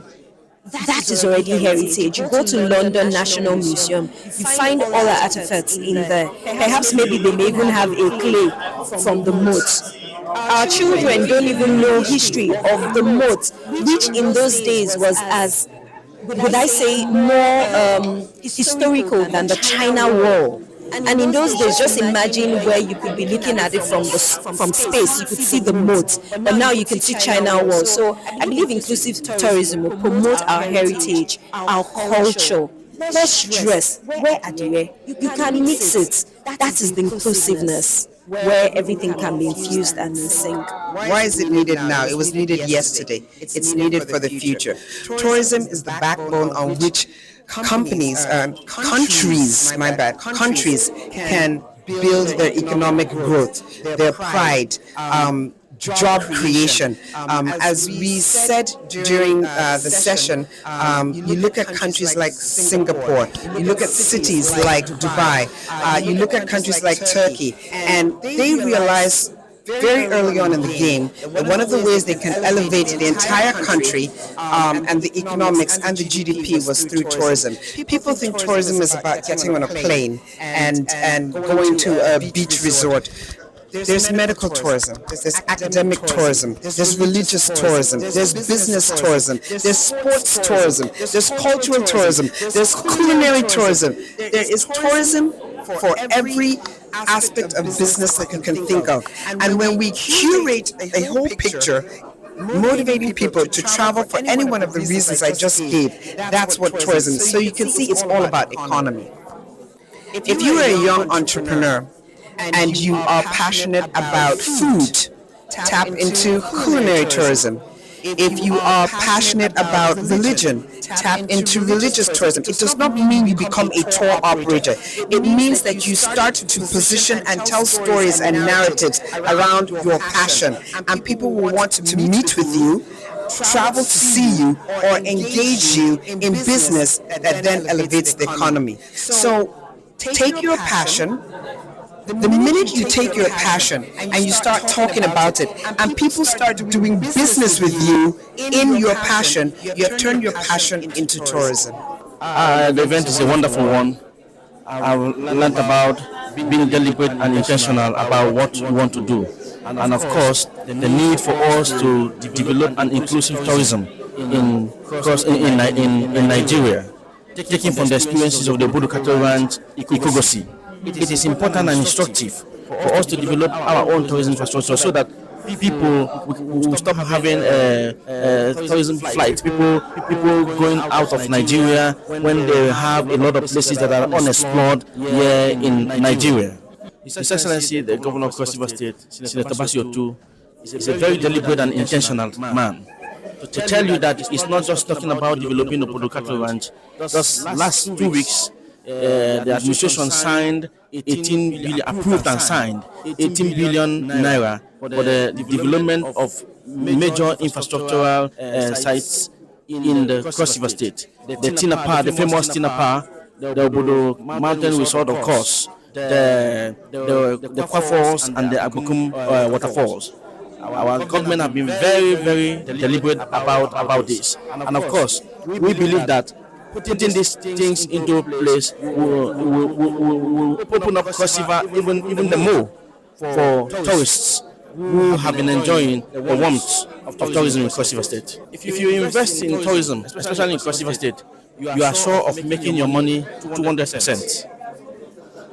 We told you the various tourist sites. We have the Nkarasi Monolith, which of course I think is at the concluding stage of UNESCO, taking it over as a World Heritage Site. We have the Abukun Waterfalls, which is over a 200 meters waterfall. These are all places that investors can come in and invest, build hotels, build holiday homes, hydro energy can also be generated from there. So there are so many things. Of course, you see the Tina Park. It's a free trade zone. So investors who come in are very sure and are very certain that they will reap their investment. Of course, at the Mountain Resort, we have designed a premium estate. So investors can come in and also key into that by by investing in the estates that will be sold for the very high and mighty in the society. Inclusive tourism is to have everybody into consideration when you design, when you develop anything that has to do with tourism.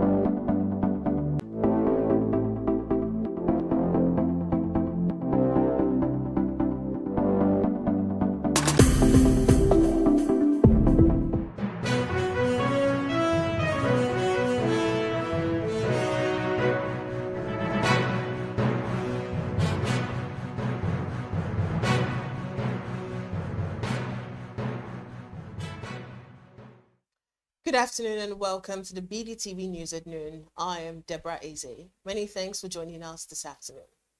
Now the headlines. Strike countdown begins as PENCOM, Labour disagree on pension funds. Tambuwal fights back over 189 billion naira EFCC probe. UNODC partners inaugurate 25 Youth Peace Championship in Bayelsa. Trump says Putin is ready to end war with Ukraine. Newcastle closed in on £40 million deal for Jacob Ramsey. Now let's begin the news in Nigeria, where the Nigerian Labour Congress has threatened a nationwide strike if the federal government fails to return what it claims to be billions of naira taken from workers' insurance contributions, demanding that the government fill the leadership gap in the country's Pension Regulatory Commission within a week. The NLC accused the federal government of siphoning 40% of contribution from the Nigeria Social Insurance Trust Fund into the National Treasury, financed by payroll deduction from millions of workers meant to protect them in the event of injury or job loss. The Pension Commission, however, argued that the contributory pension scheme remains secure and continues to grow as it kicked against claims of missing funds. The union noted that move violated the laws establishing the NSITF and stripped it of its role as a safety net. And now moving on, former Sokoto State Governor and Senator representing Sokoto South, Aminu Waziri Tambuwal, has vowed not to be silenced by what he described as intimidation and blackmail following his release on bail by the Economic and Financial Crimes Commission. According to reports, the EFCC had quizzed Tambuwal, detaining him for a night over alleged 189 billion naira fraud, and was later released on administrative bail. Tambuwal, who returned to Sokoto on Thursday to a hero's welcome from thousands of supporters, addressed the cheering crowd at his residence, pledging to continue the fight for equitable and democratic governance in the state. The opposition African Democratic Congress, however, described the timing of the investigation as a political witch hunt aimed at weakening opposition forces ahead of the 2027 presidential election. And still on, the United Nations Office on Drugs and Crime, in partnership with the Bayelsa State Government and the Government of Denmark, has inaugurated 25 Youth Peace Champion drawn from communities across the state. The initiative, launched during the 2025 International Youth Day celebration in Yenagwa, aims to strengthen youth capacity for peace building, empowerment, and community development. The State Commissioner for Youth Development commended the program, describing it as a platform to promote sustainable grassroots and urban youth engagement towards achieving the Sustainable Development Goals. He also reviewed plans for a soilless farming project to equip young people with innovative agricultural skill. The UNODC representative described this year's theme as Local Youth Action for the SDGs and Beyond as timely and relevant, urging Niger Delta youth to turn their ambitions into tangible contribution that can reshape the economy. The inauguration of the Youth Peace Championship, or Champions, signals a renewed commitment to empowering Bayelsa youth as active drivers of peace, innovation, and sustainable development.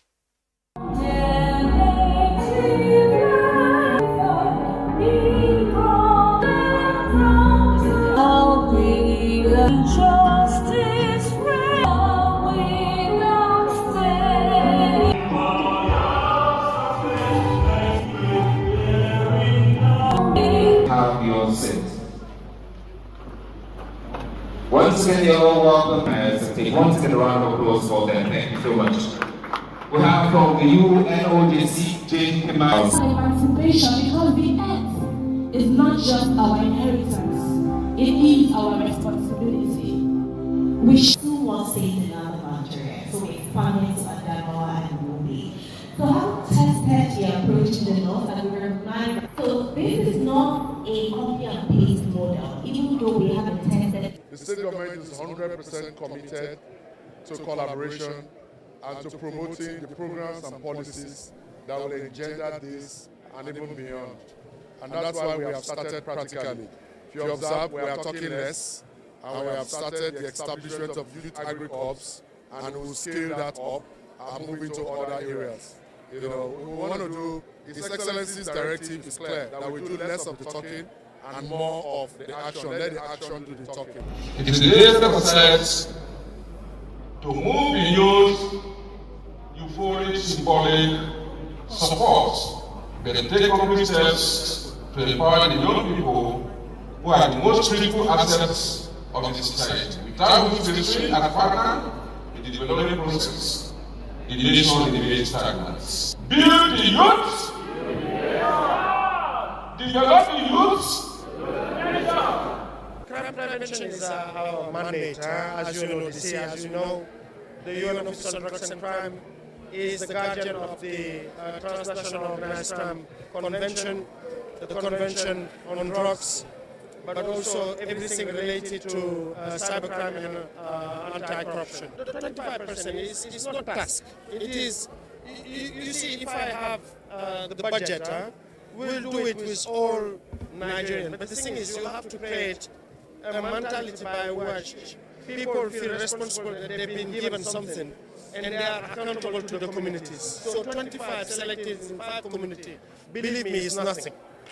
But equipping them so that they can use the digital platforms and everything else to see that what is important to them can be communicated and that they can make those policy recommendations. We are the ones to set the pace for the future generation, and we don't have to wait for tomorrow. We are starting today.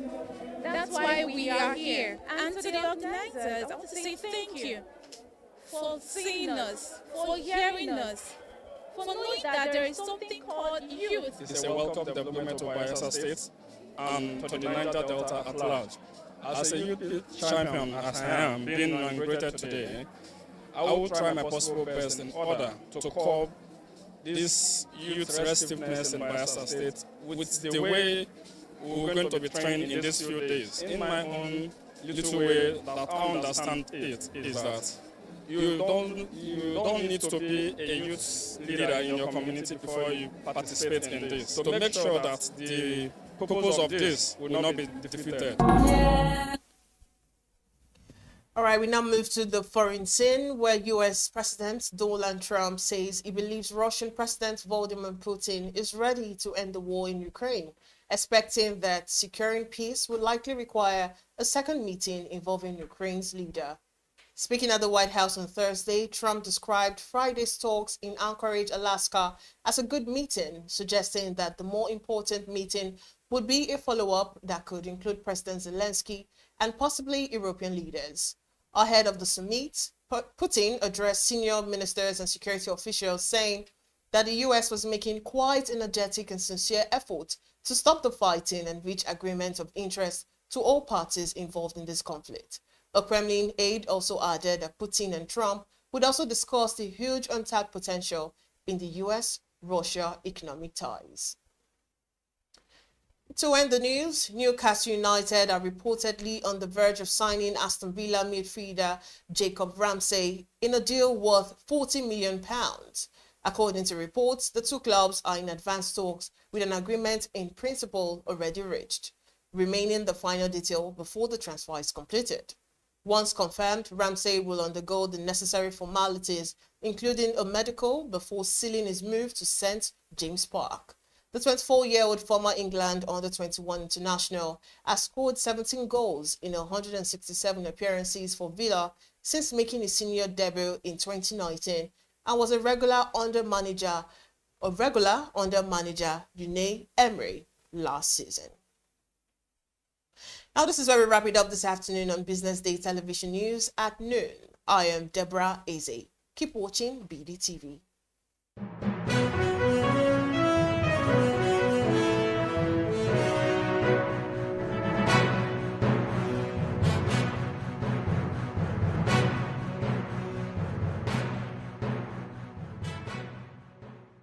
Inclusive tourism is to have everybody into consideration when you design, when you develop anything that has to do with tourism.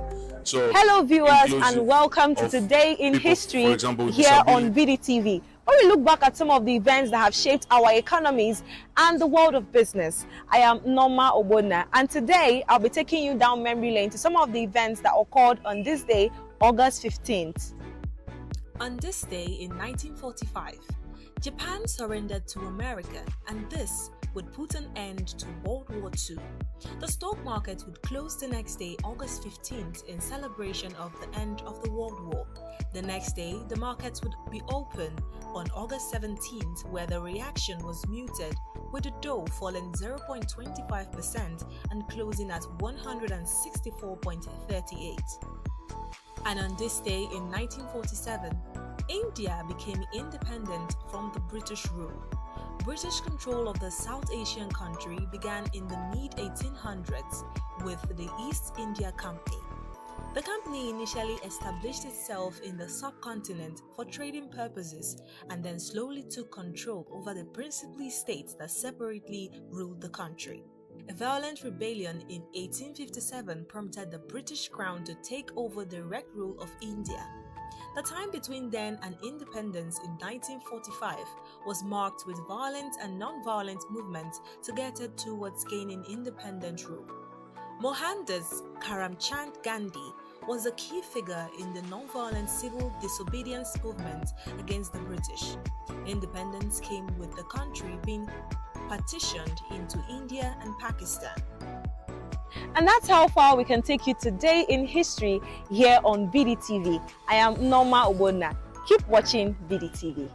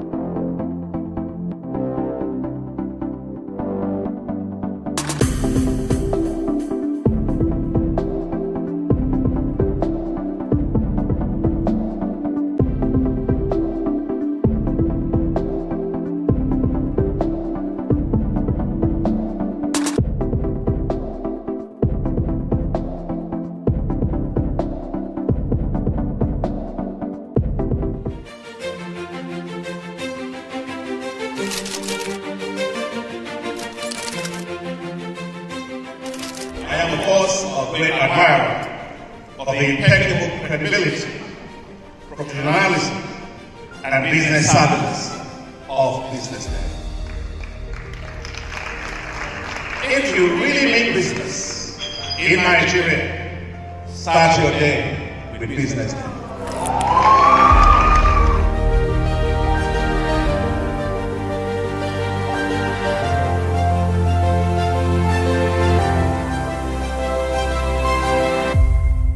BusinessDay is West Africa's leading provider of business intelligence and information, delivering premium content across diversified media platforms, including online, mobile, and print.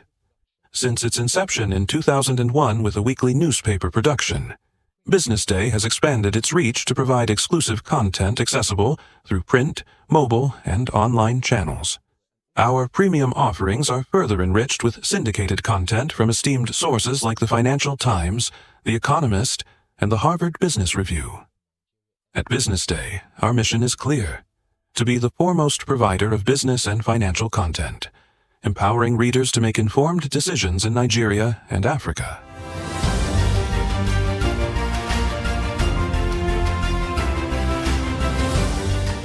Since our establishment, We have been committed to delivering insightful, relevant, and accurate information about Nigeria's business and finance environment while contextualizing the impact of global events.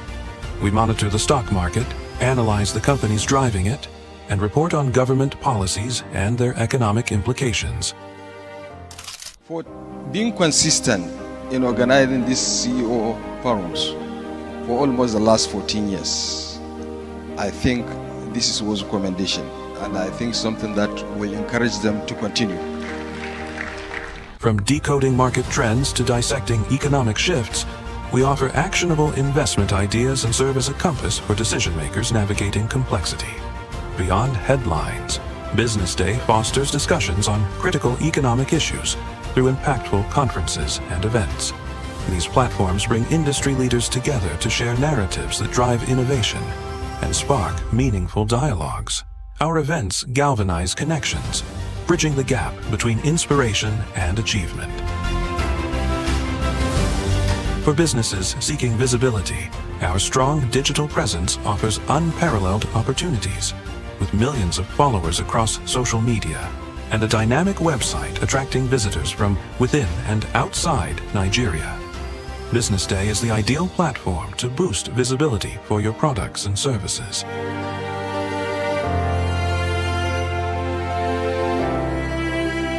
If you're looking for in-depth analysis and expert opinions on Nigeria and Africa's business landscape, Business Day is your guide.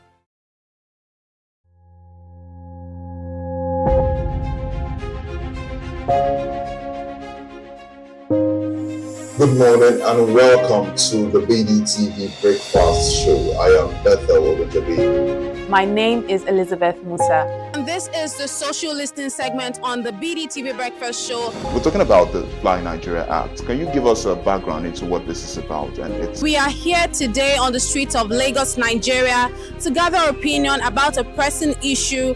I go look at the cost of petrol. We get very Nigeria with the suffer. The income is not really increasing, but the prices of items are increased. Nothing like service again. No. You only pray for that money to reach you that month. There's a lot of high pressure, a lot of stress. There's a lot of high targets to be met. I was quite strict. In my mind, I said, moving from my hand, my picking go spoil.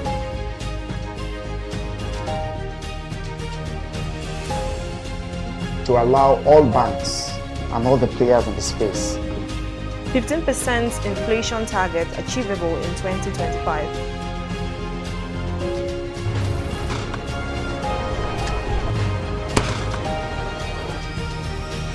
The command and vision philosophy of both the Chief of Defense Staff, the Chief of Army Staff, and indeed all the service chiefs.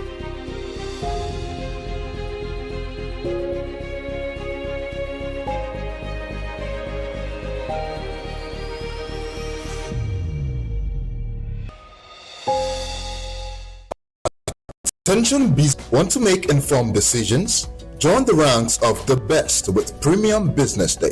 Access in-depth analysis and expert opinions to stay ahead. Subscribe now at premium.businessday.ng and unlock premium content. Plus, you get 50% off your first subscription. Don't miss out. Make smarter choices and seize new opportunities. Sign up now and elevate your business game. Visit premium.businessday.ng today.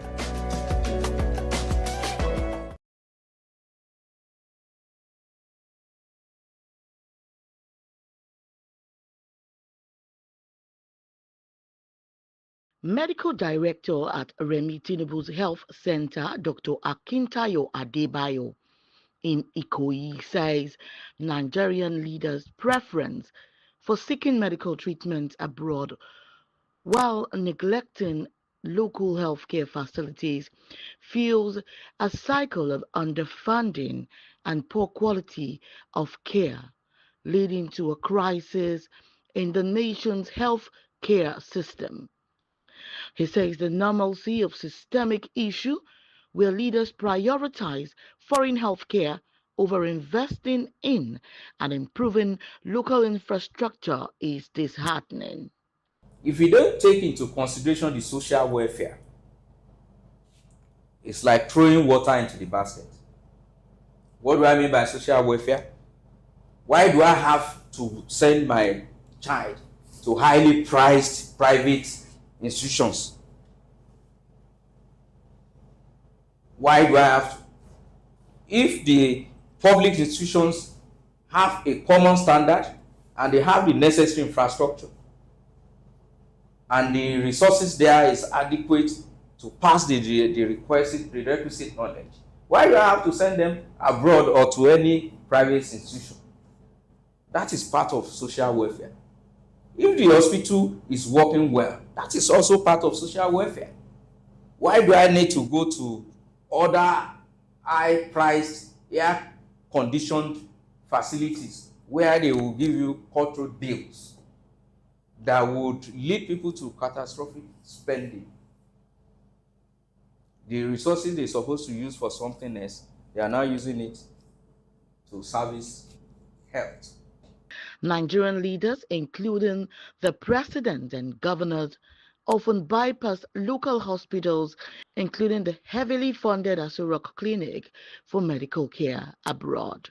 This practice stems from a lack of trust in the quality of health care available within Nigeria and a perception that foreign hospitals offer superior care. The infrastructure is not good enough. The people are not well motivated. Majority of them are demotivated. And it is the people, it is the professional that makes the hospital work. If this building is used, it's just an ordinary building without the doctors or nurses there. And pele, please, sorry does not heal any wound. It cannot even, resuscitate a dying soul. We need to deep dive and think strategically and intentionally. Decide that we want to fix the system. Fix the system looking at the past. Fix the system now that we're able to service us well for the future. He says most of the time what the doctors and nurses do are sympathetic strike. As he said, it's the people that should fight for doctors as well as nurses. He informs the doctors and nurses are angry because their salaries were cut out of the blues, hence the constant brain drain. He says the building of the hospital is just an ordinary building without nurses and doctors, as it is an affront to our nation that our leaders are traveling abroad for medical care. It's an affront on our nation that in spite of the high intellectuals that we have in this country, professionals, doctors, surgeons that we have in this country, our president will be going abroad for healthcare delivery. I'm sorry to say, they need to be revisited. They need to think deeper within themselves. Do a total audit. What do we really need to make this system to work for me not to go abroad again? That's what they should be doing. And it's not that difficult. Also, the recent nurses' strike posed a great difficulty to both doctors and patients, as labor wards of several medical facilities were under lock and key, thereby causing a rift between doctors and nurses. Destiny Mama, bdtv News.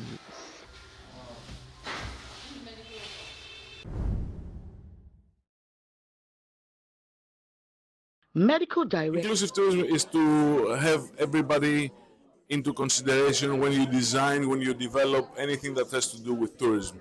So inclusive of people, for example, with disabilities, inclusive of women, inclusive of local communities, inclusive of people that are different from us, the diversity that we're talking about.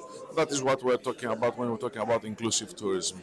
The government has to always provide the framework where we all operate. What is important is for the government not to put an excess burden in the operations and ease the way we're doing business. So all these double taxations, triple taxations, fees, levies, and all these kind of things, they have to be streamlined in a way that will empower the industry rather than hindering it. The major takeaway from today is that tourism and hospitality becomes a headline, becomes a hardcore point of discussion. It's an industry that can only grow, an industry that can provide Nigeria extreme growth and extreme development. Inclusive tourism is ensuring that you partner the locals, the local community, the indigenes of the community, the indigenes of the states where you have this cultural heritage, bringing them together and making sure that they participate. Participation is by training them, absorbing them into hospitality assets in the space that you operate. So that's an inclusive and it's a mutually beneficial, process where they learn, they earn the revenue, they transform the GDP and economy of the states, and the country is the better for it. Okay, so it's projection, how we project ourselves. It's the most important. When you project negativity comes back to you. So we as citizens of this country must project positivity about the Federal Republic of Nigeria. Nigeria is a blessed country. It's one of the most blessed countries of the world. There's no place like Nigeria. There's no point, Japan, when there are immense opportunities, especially in my space that I operate, which is hospitality. Primary reason for investing in Nigeria is to create jobs, 2, to create more jobs, 3, to even create more jobs. This we have implemented at Ikogosi once a result by transforming the economy of the state. 70% of our staff are locals. These are custodians of the cultural heritage and the cultural marvel, which is Ikogosi once a result. This is a spring of warm and cold water spring, the only warm and cold water spring anywhere in the world, where warm water and cold water flow side by side, maintaining their proper thermal properties and not mixing. You don't have anywhere. If you have places like this in Dubai, people like you will spend hundreds, thousands of dollars to visit. We have these things, assets, heritage, cultural heritage in Nigeria, and we have this in every other state. Every state has a cultural heritage.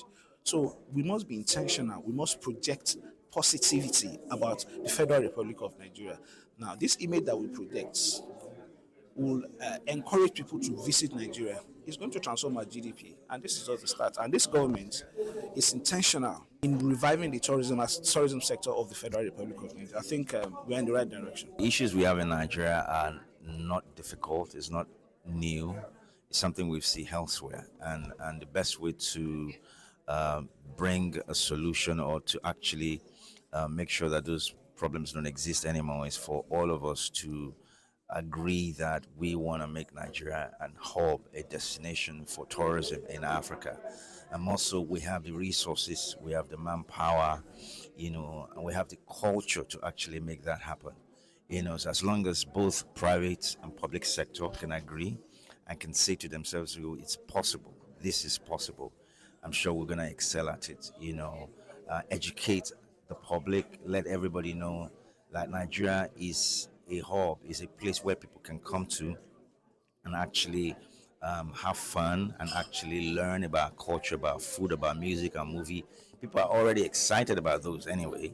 So if we, put our hands together, both the public and the private sector, I'm sure we can do a good job of making sure that those problems don't exist anymore. So one of the things they can do is, for example, tax holiday, for very serious tourism company, tour companies who want to actually welcome people into Nigeria. Security would be good, top of the list. Fixing our airports, let it be warm, welcoming, let people come in freely, not harassed by any, law enforcement at the airport will help.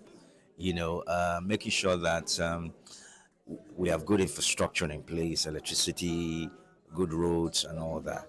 These things are not difficult, So if we can just, take our time and make sure that these things are in place, I'm sure we will do a good job of improving the quality of tourist experience when they come to Nigeria. So what we try to do is to, because of the peculiar nature of our business, because our business is we're just not a tour company. We're a company that wants people to have good experience when they go on holiday. So one of the things that we do is that we try to showcase and try to bridge the gap that's poor infrastructure and lack of security, created in welcoming people into Nigeria. So we do that by providing those infrastructure privately, making sure that we use the best of the hotels that have 24/7 electricity, making sure that we use air-conditioned buses, making sure that we take them to interesting places. We will watch over them. We try to make sure that they have a good time. Anytime they have Nigeria, they have no reason to fear. We control places they go. We do our due diligence and make sure that wherever our customers go, they don't have any complaints. So by the time they go back and tell everybody else, it looks like, okay, it's a different country that I went to, not Nigeria. Well, I can see the effort, I can see the interest, I can see the desire for people to want to grow tourism in Nigeria, and that's good. That's the beginning, but that's the way it ends. We need to keep this conversation going. Let's not end it here at this conference. It's a good thing that BusinessDay has decided to pick this up. I'm excited about it, that people are focusing on tourism, but we need to keep the conversation going. When we go back to our offices, when we go back to our circle, some government officials are here, some people who know people in high places are here. Let's keep the conversation going. Let's keep talking about it. The more we talk about it, the more we discuss it, people will definitely, people that we need to respond will respond, and they will do something about that. We'll see the change that we're looking for. So Nigeria, in my opinion, is tapped into tourism, but we are not operating at the level that we can, considering the potential that we have and the human capital that we have, the raw talent in the industry. Something that Stella Fubara, the keynote speaker, said today really, I think, hits home. Tourism doesn't start with the tourists. It starts with the experiences that those of us in the market create for the tourists. It has to do with the product. Is it being created and delivered at a high standard? For example, we are in the hospitality management space. We manage hotels and short-let apartments, and we deliver professional management services in that regard. Technical services advisory. We also do turnkey solutions, so we can take you from a greenfield project that's just starting construction to a fully blown and operational hotel. Now we ask ourselves, if we're not creating a product, the hotel rooms, the food and beverage, the entertainment, if we're not delivering those at a high standard, you're not going to have tourists come. If we're not marketing that we can deliver this to you, you're not going to have tourists come. And more importantly, if you're not investing in the people, the raw talent, not just in the cities, but also in the villages, if you're not teaching them how to curate, like Stella said, curate the culture to have it be an export so that people can understand what you're about, then you're really not in the business of tourism. So I think it starts with ourselves. We have to understand the products we're trying to deliver and curate it at a high standard, and also make sure that the delivery is excellent. The customer is always right. Our flagship hotel, for example, Amber Residence, which is in Ikeja GRA, it has 69 rooms. It's a business conference hotel at the 3-star level. We regularly have as our guests captains of industry who deliver events and have conferences at our hotels. We also have NGOs that have service level agreements with us where they host their events and sensitization programs there. So for us, this is a way, for example, of partnering with corporates and NGOs who have a global business. And for those that they invite from out of the country as their guests, we have them hosted at our hotel, and we show them what it really means to have African hospitality. So that's a way of taking the name, not just of the brand, but of Nigeria out there. We also are developing an AHS Academy, because I will tell you, one thing in the industry that we are lacking is also training. We're lacking properly trained professionals who can, like I said, deliver the standard at a high level. And so we are working on an AHS Academy where we're looking to partner with institutes of hospitality training schools, so that we can take raw talent whether you've gone to school for hospitality or not, and teach you the tools of the trade. What does it mean, for example, to do housekeeping properly? What does it mean to run a restaurant within a hotel properly? What does it mean to run a front office and reservations? Do you know how to use property management software? We recently had a retreat, actually, where all our general managers from the different cities in which we operate, Lagos, Benin, and Owerri, came to Lagos, and we were able to exchange ideas to see what's working in different parts of our business. And something that came up from there is that the AHS Academy we're developing definitely needs to accelerate, because beyond training people for our own brand, we're able to train leaders and hospitality professionals that can be deployed to several companies within the industry. So that's what we hope to contribute and are currently contributing. I've been able to meet with our fellow sponsors, including Ikogosi Warm Springs Resort, and I see that there's a lot that we can do together. We had a fantastic conversation, myself and Ada Matthews, about packages.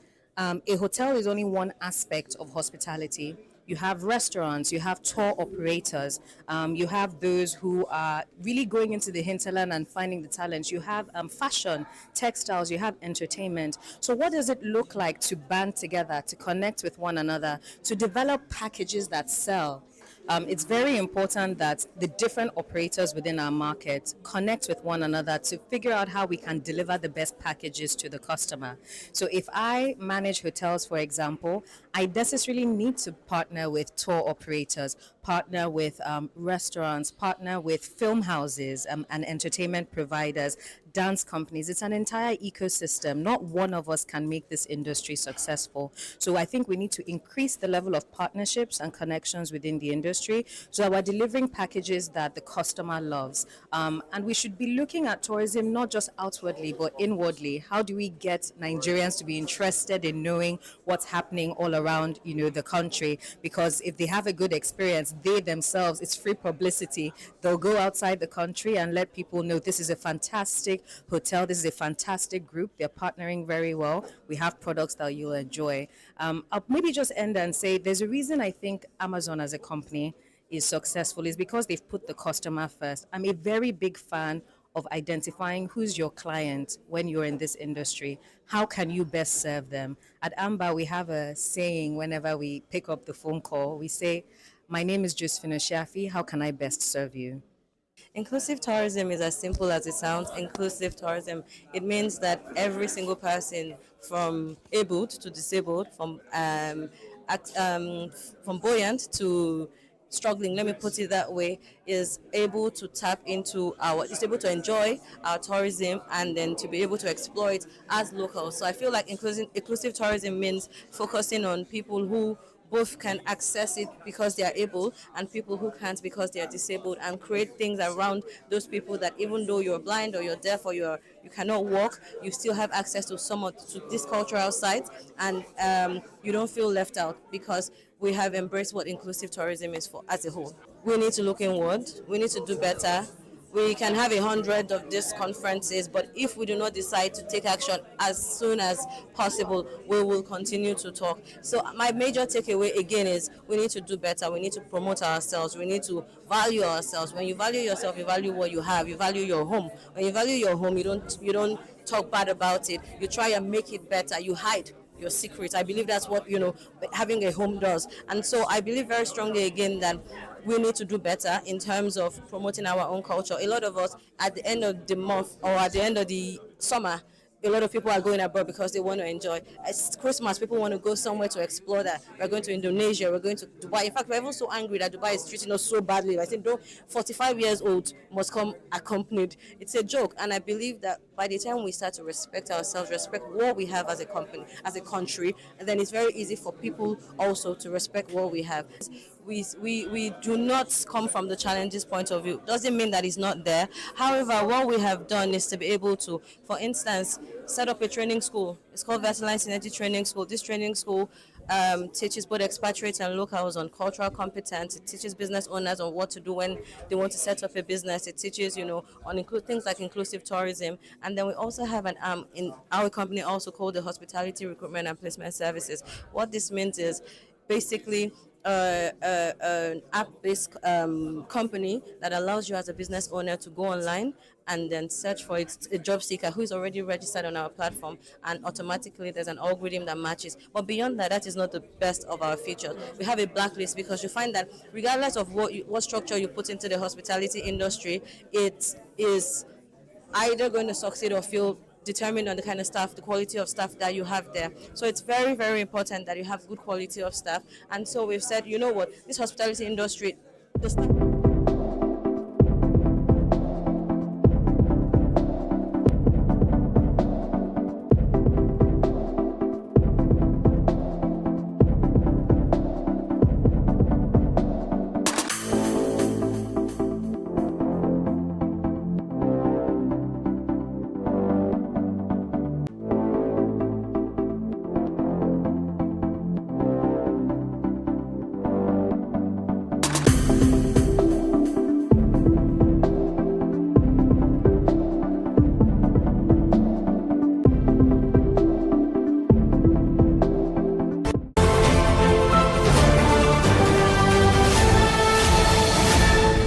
You are watching Business Day Television. Yeah. Hello, viewers. Welcome to today's edition of BDTV Match Center, where we will talk about burning topical issues as regards Nigerian sports. Today with me, I have Ibrahim Abubakar. It's nice having you on the show. Thank you for having me once again. And my own person, United fan, diehard, Neobong. How are you? Yeah, the position. That's well noted. So today we have a very burning topic as regards the national team, the Super Eagles. The Chan Eagles were, dumped out of the Chan 2024 Chan disgracefully. They lost to Senegal, although defending champion, but were humiliated by Sudan 4-0. And this was a team that was coached by Super Eagles coach Eric Chile. And that result have begun to create a lot of talking points ahead of Super Eagles 2026 World Cup qualifiers. Currently, Nigeria is fourth on the log, 7 points, 6 points behind South Africa 13, just 1 point behind Rwanda and Benin. So, but the thing there is that it's only one team that will have automatic qualification. So we are playing South Africa and Rwanda next month. So the result are beginning to create doubt that, okay, is Eric Chile the right man to deliver Nigeria's World Cup hopes? Ibrahim, let me go with you. Looking at the performance of the Chan Eagles, were you impressed with the team? And again, will you blame it on Chile for the poor performance? And what does it hold for Nigerian 2026 World Cup qualifiers? Okay, so I'll break it down. First of all, as a Nigerian, I'm not sure anybody in Nigeria who wants to see the Super Eagles, he will be happy with the result from the Chan competition. First, you lost to Senegal 1-0. Going into the game against Sudan, we all thought, okay, it's Sudan. Nigeria should be beating Sudan. Is a goal, 2 goal, 3 goal to nil. You understand? Then it came about that the reverse is the case, or was the case, where Sudan was beating Nigeria 4-0, 4 goals to nil. And this is a Sudan that has been in war for months, for years, and somehow they were able to put a team together that could compete in China, not just compete, and also beat a Team B, is Nigeria's Team B, home-based Super Eagles. It's not something that we were expecting, and I won't want to blame Chile for one. He's a foreign national, and I also have thought, okay, the NFF would have probably gotten an indigenous manager for that role. Meanwhile, so that Chile can focus on the Super Eagles job and trying to qualify for this World Cup next year. However, I don't know what the plan was. Making Chile come coach the home-based Super Eagles, and that we've seen the problem. We've seen that it has affected the team, and also there were calls that okay, you selected most of these guys from a particular team in Nigeria, Rebel Stars, and then you'd expect for someone who is a foreigner who is bringing. Who's not on ground, who doesn't to have like a Nigerian should I say, assistant managers. They will have a Ogubote. That people that knows about the terrain, people that could easily go to the NPFL and pick 1 year, 2 year, 1 year, 2 year, and make a team out of it. And I don't think he had a lot of time, to prepare these guys. Praying with the Super Eagles for qualification for the World Cup, and then try to also bring those guys in to make sure that they perform well. They didn't perform well. They've already exited this competition. It's just for us to bow out respectfully and try to get a point or win or get all 3 points in the last game. But I wouldn't blame Chile. I just felt the pressure of getting those guys to come and work with him in a short period of time, being a foreigner, is a lot. Okay. Bon, he said he will not blame Chile. People say that Chile's primary responsibility is to qualify the Super Eagles for the World Cup and the Nations Cup. His role as Chan Eagles is just supervisory. But however, a lot of Nigerians, passionate football-loving Nigerians are saying that no, this guy does not have anything. Our World Cup hopes is in doubt. Looking at how the Chan Eagles performed, do you agree with that? Yes, the NFF made a mistake in the first place by not leaving Ogumbo, one day. Who is assistant to Eric Chile? Yeah, Ogumbo, yes. Should have been left in that position. Chile to concentrate on the main spikes. Look at the way the qualifiers of the Remo Tackle was in charge, and he did very well. But a lot of people believe that the team was a different team entirely from what we saw against Sudan. That team did very well in the qualifiers. They beat Ghana. They had rhythm in the midfield. You see the way they were playing. But what we have seen so far in this Chan tournament have been a different team entirely. I don't blame. I put the blame squarely on the NFL. Che does not understand our league. How many leagues has he watched? Interesting. We have good coaches in the local. We are saying something is there. Why couldn't they have given him this job to handle this team? But because of they don't like his pace. They gave it to Oguma. Chile does not understand the way of, and Chile did not even disorganize the team. Did not disorganize the team. Did not take the full team that was there before. A lot of these guys have gone international. Yeah, gone abroad. Yes. A lot of those guys have played the qualifiers.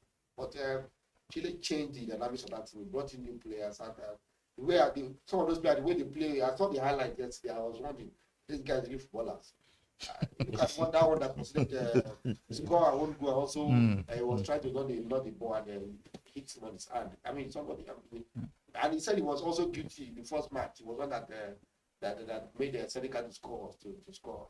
So those players were not good enough. And don't forget that when the list for this tournament was released by Chile, a lot of the guys criticized him. About 9 or 10 players was from Remo Stars. It was not a reflection of the league. Yeah, he omitted a lot of players from the FFL. If you didn't go around, you see they are good. Well, it didn't necessarily we see players on under 20 being picked, under 17 being picked. Look at the under 17. They went to the Nation Cup. They didn't win it, but we know what they did. Okay. So I the question of if El Chile is I don't think we should judge him based on this tournament. It should not, for me. That question is too early. It's not it should not. In Chile, we know what it did last Nation Cup with Mali team, and he has not started bad so far with Nigeria. He has done well, but he has not done excellent. But the match he's not done badly. So I think the question of saying you want to judge him, want to kill him, or it's too because of this. I think it's too early for that. Yeah, if you watch the home-based players, they play beautiful football. Yes, some of them they are doing very. But I still think there are some sort of politics in the selection of the players. I don't think Chile even know most of these guys. I just thought somewhere those players were handpicked for him. Exactly, they just picked this by this guy. The NFF. I'm sure he might probably got to know about most of them being from Remo Stars probably after they've given him the list. So these are some of the issues. Can he even pronounce the name of any of the players there before they gave him that list? The preparation also was poor. I look at the friendly match they played. Played Zanzibar. I didn't expect anything of that team because which nation they play against Zanzibar? They played 2-2. They were leading 2-0 before, and they later those people collide 2-2. The preparation was very poor. Now they are playing against sports like which they don't even have a striker. Striker goals has been their major problem. Then you think, coming from the local league, these guys will be very, very hungry for success. But eyes are on them. You can't give what you don't have. Eyes are on them. They probably get a better agent that come for them and they'll move abroad. But you can see nothing. Okay. You've not even scored a goal. So my own is that the criticism that Chile is facing is uncalled for. That's what you guys are saying. Yeah. And again, I share with your view. Some people say, okay, Chan Eagles should be coached by an indigenous coach who understands the league, who has been with the players, who understands the transition of these players from this club to so club. So because for me, Chile, so that means our World Cup hope is still kind of, in quotes, alive. That people are saying that NFF should have plan B or maybe perhaps throw Chile away because we have crucial World Cup qualifiers that they doubt his technical competence to coach the Super Eagles. But again, we've seen his results. He has not, like the qualifiers, he won, he drew one, so not a bad result. But is it that we have four matches to go for the qualifiers? So what that means that Chile Super Eagles side has to deliver, or else this thing will stand as that. He won the Unity Cup. Yes. The problem I have with the Eagles has always been the invitation of players. If we invite the right players, we'll get the results. If we invite the right players, we'll get results. Don't look at that. But it's the job of the coach. The problem, I don't know whether it's Chile does not have 100% high inviting of players. Look at that Unity list. Unity Cup that we won. There are 2, 3, 4 players there. Yeah. Bring them to the main Eagles. The team will become more stronger. Look at that guy from Getafe. Should be in the main Eagles. Look at bringing the Deserts. Deserts, yes. Yeah. You bring about what other 2 players who did very well in the Unity Cup to strengthen the Super Eagles. I see no reason why they should not do well. The Bashir, the guy from last year. No, very fantastic. So the problem with the Eagles over time has always been the invitation of players. If we don't invite the right players, and that is why I think so. Even if we invite the right players, the selection, those who are on the bench, who are the game changers, yeah. You look at it. For me, I think Chile will deliver. Okay. Chile will deliver. If we invite the right players, we'll deliver the World Cup ticket first. I see how confident. Yeah, but then we also need to realize that most of the problem that the Super Eagles are facing is not because of Chile, especially the qualifier. The problem already been there. The problem already been there before he came. He's just trying to salvage it. Salvage, exactly. And we could see that somehow the Super Eagles are playing good football, which is one of the requirements for even bringing him on in the first place. Mali played wonderfully well in the last competition, I think the AFCON, and we saw that, okay, the NFF probably just thought, okay, this guy plays good football, let's bring him on, let's see what he can do with the Super Eagles. And the problem has already been there, and somehow he has not done bad. Out of the possible 6 points, he's gotten 4. 4 points. So and now we have a possible 12 points to go, and we are 6 points behind the top South Africa table leader. And there's an issue with one of our matches with South Africa. Exactly. So we don't know the outcome. We don't know how the outcome yet. So I just believe that Chile is good for the job. We should just give him time to focus on the Super Eagle squarely, not the indigenous guy. There's nothing like outcome. So FIFA has to deduct 3 points from South Africa. We'll see when that. We are not FIFA, so that time will come. That time will come. They have to deduct 3 points. There's nothing like that. No, so a lot. Many Nigerians are banking on that for at least at -3 from South Africa to reduce the point gap. But the question, let us see how why that we goes. always been mathematical when it comes to World Cup qualifiers. I don't understand. So, wow, interesting. Thank you. This is all we can bring to. We hope that Super Eagles pick up the crucial points from matches against South Africa and Rwanda, and hopefully by October we are sure that yes, the World Cup qualification road is like 80 or 90% sure. Thank you, Ibrahim. Thank you for Thank you, Inobong. And okay, just one more thing, just on the side note. You're United fans. What are we expecting from United this season? Man U, they brought in about 3-4 players. Yeah. I thought they will have brought in the goalkeeper. So any chances of playing in Europe next season for United? I think yes or no? I see have issues with the goalkeeping. And so I just need the yes or no. The coach. I hope the manager can deliver. They deliver. We have the market is the transfer market is still open. So you believe you get the goalkeeper, you can finish top 4. Top 5. Top 5. Okay. The top 5 gives you. Okay. Thank you so much. Thank you viewers for staying tuned. Stay tuned for next edition. This is BDTV My Center. My name is Anthony Lebem. Thank you.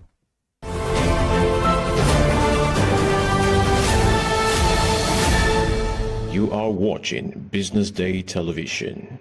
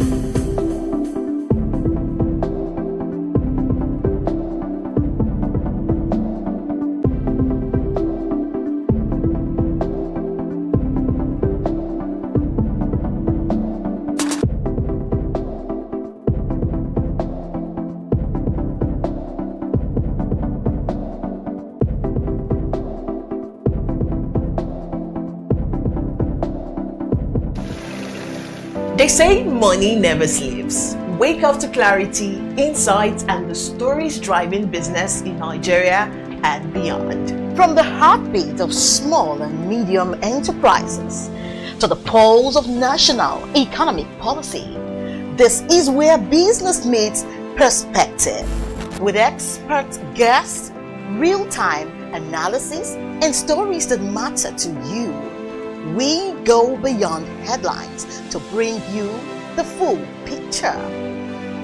Join us every morning as we break down the numbers, decode the policies, and spotlight the people shaping our economy. This is Business Money.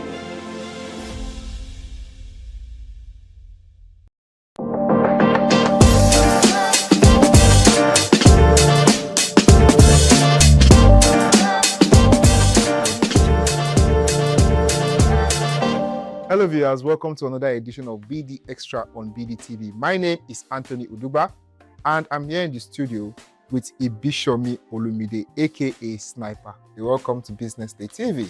Thank you so much for having me. Yeah, how you doing? How's it been? I'm doing alright. I'm so glad to be here.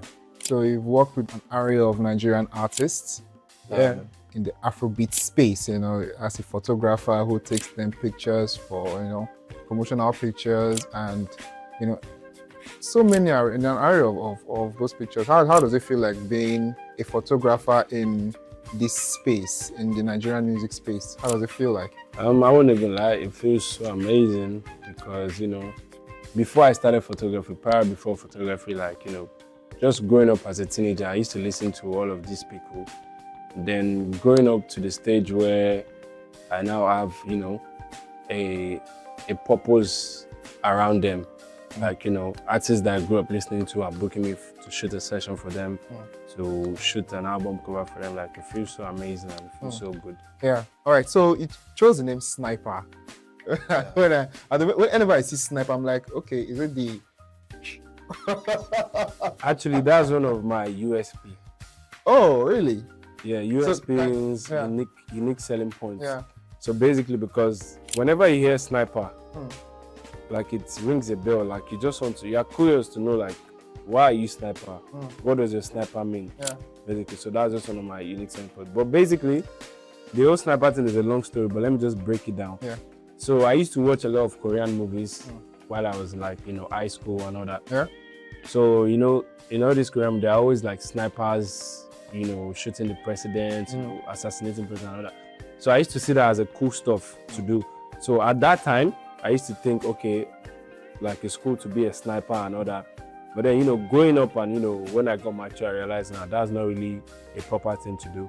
So the craft that I now fell in love with and I chose to do has a lot of terminology that is similar to what snipers do. When you shoot, as a photographer, you shoot. Snipers shoot.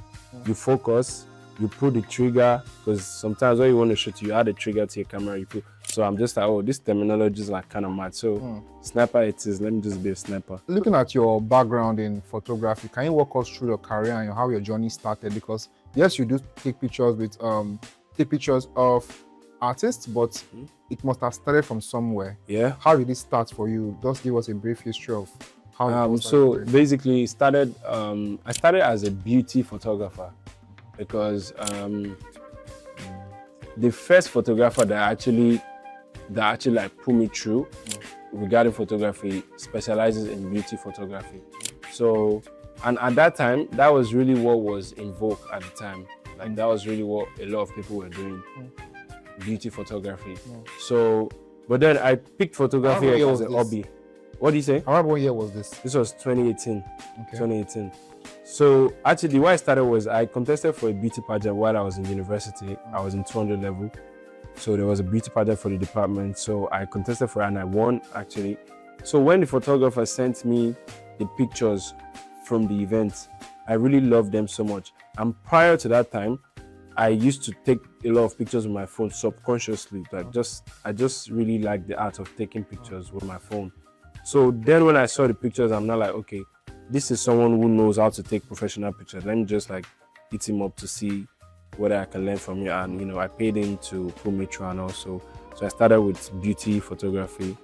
Then later on, I drifted to lifestyle and portrait. You've worked with an array of artists. Tell us how you broke into being an artist and a photographer for artists. How did you break First off, I'm really so addicted to music. I love music so much. So it's just a thing about I love photography and I love music too. So I used photography as a tool to connect into music. So for instance, when I picked up interest in photography and I was doing it, some of my first set of clients were like upcoming artists who needs like picture for a song cover, an album cover and all that. So while I was doing that, I saw that I had potential in portraying an artist the way they want to be seen. So I knew I could do that. So that made me just reach out to bigger artists and bigger brands to work with them and collaborate with them. And it was so easy because at that time I had built my portfolio, so I could test a big artist and tell them, I would like to shoot this session for you for free, basically like for a start, just for them to see what I'm capable to do. And most of them just always buy into it from the first connection and from the first contact we have. So amongst these artists, which of them do you like? Can you tell us about you work with Biscuit, right? Yeah. So can you tell us how you met him? How was it like working with him? Basically, I actually met DJ Tunes first before meeting Wizkid. So basically, and actually I met DJ Tunes through Mobad, the late Mobad, may so rest in peace. So he had a song with DJ Tunes at the time. So while he was going to record the song with DJ Tunes, he hit me up to come and help him document that session. So while I went with Mobad to DJ Tunes' space to record the session, video and pictures basically, because I do videos on the site where I major in pictures. So while I shot that for them, DJ Tunes really fell in love with the pictures. But at that time I wasn't in contact with DJ Tunes, so I just sent the pictures to Mobad and I think he forwarded them to DJ Tunes and all that. So I think about 2 weeks later I was just in Echo Hotel. I don't remember what I was there to do. Then I just saw DJ Tunes and obviously he could remember me from the session with Mobad. And I just walked up to him and I'm like, "Hi boss, I was the one who took it." Then it's like, "Oh, he has been looking for me, that he really loved those pictures." And it was like, what am I doing the next day? And obviously, someone like that asking me what I'm doing, even if I had something to do, I would say I'm free. So I was just like, that's risky DJ.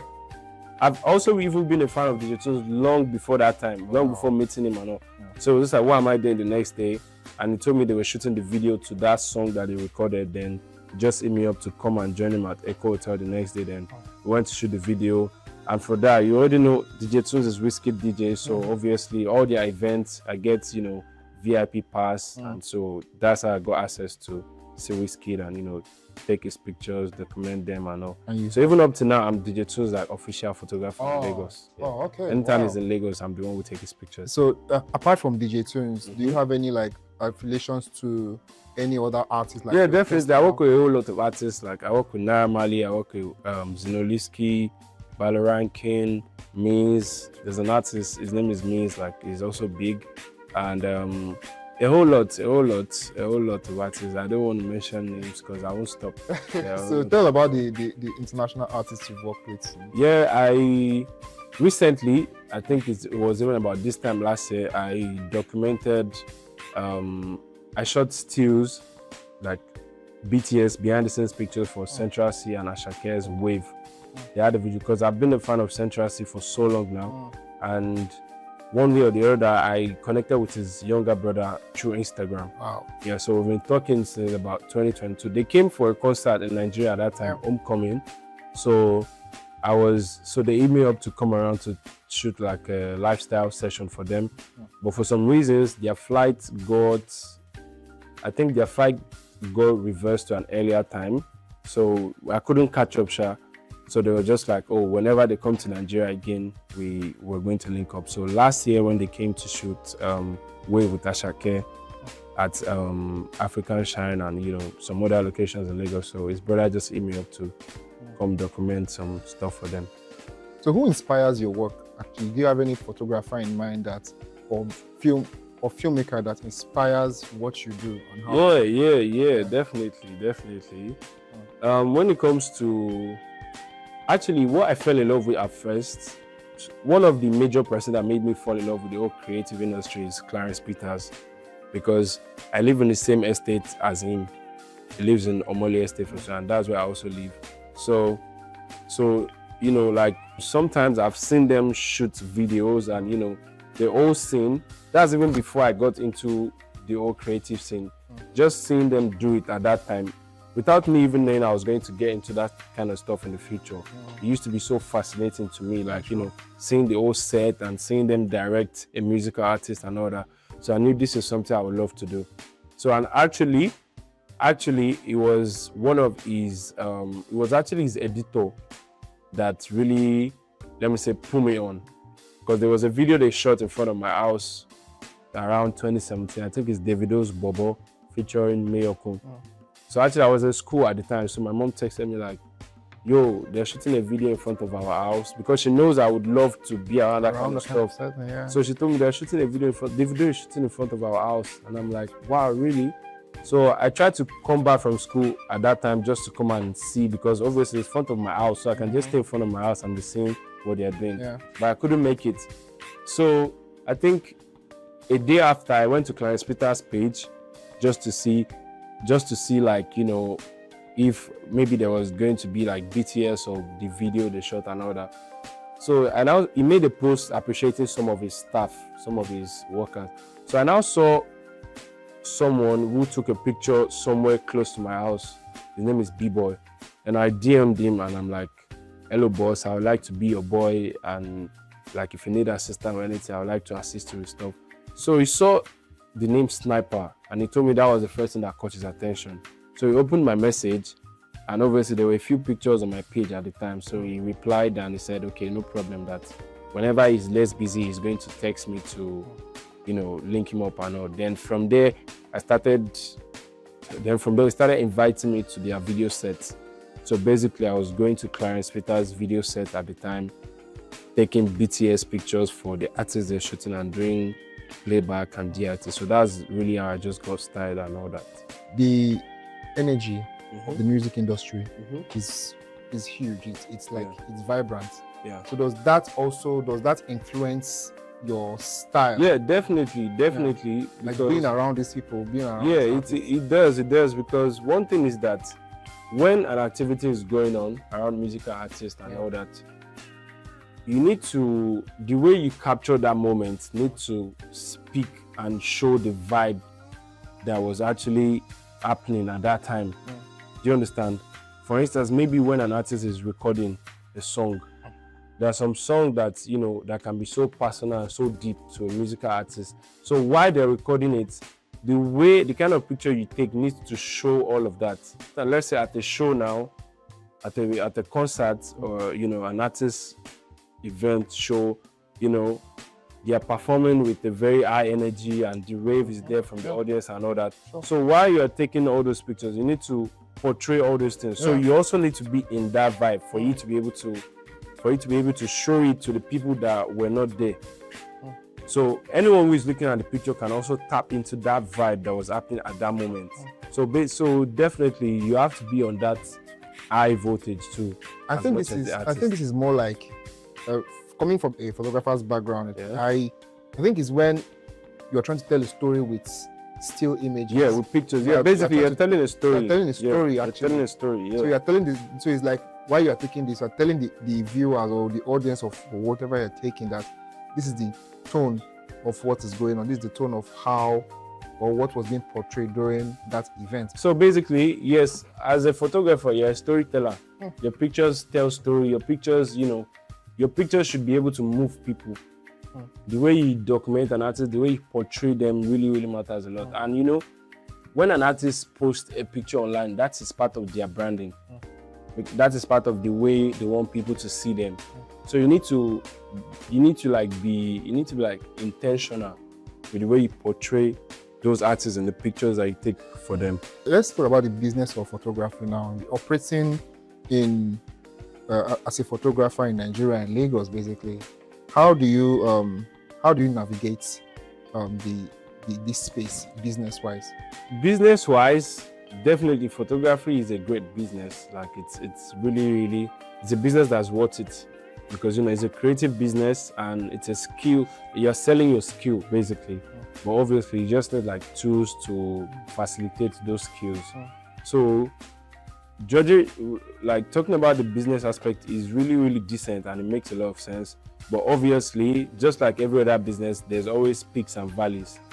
So, there are times where you get booked back to back. For instance, like, in December period, we all know the entertainment industry is always on the high rise, and, everyone who's coming, all these IJGB are around, and, so 30 December. all those type of moments are always hot moments. Yeah. You get booked back to back. Like, there are some bookings that you won't even be able to take because the schedule is so booked up. And then there'll be some times where, bookings can be a bit dry, because obviously music artists always work with schedule. There are some times where they don't really do much. So at that time, there's no really work to do around them. So it just peaks and valleys basically, but the business side is all like it's cool and all. Yeah, so we talk about the challenges basically. I know for sure that for the photography equipment are quite expensive in recent times. Can you tell us how much you get your gears, like your cameras, your lighting and all of that stuff? That is actually a serious problem now due to the inflation, the current inflation of everything in general. I think it was the dollar exchange rate went triple. I don't know. It was almost triple. So that is a major factor that is affecting the creative world, because obviously we do not make any of these equipment over here. We obviously get them from abroad, and anyone who is even selling them here imports them from abroad. So exchange rates, all those custom duty charges and all that has really made prices of gear skyrocket. I just even got a gear recently, a camera that cost about, I think, 500k around 2020.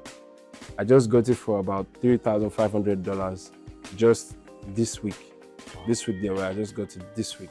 Considering that price difference, it's really insane. But obviously that's due to the inflation in this current economy and the dollar exchange rate increment. So obviously every gear that you would, because there are some gears that you have in mind and you're not ready to get them, but you just have them in mind to get them. Let's say a gear is 1 million naira right now and you have it in mind to get it.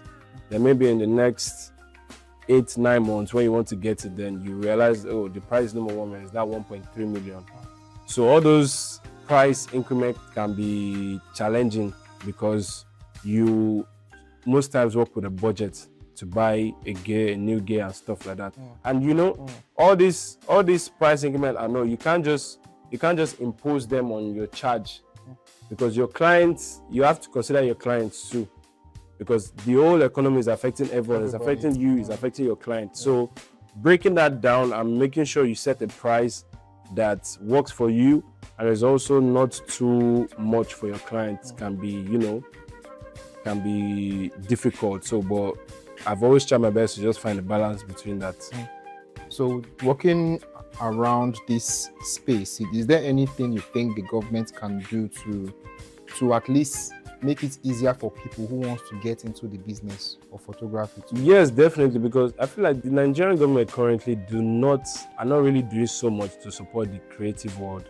Because, for instance, let me say, there is a hashtag that was trending one time where everybody was like Lagos 8 camera, because one of the major challenge photographers face currently in Nigeria is camera restriction. Everywhere you go, people are like, no, you can't use a camera. Even if you want to take a picture just randomly on the road, you get these area boys trying to harass you, and and that doesn't happen in other countries. I travel a lot, and in the UK I can just take picture anywhere I want, on the road, as long as I'm not disrupting anyone or invading anyone's privacy. But over here you can barely do that.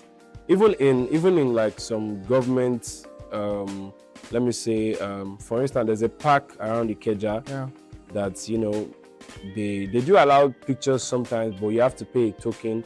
There's a place I was trying to take a picture one time, then police started coming to harass me and saying, "Oh, that is close to a government property. You can't take a picture there and other." So it can be stressful sometimes. Yeah. So government just need to relax the old policy and relax the old policy and just it's that's why I feel like our creative industry is not really there enough, because a lot of people abroad, when they tell them about Africa, Nigeria, the mindset they have is like, oh, everywhere is bush, and there are still people who don't wear clothes and all that. And that is because our media here is not where it's meant to be.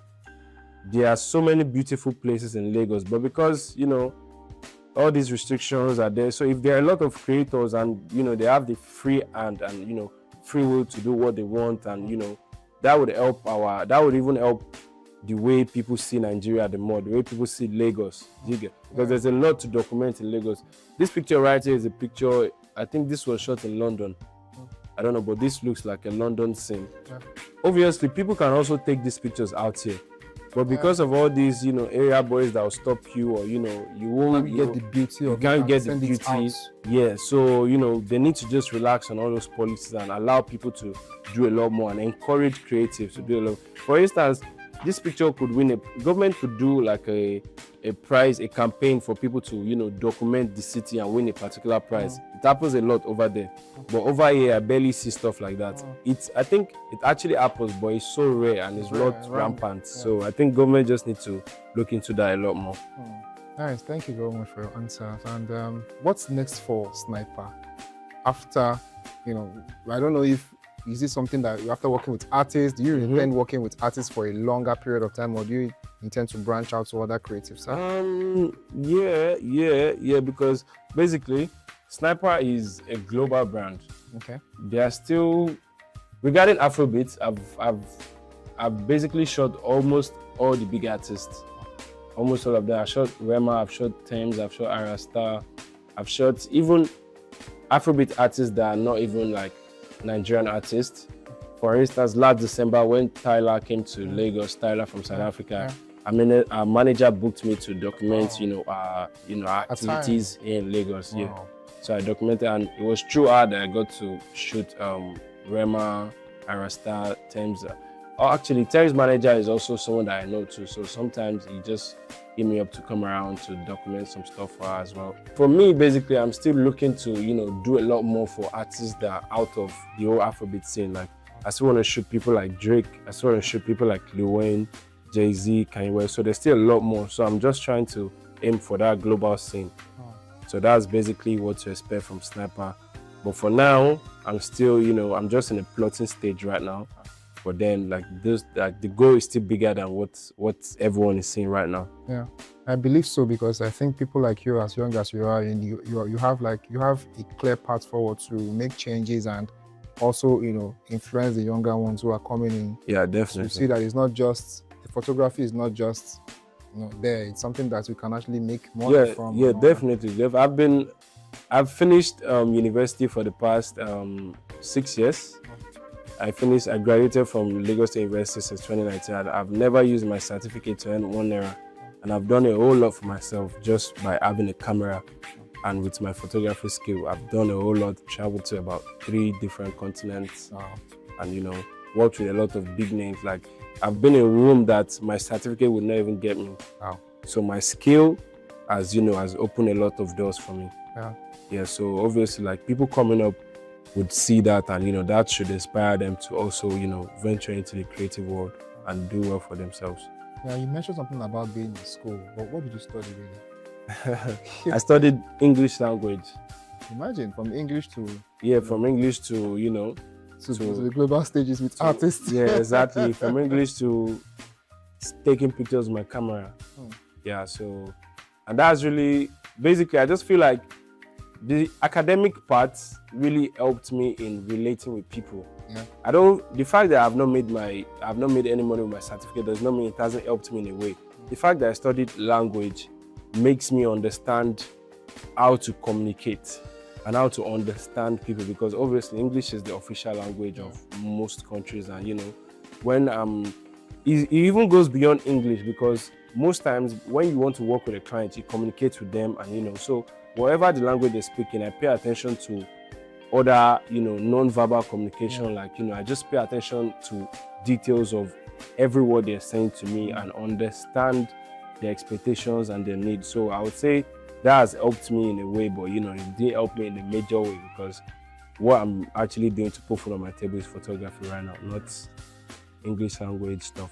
Wow, very inspiring. How do you give back to the community? How do you give back to the younger ones who want to study photography or do the kind of your career path?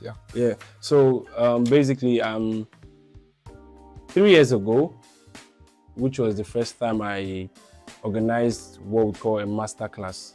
Like 3 years ago, I had this thought of, how do I give back to the community? How do I embrace the photography culture more? And then I came up with an idea of, of setting up a master class. And so I did it for the first time in 2023. Yeah, that was 2 years ago. I did the first edition in 2023 and it was massive. It came from a perspective of, while I was coming up, I didn't really see, an avenue to learn.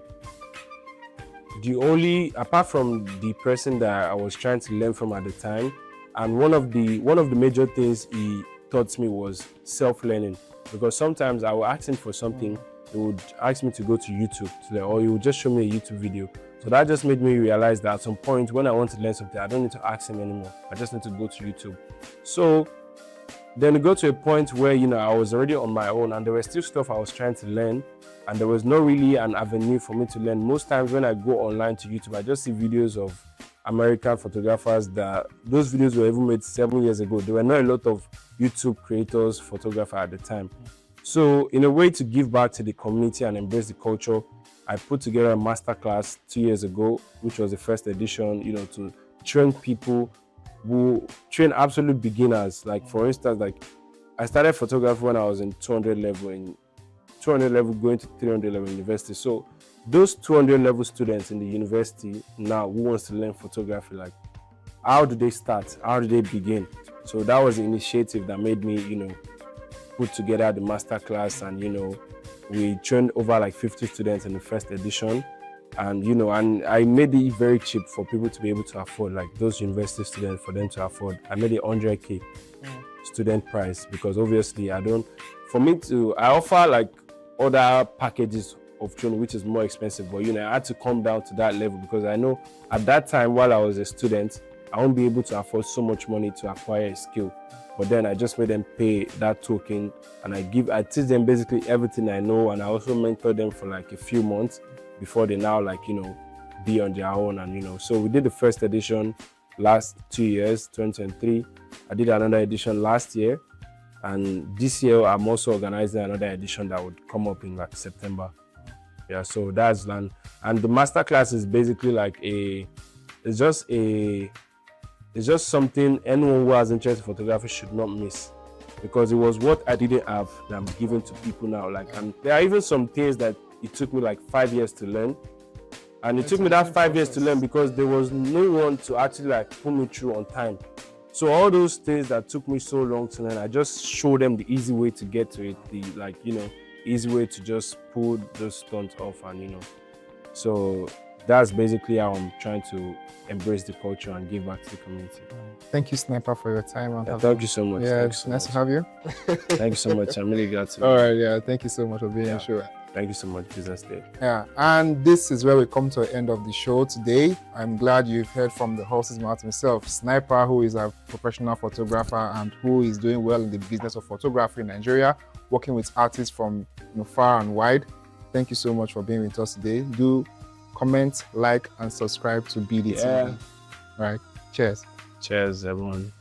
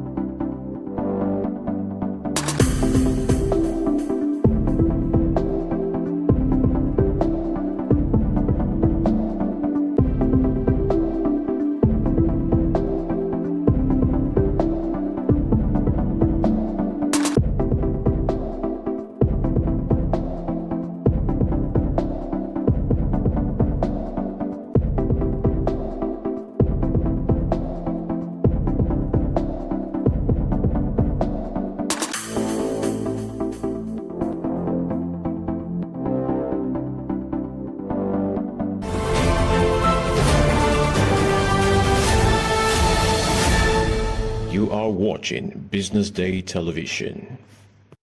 Welcome to Market Pulse, where we explore, survey, listen to, and catch up with industries in the market and how the economy affects them. The market is buzzing from food to fashion, lifestyle, and everything in between. I am Amanda Emosigwe from BDTV, ready to blow your mind. What's the pulse in this market?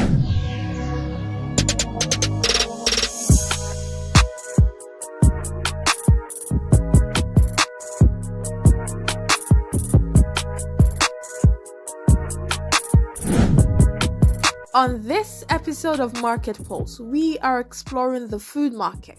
We went all the way to Lekki and the Balende market to know how inflation has affected the current market prices. How much is this carton? Who's EV? 250. That's the last price. Yeah. The fuel subsidy removal in May 2023 caused a hike in fuel prices, but it did not stop there. It also cut across all areas, including the food industry. The first subsidy is gone. Interacting with the sellers of foodstuff at Lekki Market, we captured current price situation in comparison with that from previous years. I've been in it since my childhood. It's my grandma's business, so when she's an elder person now, so we asked her to Rex. That's why we take me and my elder sister. That's our last one inside. It has really affected us based on no plantain. You usually have seasons. So when there is no season like this, it used to be very, very expensive than the rates we usually buy before. Now it's very, very expensive. From last 2 years back, is the prices are still better than this year. Like then when it is season, we usually buy plantain dozen, maybe 40,000, 30,000 per 12 head. It's called dozen. When it is season, we usually buy 30,000, 40,000. When it's not the season, we usually buy 200,000 per dozen, 250. Yeah, last 2 years, 250, 180, depending on the size of the plantains. So now that like this year now, when it is season, we usually buy a dozen of plantains, 60,000, 50,000 per dozen. Yeah, this year, when it's the season, we buy 40, 50, depending on the size. And when it's not the season at all, we usually buy 250, 300, 350 per dozen. That's 12 head per dozen. We don't increase the price, we reduce out of what we are selling. We let them know that it's not the season already, and them too, they will know that it's not the season. At the beginning of the season, they will see plantain everywhere. But when it's not the season, they won't be able to get maybe close to their house. They have to come to the market to get it. So they don't have choice than to buy it. I get like 3 years for this market. Back of us, like 30K. Now you don't like 80K now. Last week, feel like 40,000. Now like this one, 180 this one now. This one is 180 now. Last week, like 40K. I don't increase the money because for our business, I don't have money for a day. Just for years, I don't increase the money again. I go tell them, because I tell them the market don't have money. Just I go add my own self. 2 years where it passed, feel like where 2 years passed. Where today I go get it, and really like 2x. Just as they manage, it's too easy. Yes, we bought it in bunch. So one bunch before is 1,000, but now we got it 2,000. So it affects us very, very, very well. We have to increase the price we sell it before. Before, when we got it 1,000, we sell it 200. When we go to the market, we have to get the price the way. So now the price, one of this leaf is 500 naira. Customer complains so much. It's our business. We know how we are going to sell it and how we are going to speak to the customer. We have to reduce the quantity, because if we don't reduce the quantity, we have to have the low price. We are going to short on the market because of the transport money, the one where the market we bought from the market, the increase of the transport money in a month. Like 4 months ago, we can see like let's say 50,000, but now in a month is hard to see 20,000. Yes, it's hard to see 20,000. They are finished their work, but to do free job is they don't have money to do it. That's why they come here. They come and help us to sell market. Maybe we can give them 1.5 a day. When they go tomorrow morning, the next day they come, then we give them another money. Deciding to get answers from other sources, we shifted our gaze and redirected our steps to the Obalende market, where we interacted with other food sellers, and not so surprisingly, there was an outburst. We used to buy basket of tomato that time, 5,000, 3,000, 2,000. Sometimes we dey buy one basket of tomato 1.8, and we are shedding it 100 naira, sometimes 50 naira. But now it's too expensive. One basket of tomato for market now is 120,000. Where is not supposed to be like that? So by then, something is not moving on well. We cannot even sell a basket of tomato finish a day. All our customers, all the people that we used to supply, when something is going higher, then reduce them, go back, they cannot even buy anything for us. Like a bag of pepper now, we used to buy bag of pepper 3,000, 4,000. But now a bag of pepper, that flour is 200,000, 150, 120. We used to call one patanla. That patanla is 1,500 naira before. That patanla now is now 80,000, 100,000. How are we going to save it? We are shedding 5 pieces of pepper, 500. How many people used to do soup? If you wanted to do soup for your house now, if you want to buy pepper to satisfy yourself, you will buy pepper around like a 6,000 or 7,000 to satisfy yourself before you buy pomo. I really like to buy pomo to buy gbogbo. If you want to do soup to satisfy yourself, you go to use almost 20,000. And everything there is expensive. So we cannot even, I don't even know the adjective I can use to qualify it. I don't know the adjective. This is what I used to train all my children to the university level. But now, I don't hold it. If to send our abroad, I need to stay out and be paying me salary. But Nigeria is not like that. All the benefits we're supposed to benefit for Nigeria, our government, they don't do it for us. Because by now, as this my age, now I'm not supposed to be roaming up and down for road. I'm supposed to get house to be paying me my salary. But our government, they don't do it. Some now, their children, they school, like 4, 5. How are they going to cope? When primary school are paying money like a university, some don't withdraw children for school. Some their children are going private, they cannot cope. So I start from small, like 15 years. That time when I start, I dey buy yam. We dey buy two like this. We dey buy yam for 50 kobo. We don't dey buy yam now like one now. We go buy am like 4, 5. Me sef I go come sell am like 5,000 because I can't lie. So everything is going higher, up. All markets now dey expensive now. Things are increased every day. Like this one now, I buy 100. 1 tubasha, we buy it 5,000. I pay for grant. Then I pay for biro that is bringing it for me every day. He collects 1,000 every day. So I have to put that money on top of that market. I pay motor now like 100 now. We carry it 6,000 for 100. Motor we carry it 6,000. I have to put that money on top and borrow money before I come make my own gain. That transportation, make they carry am down. They bring the market from north. We beg government, we no do shakara, they make the help us so that they go bring market, they go bring the fuel down so that the market sef will come down. 15,500 now, we used to buy it before the carton. Now 51,500 we are buying it now for this thing 4 corners. So we have 3 slates. That 3 slates is 63,000. So the 4 corner is 51,500 we are buying it now. Before this set now, I used to sell it 200 naira. So now it's 500. So the one of this thing 300 naira, 400 naira. So it's 1,000 naira I'm selling it now. Used to buy like 300, like 5,000, 6,000, like 100, 200 pieces that you come and you sell it in the market.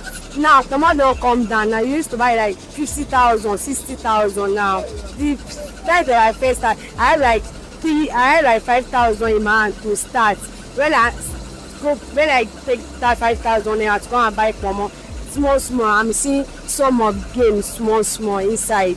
This one that I been now, I cannot be selling it finished today. Tomorrow I'll come and sell another one tomorrow. I'm managing it small because I'm buying the pomo small so that I can sell it finished in time. That's why I'm buying it small. As we dug deeper, sellers told us the struggle with maintaining profitability in the market. The struggle, very real.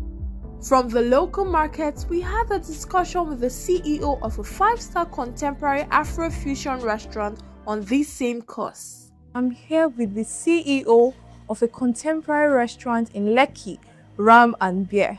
Welcome to the show, Mr. Melvin. Thank you so much. So, Ram and Beers. Yes. Now, let's go back to the very beginning of your business. Walk us through the business idea, the execution. Yes. All right. So for Ram Beer started in 2019. Actually, yeah, that's how we started the business. And the name Ram Beer. Okay, first of all, I looked at what do people like in general. Ram. Yes. We all like ram, like the layer ram, the ram meats, and all the ram suya. You know. And then I said, fine. So ram is one keyword. I kept it there. Then what the next thing that people could relate with in terms of drinks? Yeah. For adults, beer. Yeah. People like drinking beer. Yeah. Right. So okay. So I said, fine. If that's the case, that's my name, Ram and Beer. Ram and Beer, beautiful. Yes. So how was your startup process like? So for the startup for us, it was quite a difficult one. I can't even lie, because that was before COVID. So we didn't really see certain things happening to us at the time. But we were able to scale through. So for us, what we did was that we started with like the usual, not like the usual per se, but for us, we had to like buy like a derica of rice, a derica of beans, half carton of turkey, half carton of chicken, just like put together. Then we bought a full ram and then kickstarted the business just like that. A full ram? The full ram. Wonderful. So we gave out a lot of free meals to friends, to families, right? To like test it and like give us a feedback. First, I was one doing everything at the time. The grilling, the cooking, everything was me at the time before I started bringing in new hands to assist us. And then your business blossomed. Yes, it did actually. After 3 years online, that was in 2019, 2020, 2021, 2022. Online was doing so well. Our customers were now asking us, how far? We need a physical location. What's going on? So I had to like venture into that. I was very lucky enough to like get certain investors, which are my friends, that believed in the business and they injected some good amount of money into the business. We got a space in Lekki Phase 1, a big space, paid for it like about 10 years straight at the location and started running the business. That's how it came to life.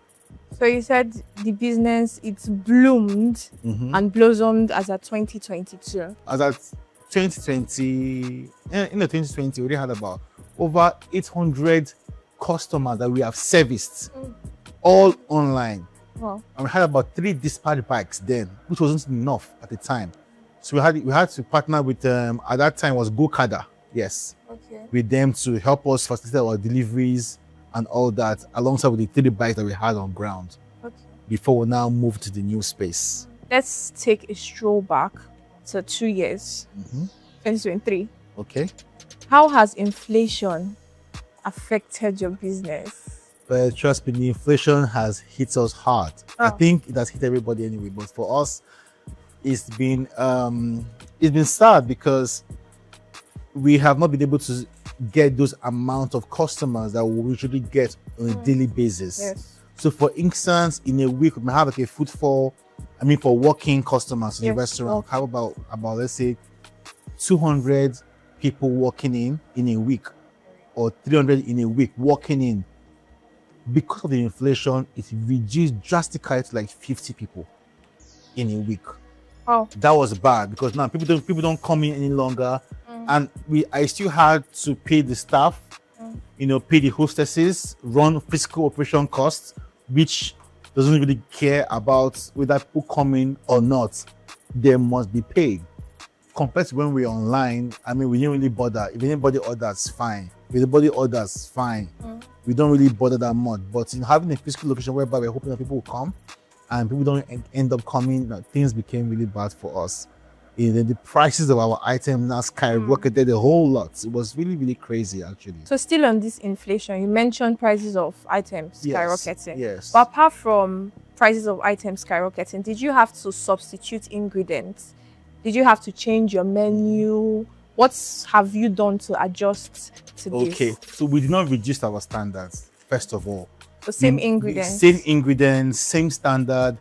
But what we had to now do was we had to now increase the cost of each item.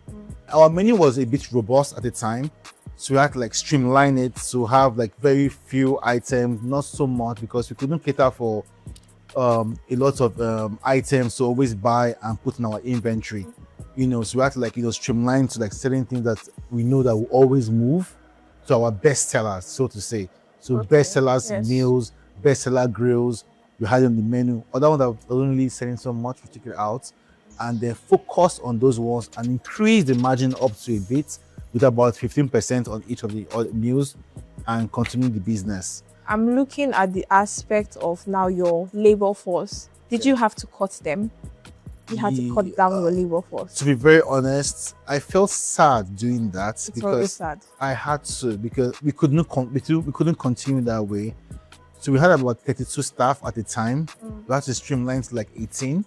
Even the 18 had to start doing like some other people's jobs. But I never touched the workforce, which is the kitchen guys, which is the chefs, the chefs, the grill chefs, and the assistant. I didn't touch that department. But other areas had to streamline then increase their salaries. I made it higher than what they were receiving before, just to accommodate the fact that, okay, guys, you're going to be doing more work as usual, and this is the money we're going to be paying you extra to compensate you for that extra work. The other guy has to now cut them off. So that reduced our salary base to about at 45%. So looking at the business aspect of it now, your income, take us back to 2023. Let's compare your income from 2023 and from 2025. With increase in prices of your menu, with increase, let's still compare. Okay, so if you're going to compare 2 years ago, 2023 and today being 2025, I would say 2 years ago, the money that we made had more value. So if we're making 20 million naira in a month, for example, is of value because you might be spending about, let's say, like 2 or 3 million naira to go and restock your item, which is fine. So this year, you may be making like 14 million, like times 2 of what you made 2 years ago. It seems more to you. But you're spending like 8 million or 10 million on restocking your items. So you see where the problem is coming from. We couldn't match up it. We couldn't match it up at all. 2 years ago, 4 million can buy your food stuff, and now 8 million, like times 2 of what you're buying. We started buying tomatoes for a bag for like 150k for a bag of fresh pepper. A bag compared to 50k. Same bag. Significant increase that affected the business drastically, but we have to keep moving because we're here to serve, right? So we'll keep serving. So a little birdie told us that your restaurant got demolished. We want you to walk us through that traumatizing, if I must say, process. What happened? What led to it? So first of all, it's a very sad story. We never saw it coming, that this would happen someday. We're running the business, we're paying our taxes, we created jobs for a lot of people, even our external contractors, we were paying them. The business was taking care of several families. Yes, of course. Comfortably, right? We're all dependent on the business.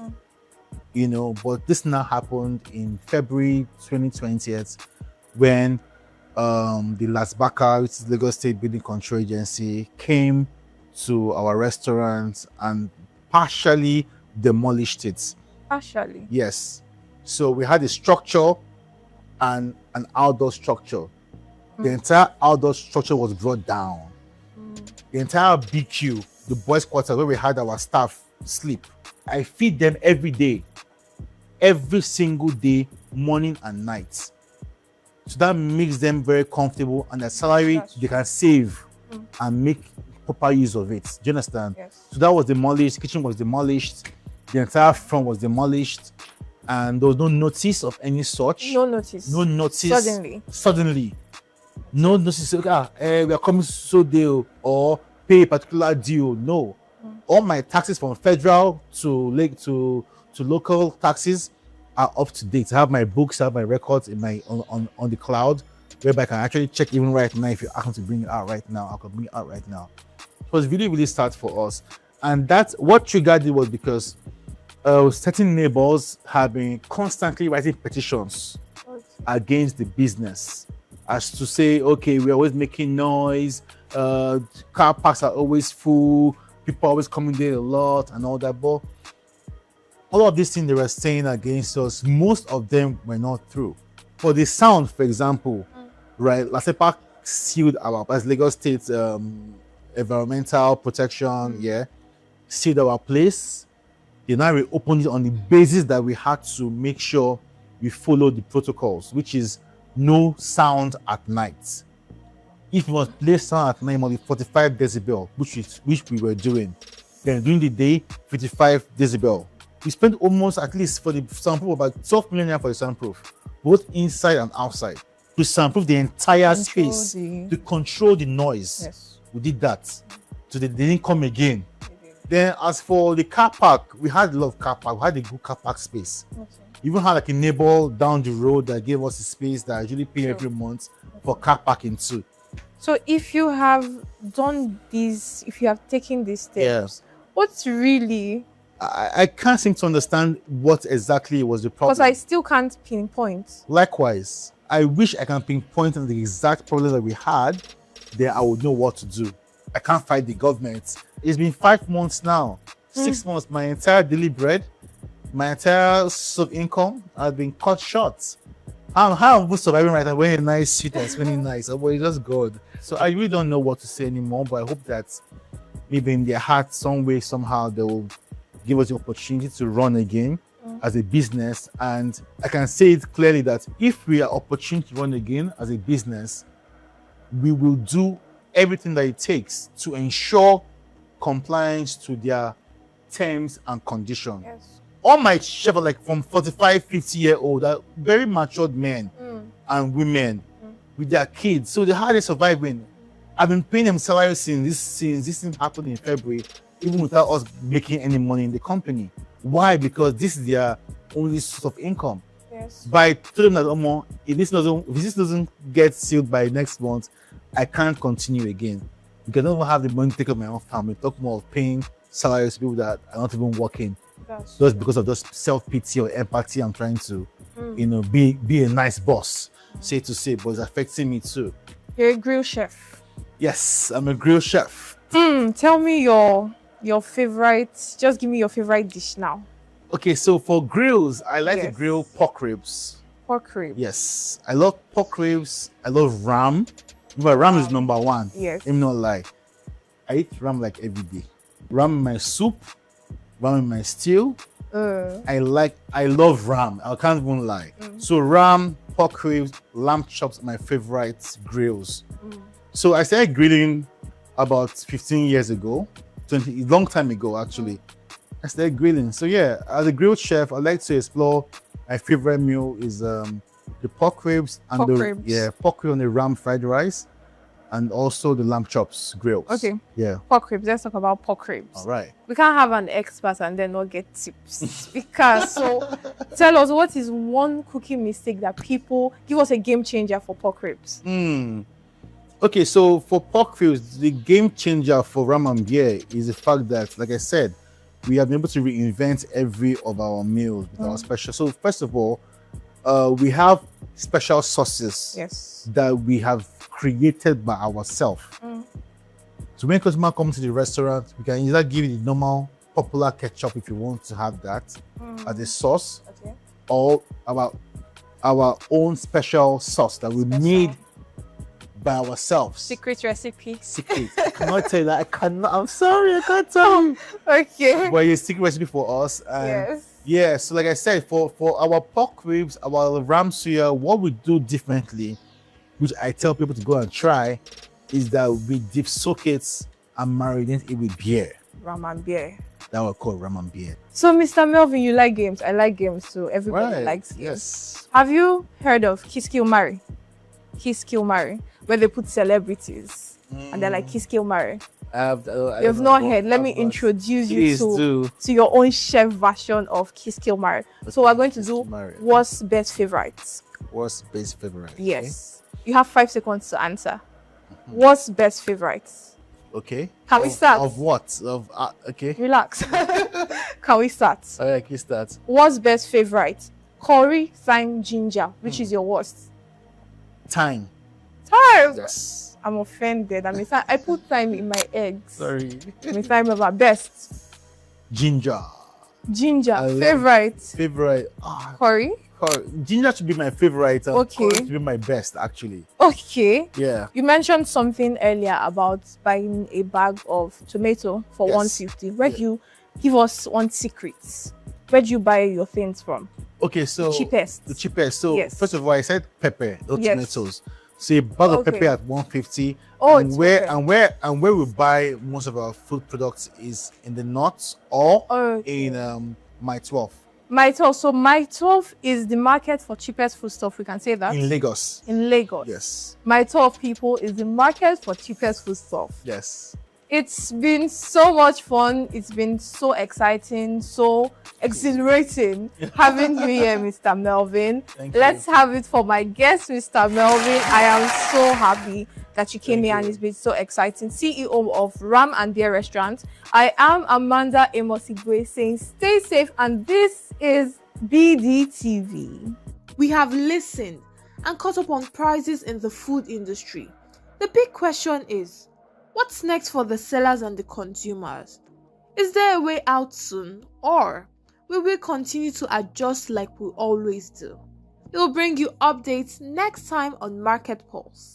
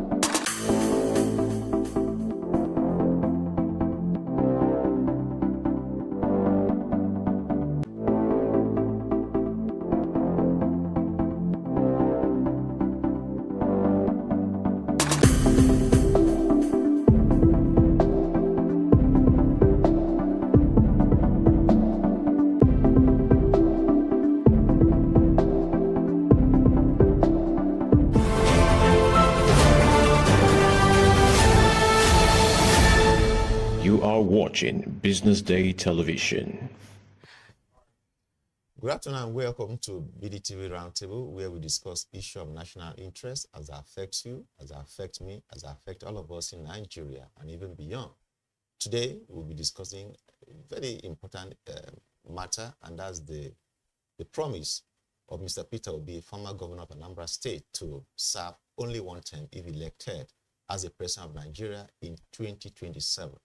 Well, the statement by Peter Obi has generated so much controversy across Nigeria, from the presidency to the current governor of Anambra State, Chukwuma Soludo, to even the factional leader in the Labour Party, where Obi ran for presidency in 2023. Everybody's just criticizing Peter Obi for claiming that he will be doing just one term if given an opportunity in 2027. Well, it seems that Obi's, I should say, Obi's openness is drawing so much criticism against him. I don't know. Today, we have in the studio to discuss this issue with me, Mr. Uroko, who is the assistant editor here in Business Day. Thank you for You're having welcome, me. Mr. Uroko. I also have Mr. Zebula Agomo, who is the Sunday editor of Business Day. Thank you for inviting me. Welcome, gentlemen. Like I said in my intro, last Sunday, Peter B tweeted, of course, this is not the first time he has said this, but again, he was reiterating it on Sunday, that if given the opportunity to serve, if elected in 2027, he will only serve for one term. And like I said, this has generated so much controversy. There are people who are now dragging Peter Obi for saying this. Peter Obi actually said he was trying to, point to the fact that there have been people who have served one time in other countries and they've done so well. He cited Abraham Lincoln of the United States. He also cited John F. Kennedy, also in the United States. Of course, he also cited, in Africa, he cited Nelson Mandela, who also did one term. And Peter Obi is saying that, look, all of these people left enduring legacy. And that for him, if given the opportunity, he will also leave enduring legacy. And of course, just one time. But this statement has not gone down well with a lot of people. So let me start with you. Is it a crime for one to say his mind now? Is it a crime now? Peter Obi has said his mind, but a lot of people are not Comfortable with that. are not comfortable with this statement. Yeah. What's your take on this? Thank you so much, Josh. I am not surprised what is going on and the gamut of doubt that his openness has generated, because we live in a country where trust deficits have become the order of the day. People no longer trust political practitioners and those who hold public offices, because during the electioneering campaign, they go about reading all manner of promises, telling you that they will make the country Eldorado and they turn the country into heaven just in one day. But as soon as they're inaugurated, they will forget all the promises. So those who are doubting that Peter Obi will not do what he promised may have been looking at it from that point of view, that all politicians, that in fact, they are painting all politicians with the same tar, and it's unfortunate. And we need to move away from such unfortunate scenario we have found ourselves as a country. We need to begin to see our leaders live by their word. Let their word be their bond. Because if our leaders had lived up to expectation, lived up to their promises, there wouldn't have arisen all this gamut of controversy that have tread Peter Obi's openness, or what I can call a sincere promise. Because here is a man that said it doesn't take me donkey years to make Nigeria a livable place. 6 months, for instance, look at the late Muhammad Muritala Muhammad. Okay. Muritala Muhammad. Yeah, was assassinated. Assassinated. Under 6 months, Nigeria felt his presence, of which if Muritala Muhammad had lasted for 2 years, Nigeria wouldn't be where it is today, perhaps. Look at President Umaru Musa Yar'Adua. How many years did he spend? Nigerians today can attest to a lot of positive things he did. The peace we started seeing in Niger Delta was initiated by him. A lot of good policies he brought to bear that we are still enjoying today. So it doesn't really matter how many years a leader. What matters is openness, the truthfulness, and the willingness to work, the political will to change things for your people. P2B believes that if he comes on board, 3 years is more than enough for him to make a mark in the country. Personally, I don't doubt him. Okay. I believe from what he has been able to do in Anambra State when he was governor under 8 years. Okay. It's verifiable that the man can still do something there. I am not his campaign manager anyway, but I'm saying these are the possibilities. Okay. Thank you, Zed. Before we go into perhaps what Peter B has done in the past, Chuka, let me come to you. In a country and in the continent where we've seen seat-tight leaders who despite being old, just keep going election after election after we've seen. And we live in a country, and in fact Africa generally, where leaders don't just want to leave power. They would rather die there. But Peter B is saying, I want to do one time. And one would have expected that a statement like this will be embraced by a lot of people. So, wow, this is one man who wants to just do one time and go. But the reaction we are getting, the opposite is the case. Like I said, one would have expected people to hail him and say, wow, one time in a continent where people just want to stay in power and probably die there. But here, in terms of the reaction we have seen so far, the opposite is the case. People are actually now criticizing rather than welcoming this. What do you think is responsible for this? I think my colleague has answered almost 50% of what the question you are just asking. And central to all of this is the trust deficit we are talking about. We don't trust even ourselves. Even within any small community, there's mutual distrust. Is it trust that is making people not to be happy? Let me just explain what I mean. When somebody is telling you something, you know that, there's nothing, it doesn't mean it. We have seen it before. We have seen it before, we have heard this before. But again, you find that we have heard politicians who will come into power, spend 8 years, and there's nothing positive to show.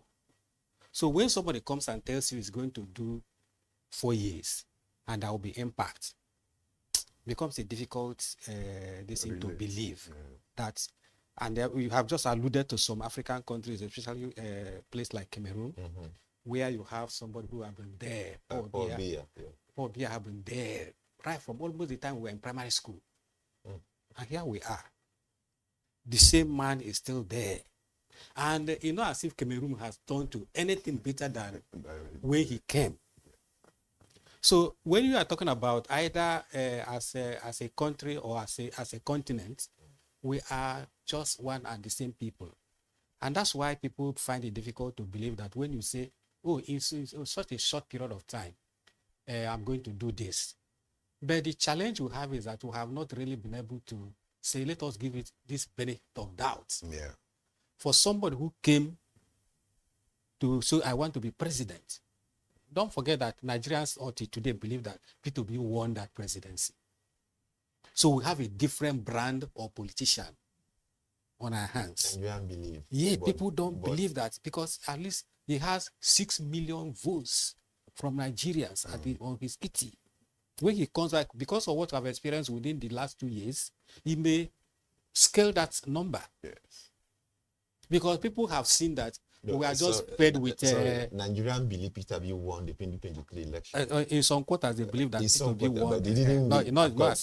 Nobody, the record does he didn't does win. not show And it. why we cannot say he didn't win is that he's not the president today. He didn't win. So he Based didn't on- win. based on INEC, But there are declaration of assumptions result. in some quarters that he won that election. And even if he didn't win, he didn't win really. He has a reasonable number of votes compared to those who have been traditional contestants in that same election. So for me, I think why this is drawing a lot of flags from Nigerians is that we have seen it all. There are precedents. But P2B comes off as somebody who... P2B is not a magician. Another thing that I think people doubt what the man is saying is that the rot in the country is so deep. We have so bastardized the country that for you, if we say, oh, how many hoes this man coming to farm with the whole of this land that is full of thorns and testles. So it is because of the nature of the country we have that has gone so bad. Then people are imagining, say, will 4 years actually be enough for him to clean this? We're going to tell you, yes, this mess within the system. So, trust deficit, the magnitude of work to be done, and then the fact that we have seen it before, we have heard it before, and there was that. So, it's difficult to believe. Difficult to believe. Yeah, it's difficult to believe, actually. It's difficult to believe. It's difficult to believe because the special spokesperson, Bayo Ananuga, actually was making reference to Obi's earlier promise not to leave APGA, and that eventually he left APGA despite promising that he would stay in APGA. And so maybe part of it is maybe what is playing out here. I mean, he said, look, Obi is a liar. You don't trust him because he has said he will never leave APGA, but he left. So why should you trust such a person? What's your reaction? No, there's this is a political system, and we are facing another round of election. And when an opposition is saying things, he will always whip up all manner of I know where he's coming from to favor him and to allude to his to make whatever he's saying believable. Bayo Ananuga is the spokesman of the president. And to that extent, he shouldn't expect him to be praising P2B. P2B leaving APGA, from what I have read, was because of also some opposition that arose when Governor Obiano came on board as the governor. You cannot stay in a party where your life is being threatened, your life in quotes is being threatened. So, yes, we read and heard that P2B made a promise to the late Odumegwu, the father, the patron of that party of APGA, that he will continue with APGA. But when there arose certain opposition and that threatened his life, as I have read in some places. So the man had to run for his dear life. So to that extent, you should not, okay, today people can say, who is more APGA than the wife of Odumegwu Ojukwu, who is serving in an APC government today? Bianca Ono is an APGA woman. But what is she doing in an APC if you can look at it from that? So P2B left because he wanted to move ahead, to move on with his life. So he was not tied to the umbilical cord of APGA. So that being it, again, you should not be listening to all those people or all those who have been saying that Obi, they didn't believe that Obi could do what he has promised. most of these are coming from the opposition.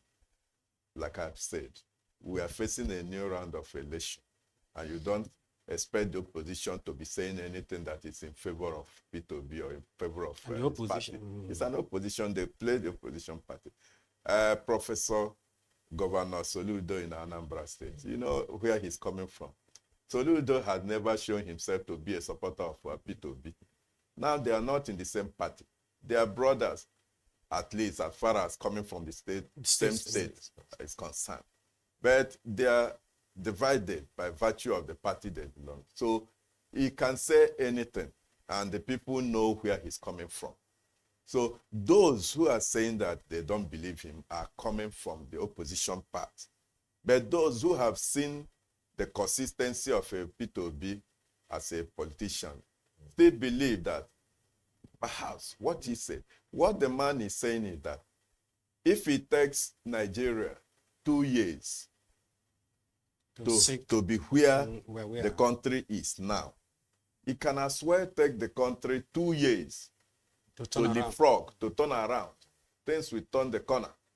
So that to that extent, he doesn't need up to 4 years to make Nigerians feel them part of government, feel them part of a new government. So that is, I think, I understand how he's saying. Okay. So 4 years to that extent could help him to serve the country and serve the country well. Okay. Again, why Nigerians are saying a difficult, because I listened to Professor Soludo, the governor of Anambra State. He said anybody saying that could need a psychiatric test. In fact, he need a psychiatric test. Yeah. But he is talking because of himself. Because as a politician, he's not satisfied with the 4 years he's already doing. He's looking at another year. So he is talking, addressing himself. That if I say that I'm satisfied with this, then I should be. I should have done something. I should have done something. So, and again, what also did not help or has not helped with this promise is because of what President Olusegun Obasanjo wanted to do after the second term. He wanted to change things to run for third term. So which means that place, if you test it, so there is something there. So those who are there now believe that there must be something there that if you test it. No, that if you give him the chance. If you give him the chance and he tests it. You know, so those are some of them. Just the 2011, right, when Jonathan ran and won in 2011, you know, there was this talk about the fact that there was some kind of agreement that you would do, that Jonathan entered into with some political groups that he would do, just give me just support me for 2011 when I win, I will not hear so bad. Then it came for 2015. Jonathan he ran again. I forgot some people still. So perhaps I don't know whether it was just. I think P2B also has this gambit, so to speak, that the North knows that after 4 years of 8 years of the South, it is their turn. So for him also to score the favor of the Northerners, he said, "Oh, I'm not going to encroach into your time." So the guy is also playing politics. Yes, I'm not going to encroach into your time. That the moment I'm done with the remaining 4 years after Tinubu, assuming he defeats Tinubu, and then comes on for 4 years. Oh, it is your turn. Then you take over it becomes your turn, you know, because they are now doing turn by turn, the South and the North. So Peter Obi also, beyond all the excuses we may have given for his ability to perform, also is playing some level of politics by giving it to the Northerners that even though I have this ambition, it's not going to affect your chances or your turn when the time comes. So, because if he doesn't play that kind of gambit, this the Northerners may, this is another person who is coming to change things for us, and therefore he wouldn't get their support. So, in order to get the support of the North, he also has to say, "Oh, it is. I'm not going to encroach into your time. Just give me this period, and you see things." And we should believe that if the present government could just make one policy statement and the country came to where it is. What's one policy statement? There's every likelihood that somebody can also make another policy statement and things will change, go the other way around. Okay. All these are just possibilities that things that are possible, not that anybody is sure of anybody. P2B is not Jesus Christ. Yeah, sure. I must acknowledge that. Yeah. It's not a Jesus Christ. He could come and the next day you see a group of people coming up from everywhere. Okay, you earnestly ask for P2B second term.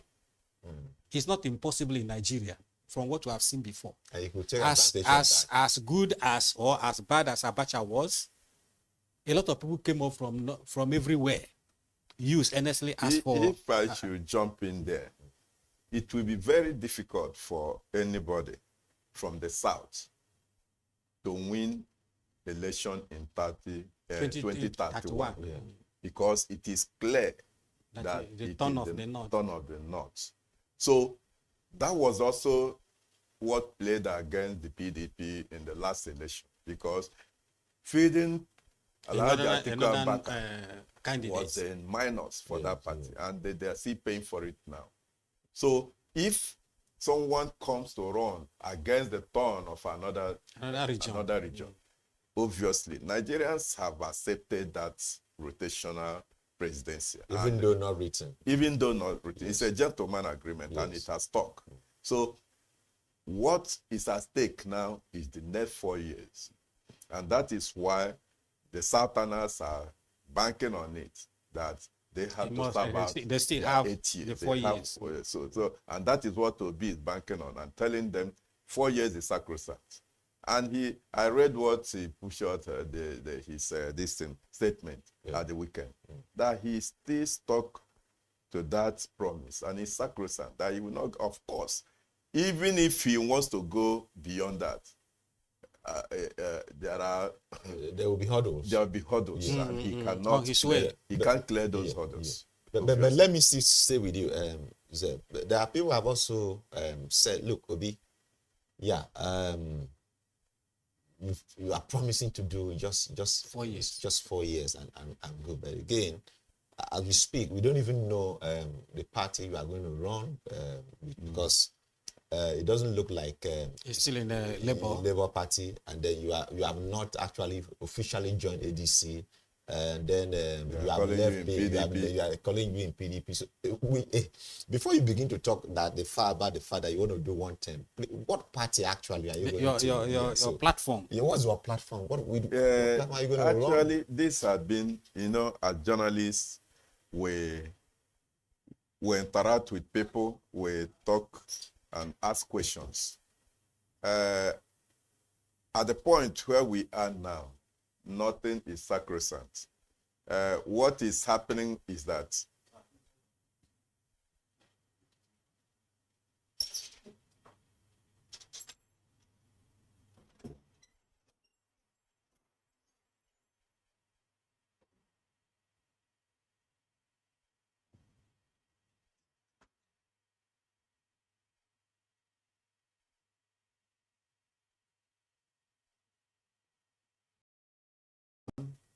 you cannot claim to be a family.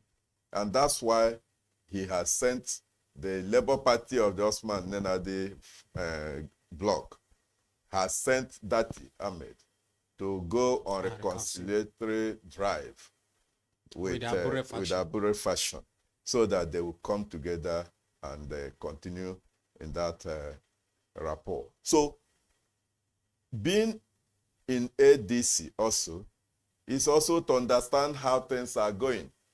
And he's trying to woo the northern part of this country to be on his side. And the majority of the people in that ADC are from the north. It will be naive on his part for him now to stay back and just say, okay, I am in Labour Party, that he doesn't know whether he's sinking or he's surviving. And in a PDP, some people are advising him that going back to PDP will amount to going back to Egypt. Yes. That PDP door is closed, and it's closed for him, and that's the advice people are giving him. So it will benefit him to stay in ADC to watch what is happening, bidding the time, because as we go into the election, in the next 1 year, a lot of alignments and realignments. In fact, some other parties that are seeking registration may have come with up. the INEC may have come up. And who knows the party now? When he contested on the platform of the Labour Party, nobody expected it. It was a known party, an unknown party. He brought that party to a limelight. So who knows if there's another version of Labour Party that he will latch on, that he will leverage. Let me ask, because we're trying to manage time around. There are people who have said that, look, Obi is desperate to become president, and that's why he's telling you that he just want to do one thing. It's just desperation. This man is just too desperate, and that's why he's telling you he will do just one time. If you look at is this statement a function of desperation? Politicians generally are desperate people. They are desperate people, and that's why you see people who ordinarily should not even contest for any position at all coming to square up with other people because they want power. There's nobody who is looking for power that should not be desperate about it, because it's not just trust on you for the sake of it. So to describe Obi as a desperate politician, well, it suits him. But it's not a crime to be desperate when you are looking for something that you passionately need. P2B can be said to be very passionate about wanting to govern, to rule Nigeria, because he sees what he thinks should not be. He doesn't see things that should be there in a country that he wants to rule. So to that extent, but in relation to his maybe one term, we have just explained here that he is looking for one term because he has studied the situation and seen that beyond 2031, there is no hope for anybody from the south. So it will be foolhardy of him to start campaigning, oh, I'm going to do 8 years, which will take him beyond 2030 to 2035 or something like that. Yes. So to that extent, I personally do not see it as a case of desperation that I just want to do 4 years and get away.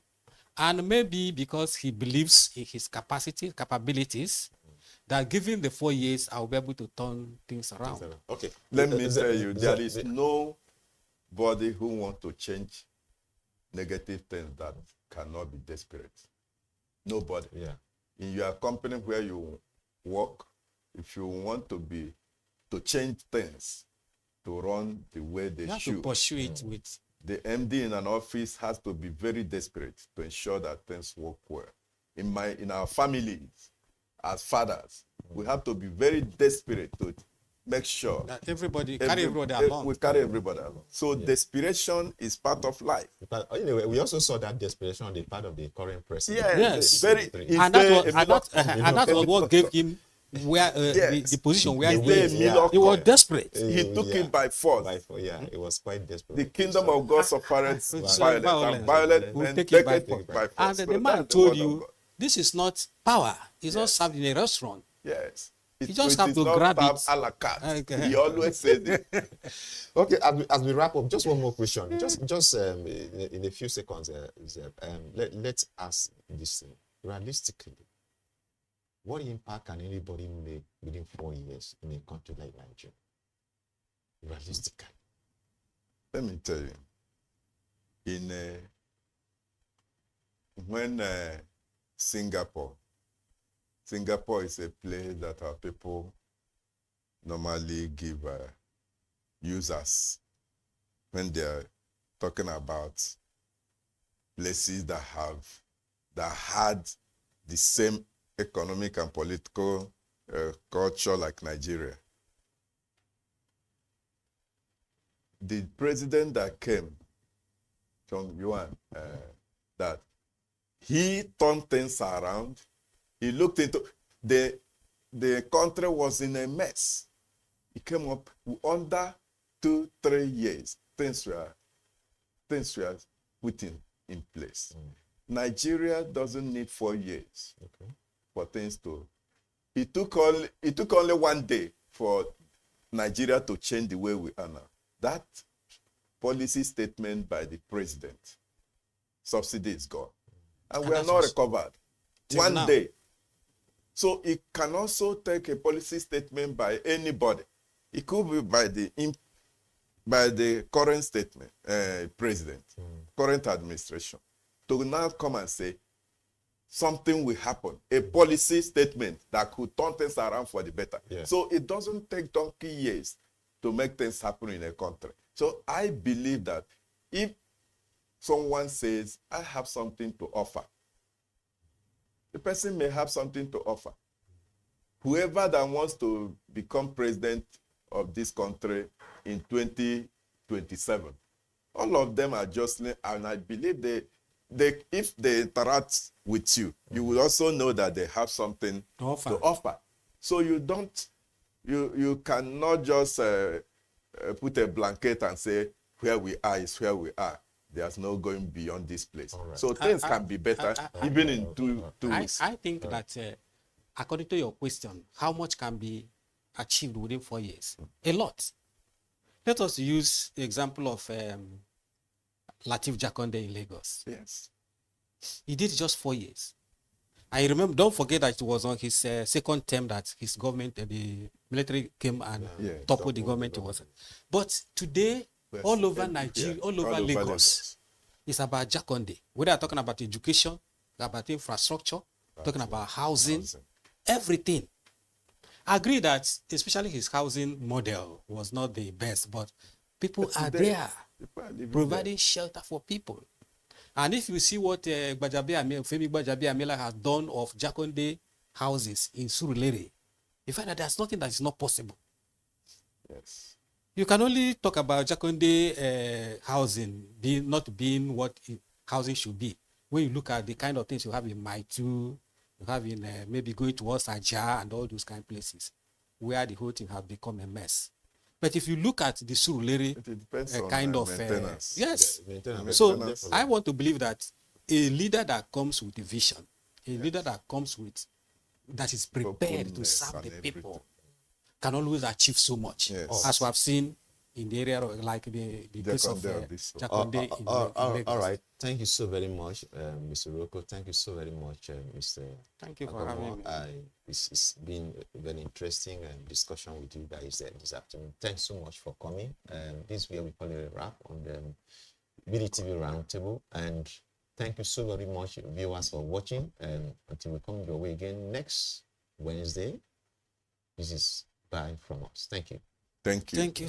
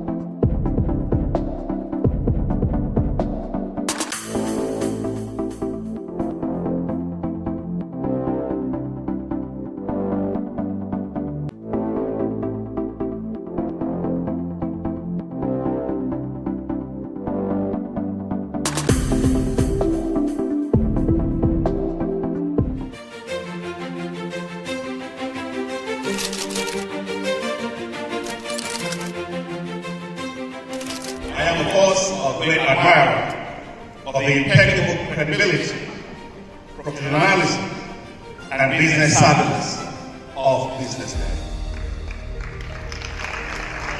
If you really mean business in Nigeria, start your day with BusinessDay.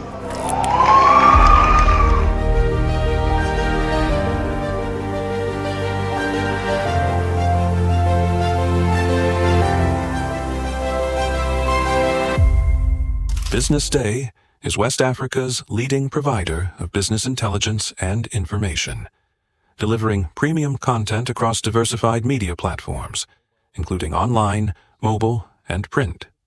Since its inception in 2001 with a weekly newspaper production, BusinessDay has expanded its reach to provide exclusive content accessible through print, mobile, and online channels. Our premium offerings are further enriched with syndicated content from esteemed sources like the Financial Times, The Economist, and the Harvard Business Review. At BusinessDay, our mission is clear: to be the foremost provider of business and financial content, empowering readers to make informed decisions in Nigeria and Africa.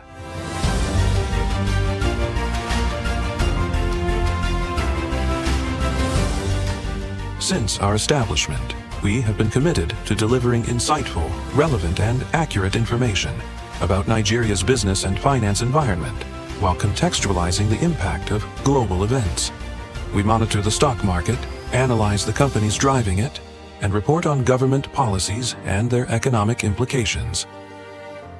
For being consistent in organizing these CEO forums for almost the last 14 years, I think this was a commendation, and I think something that will encourage them to continue. From decoding market trends to dissecting economic shifts, we offer actionable investment ideas and serve as a compass for decision makers navigating complexity. Beyond headlines, BusinessDay fosters discussions on critical economic issues through impactful conferences and events. These platforms bring industry leaders together to share narratives that drive innovation and spark meaningful dialogues. Our events galvanize connections, bridging the gap between inspiration and achievement.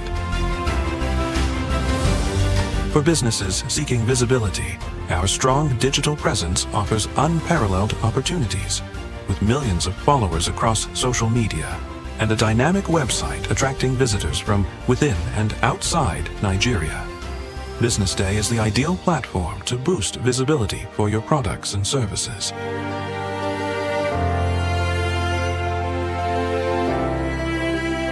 If you're looking for in-depth analysis and expert opinions on Nigeria and Africa's business landscape, BusinessDay is your guide.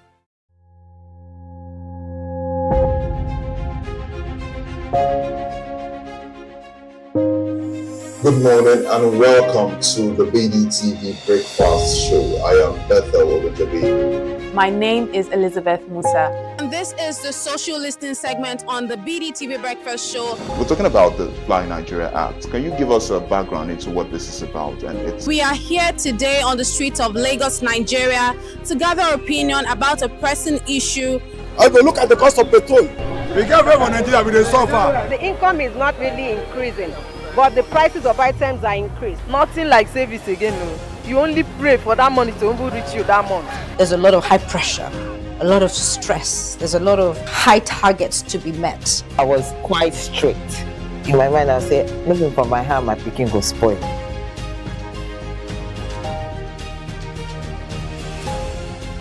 To allow all banks and all the players in the space 15% inflation target achievable in 2025.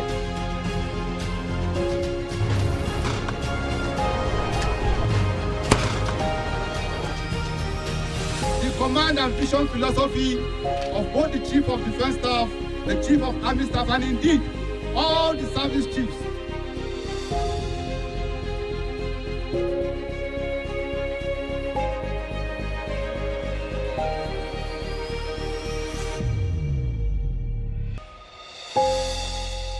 Attention business leaders. Want to make informed decisions? Join the ranks of the best with Premium BusinessDay.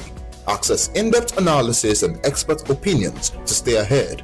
Subscribe now at premium.businessday.ng and unlock premium content. Plus, you get 50% off your first subscription.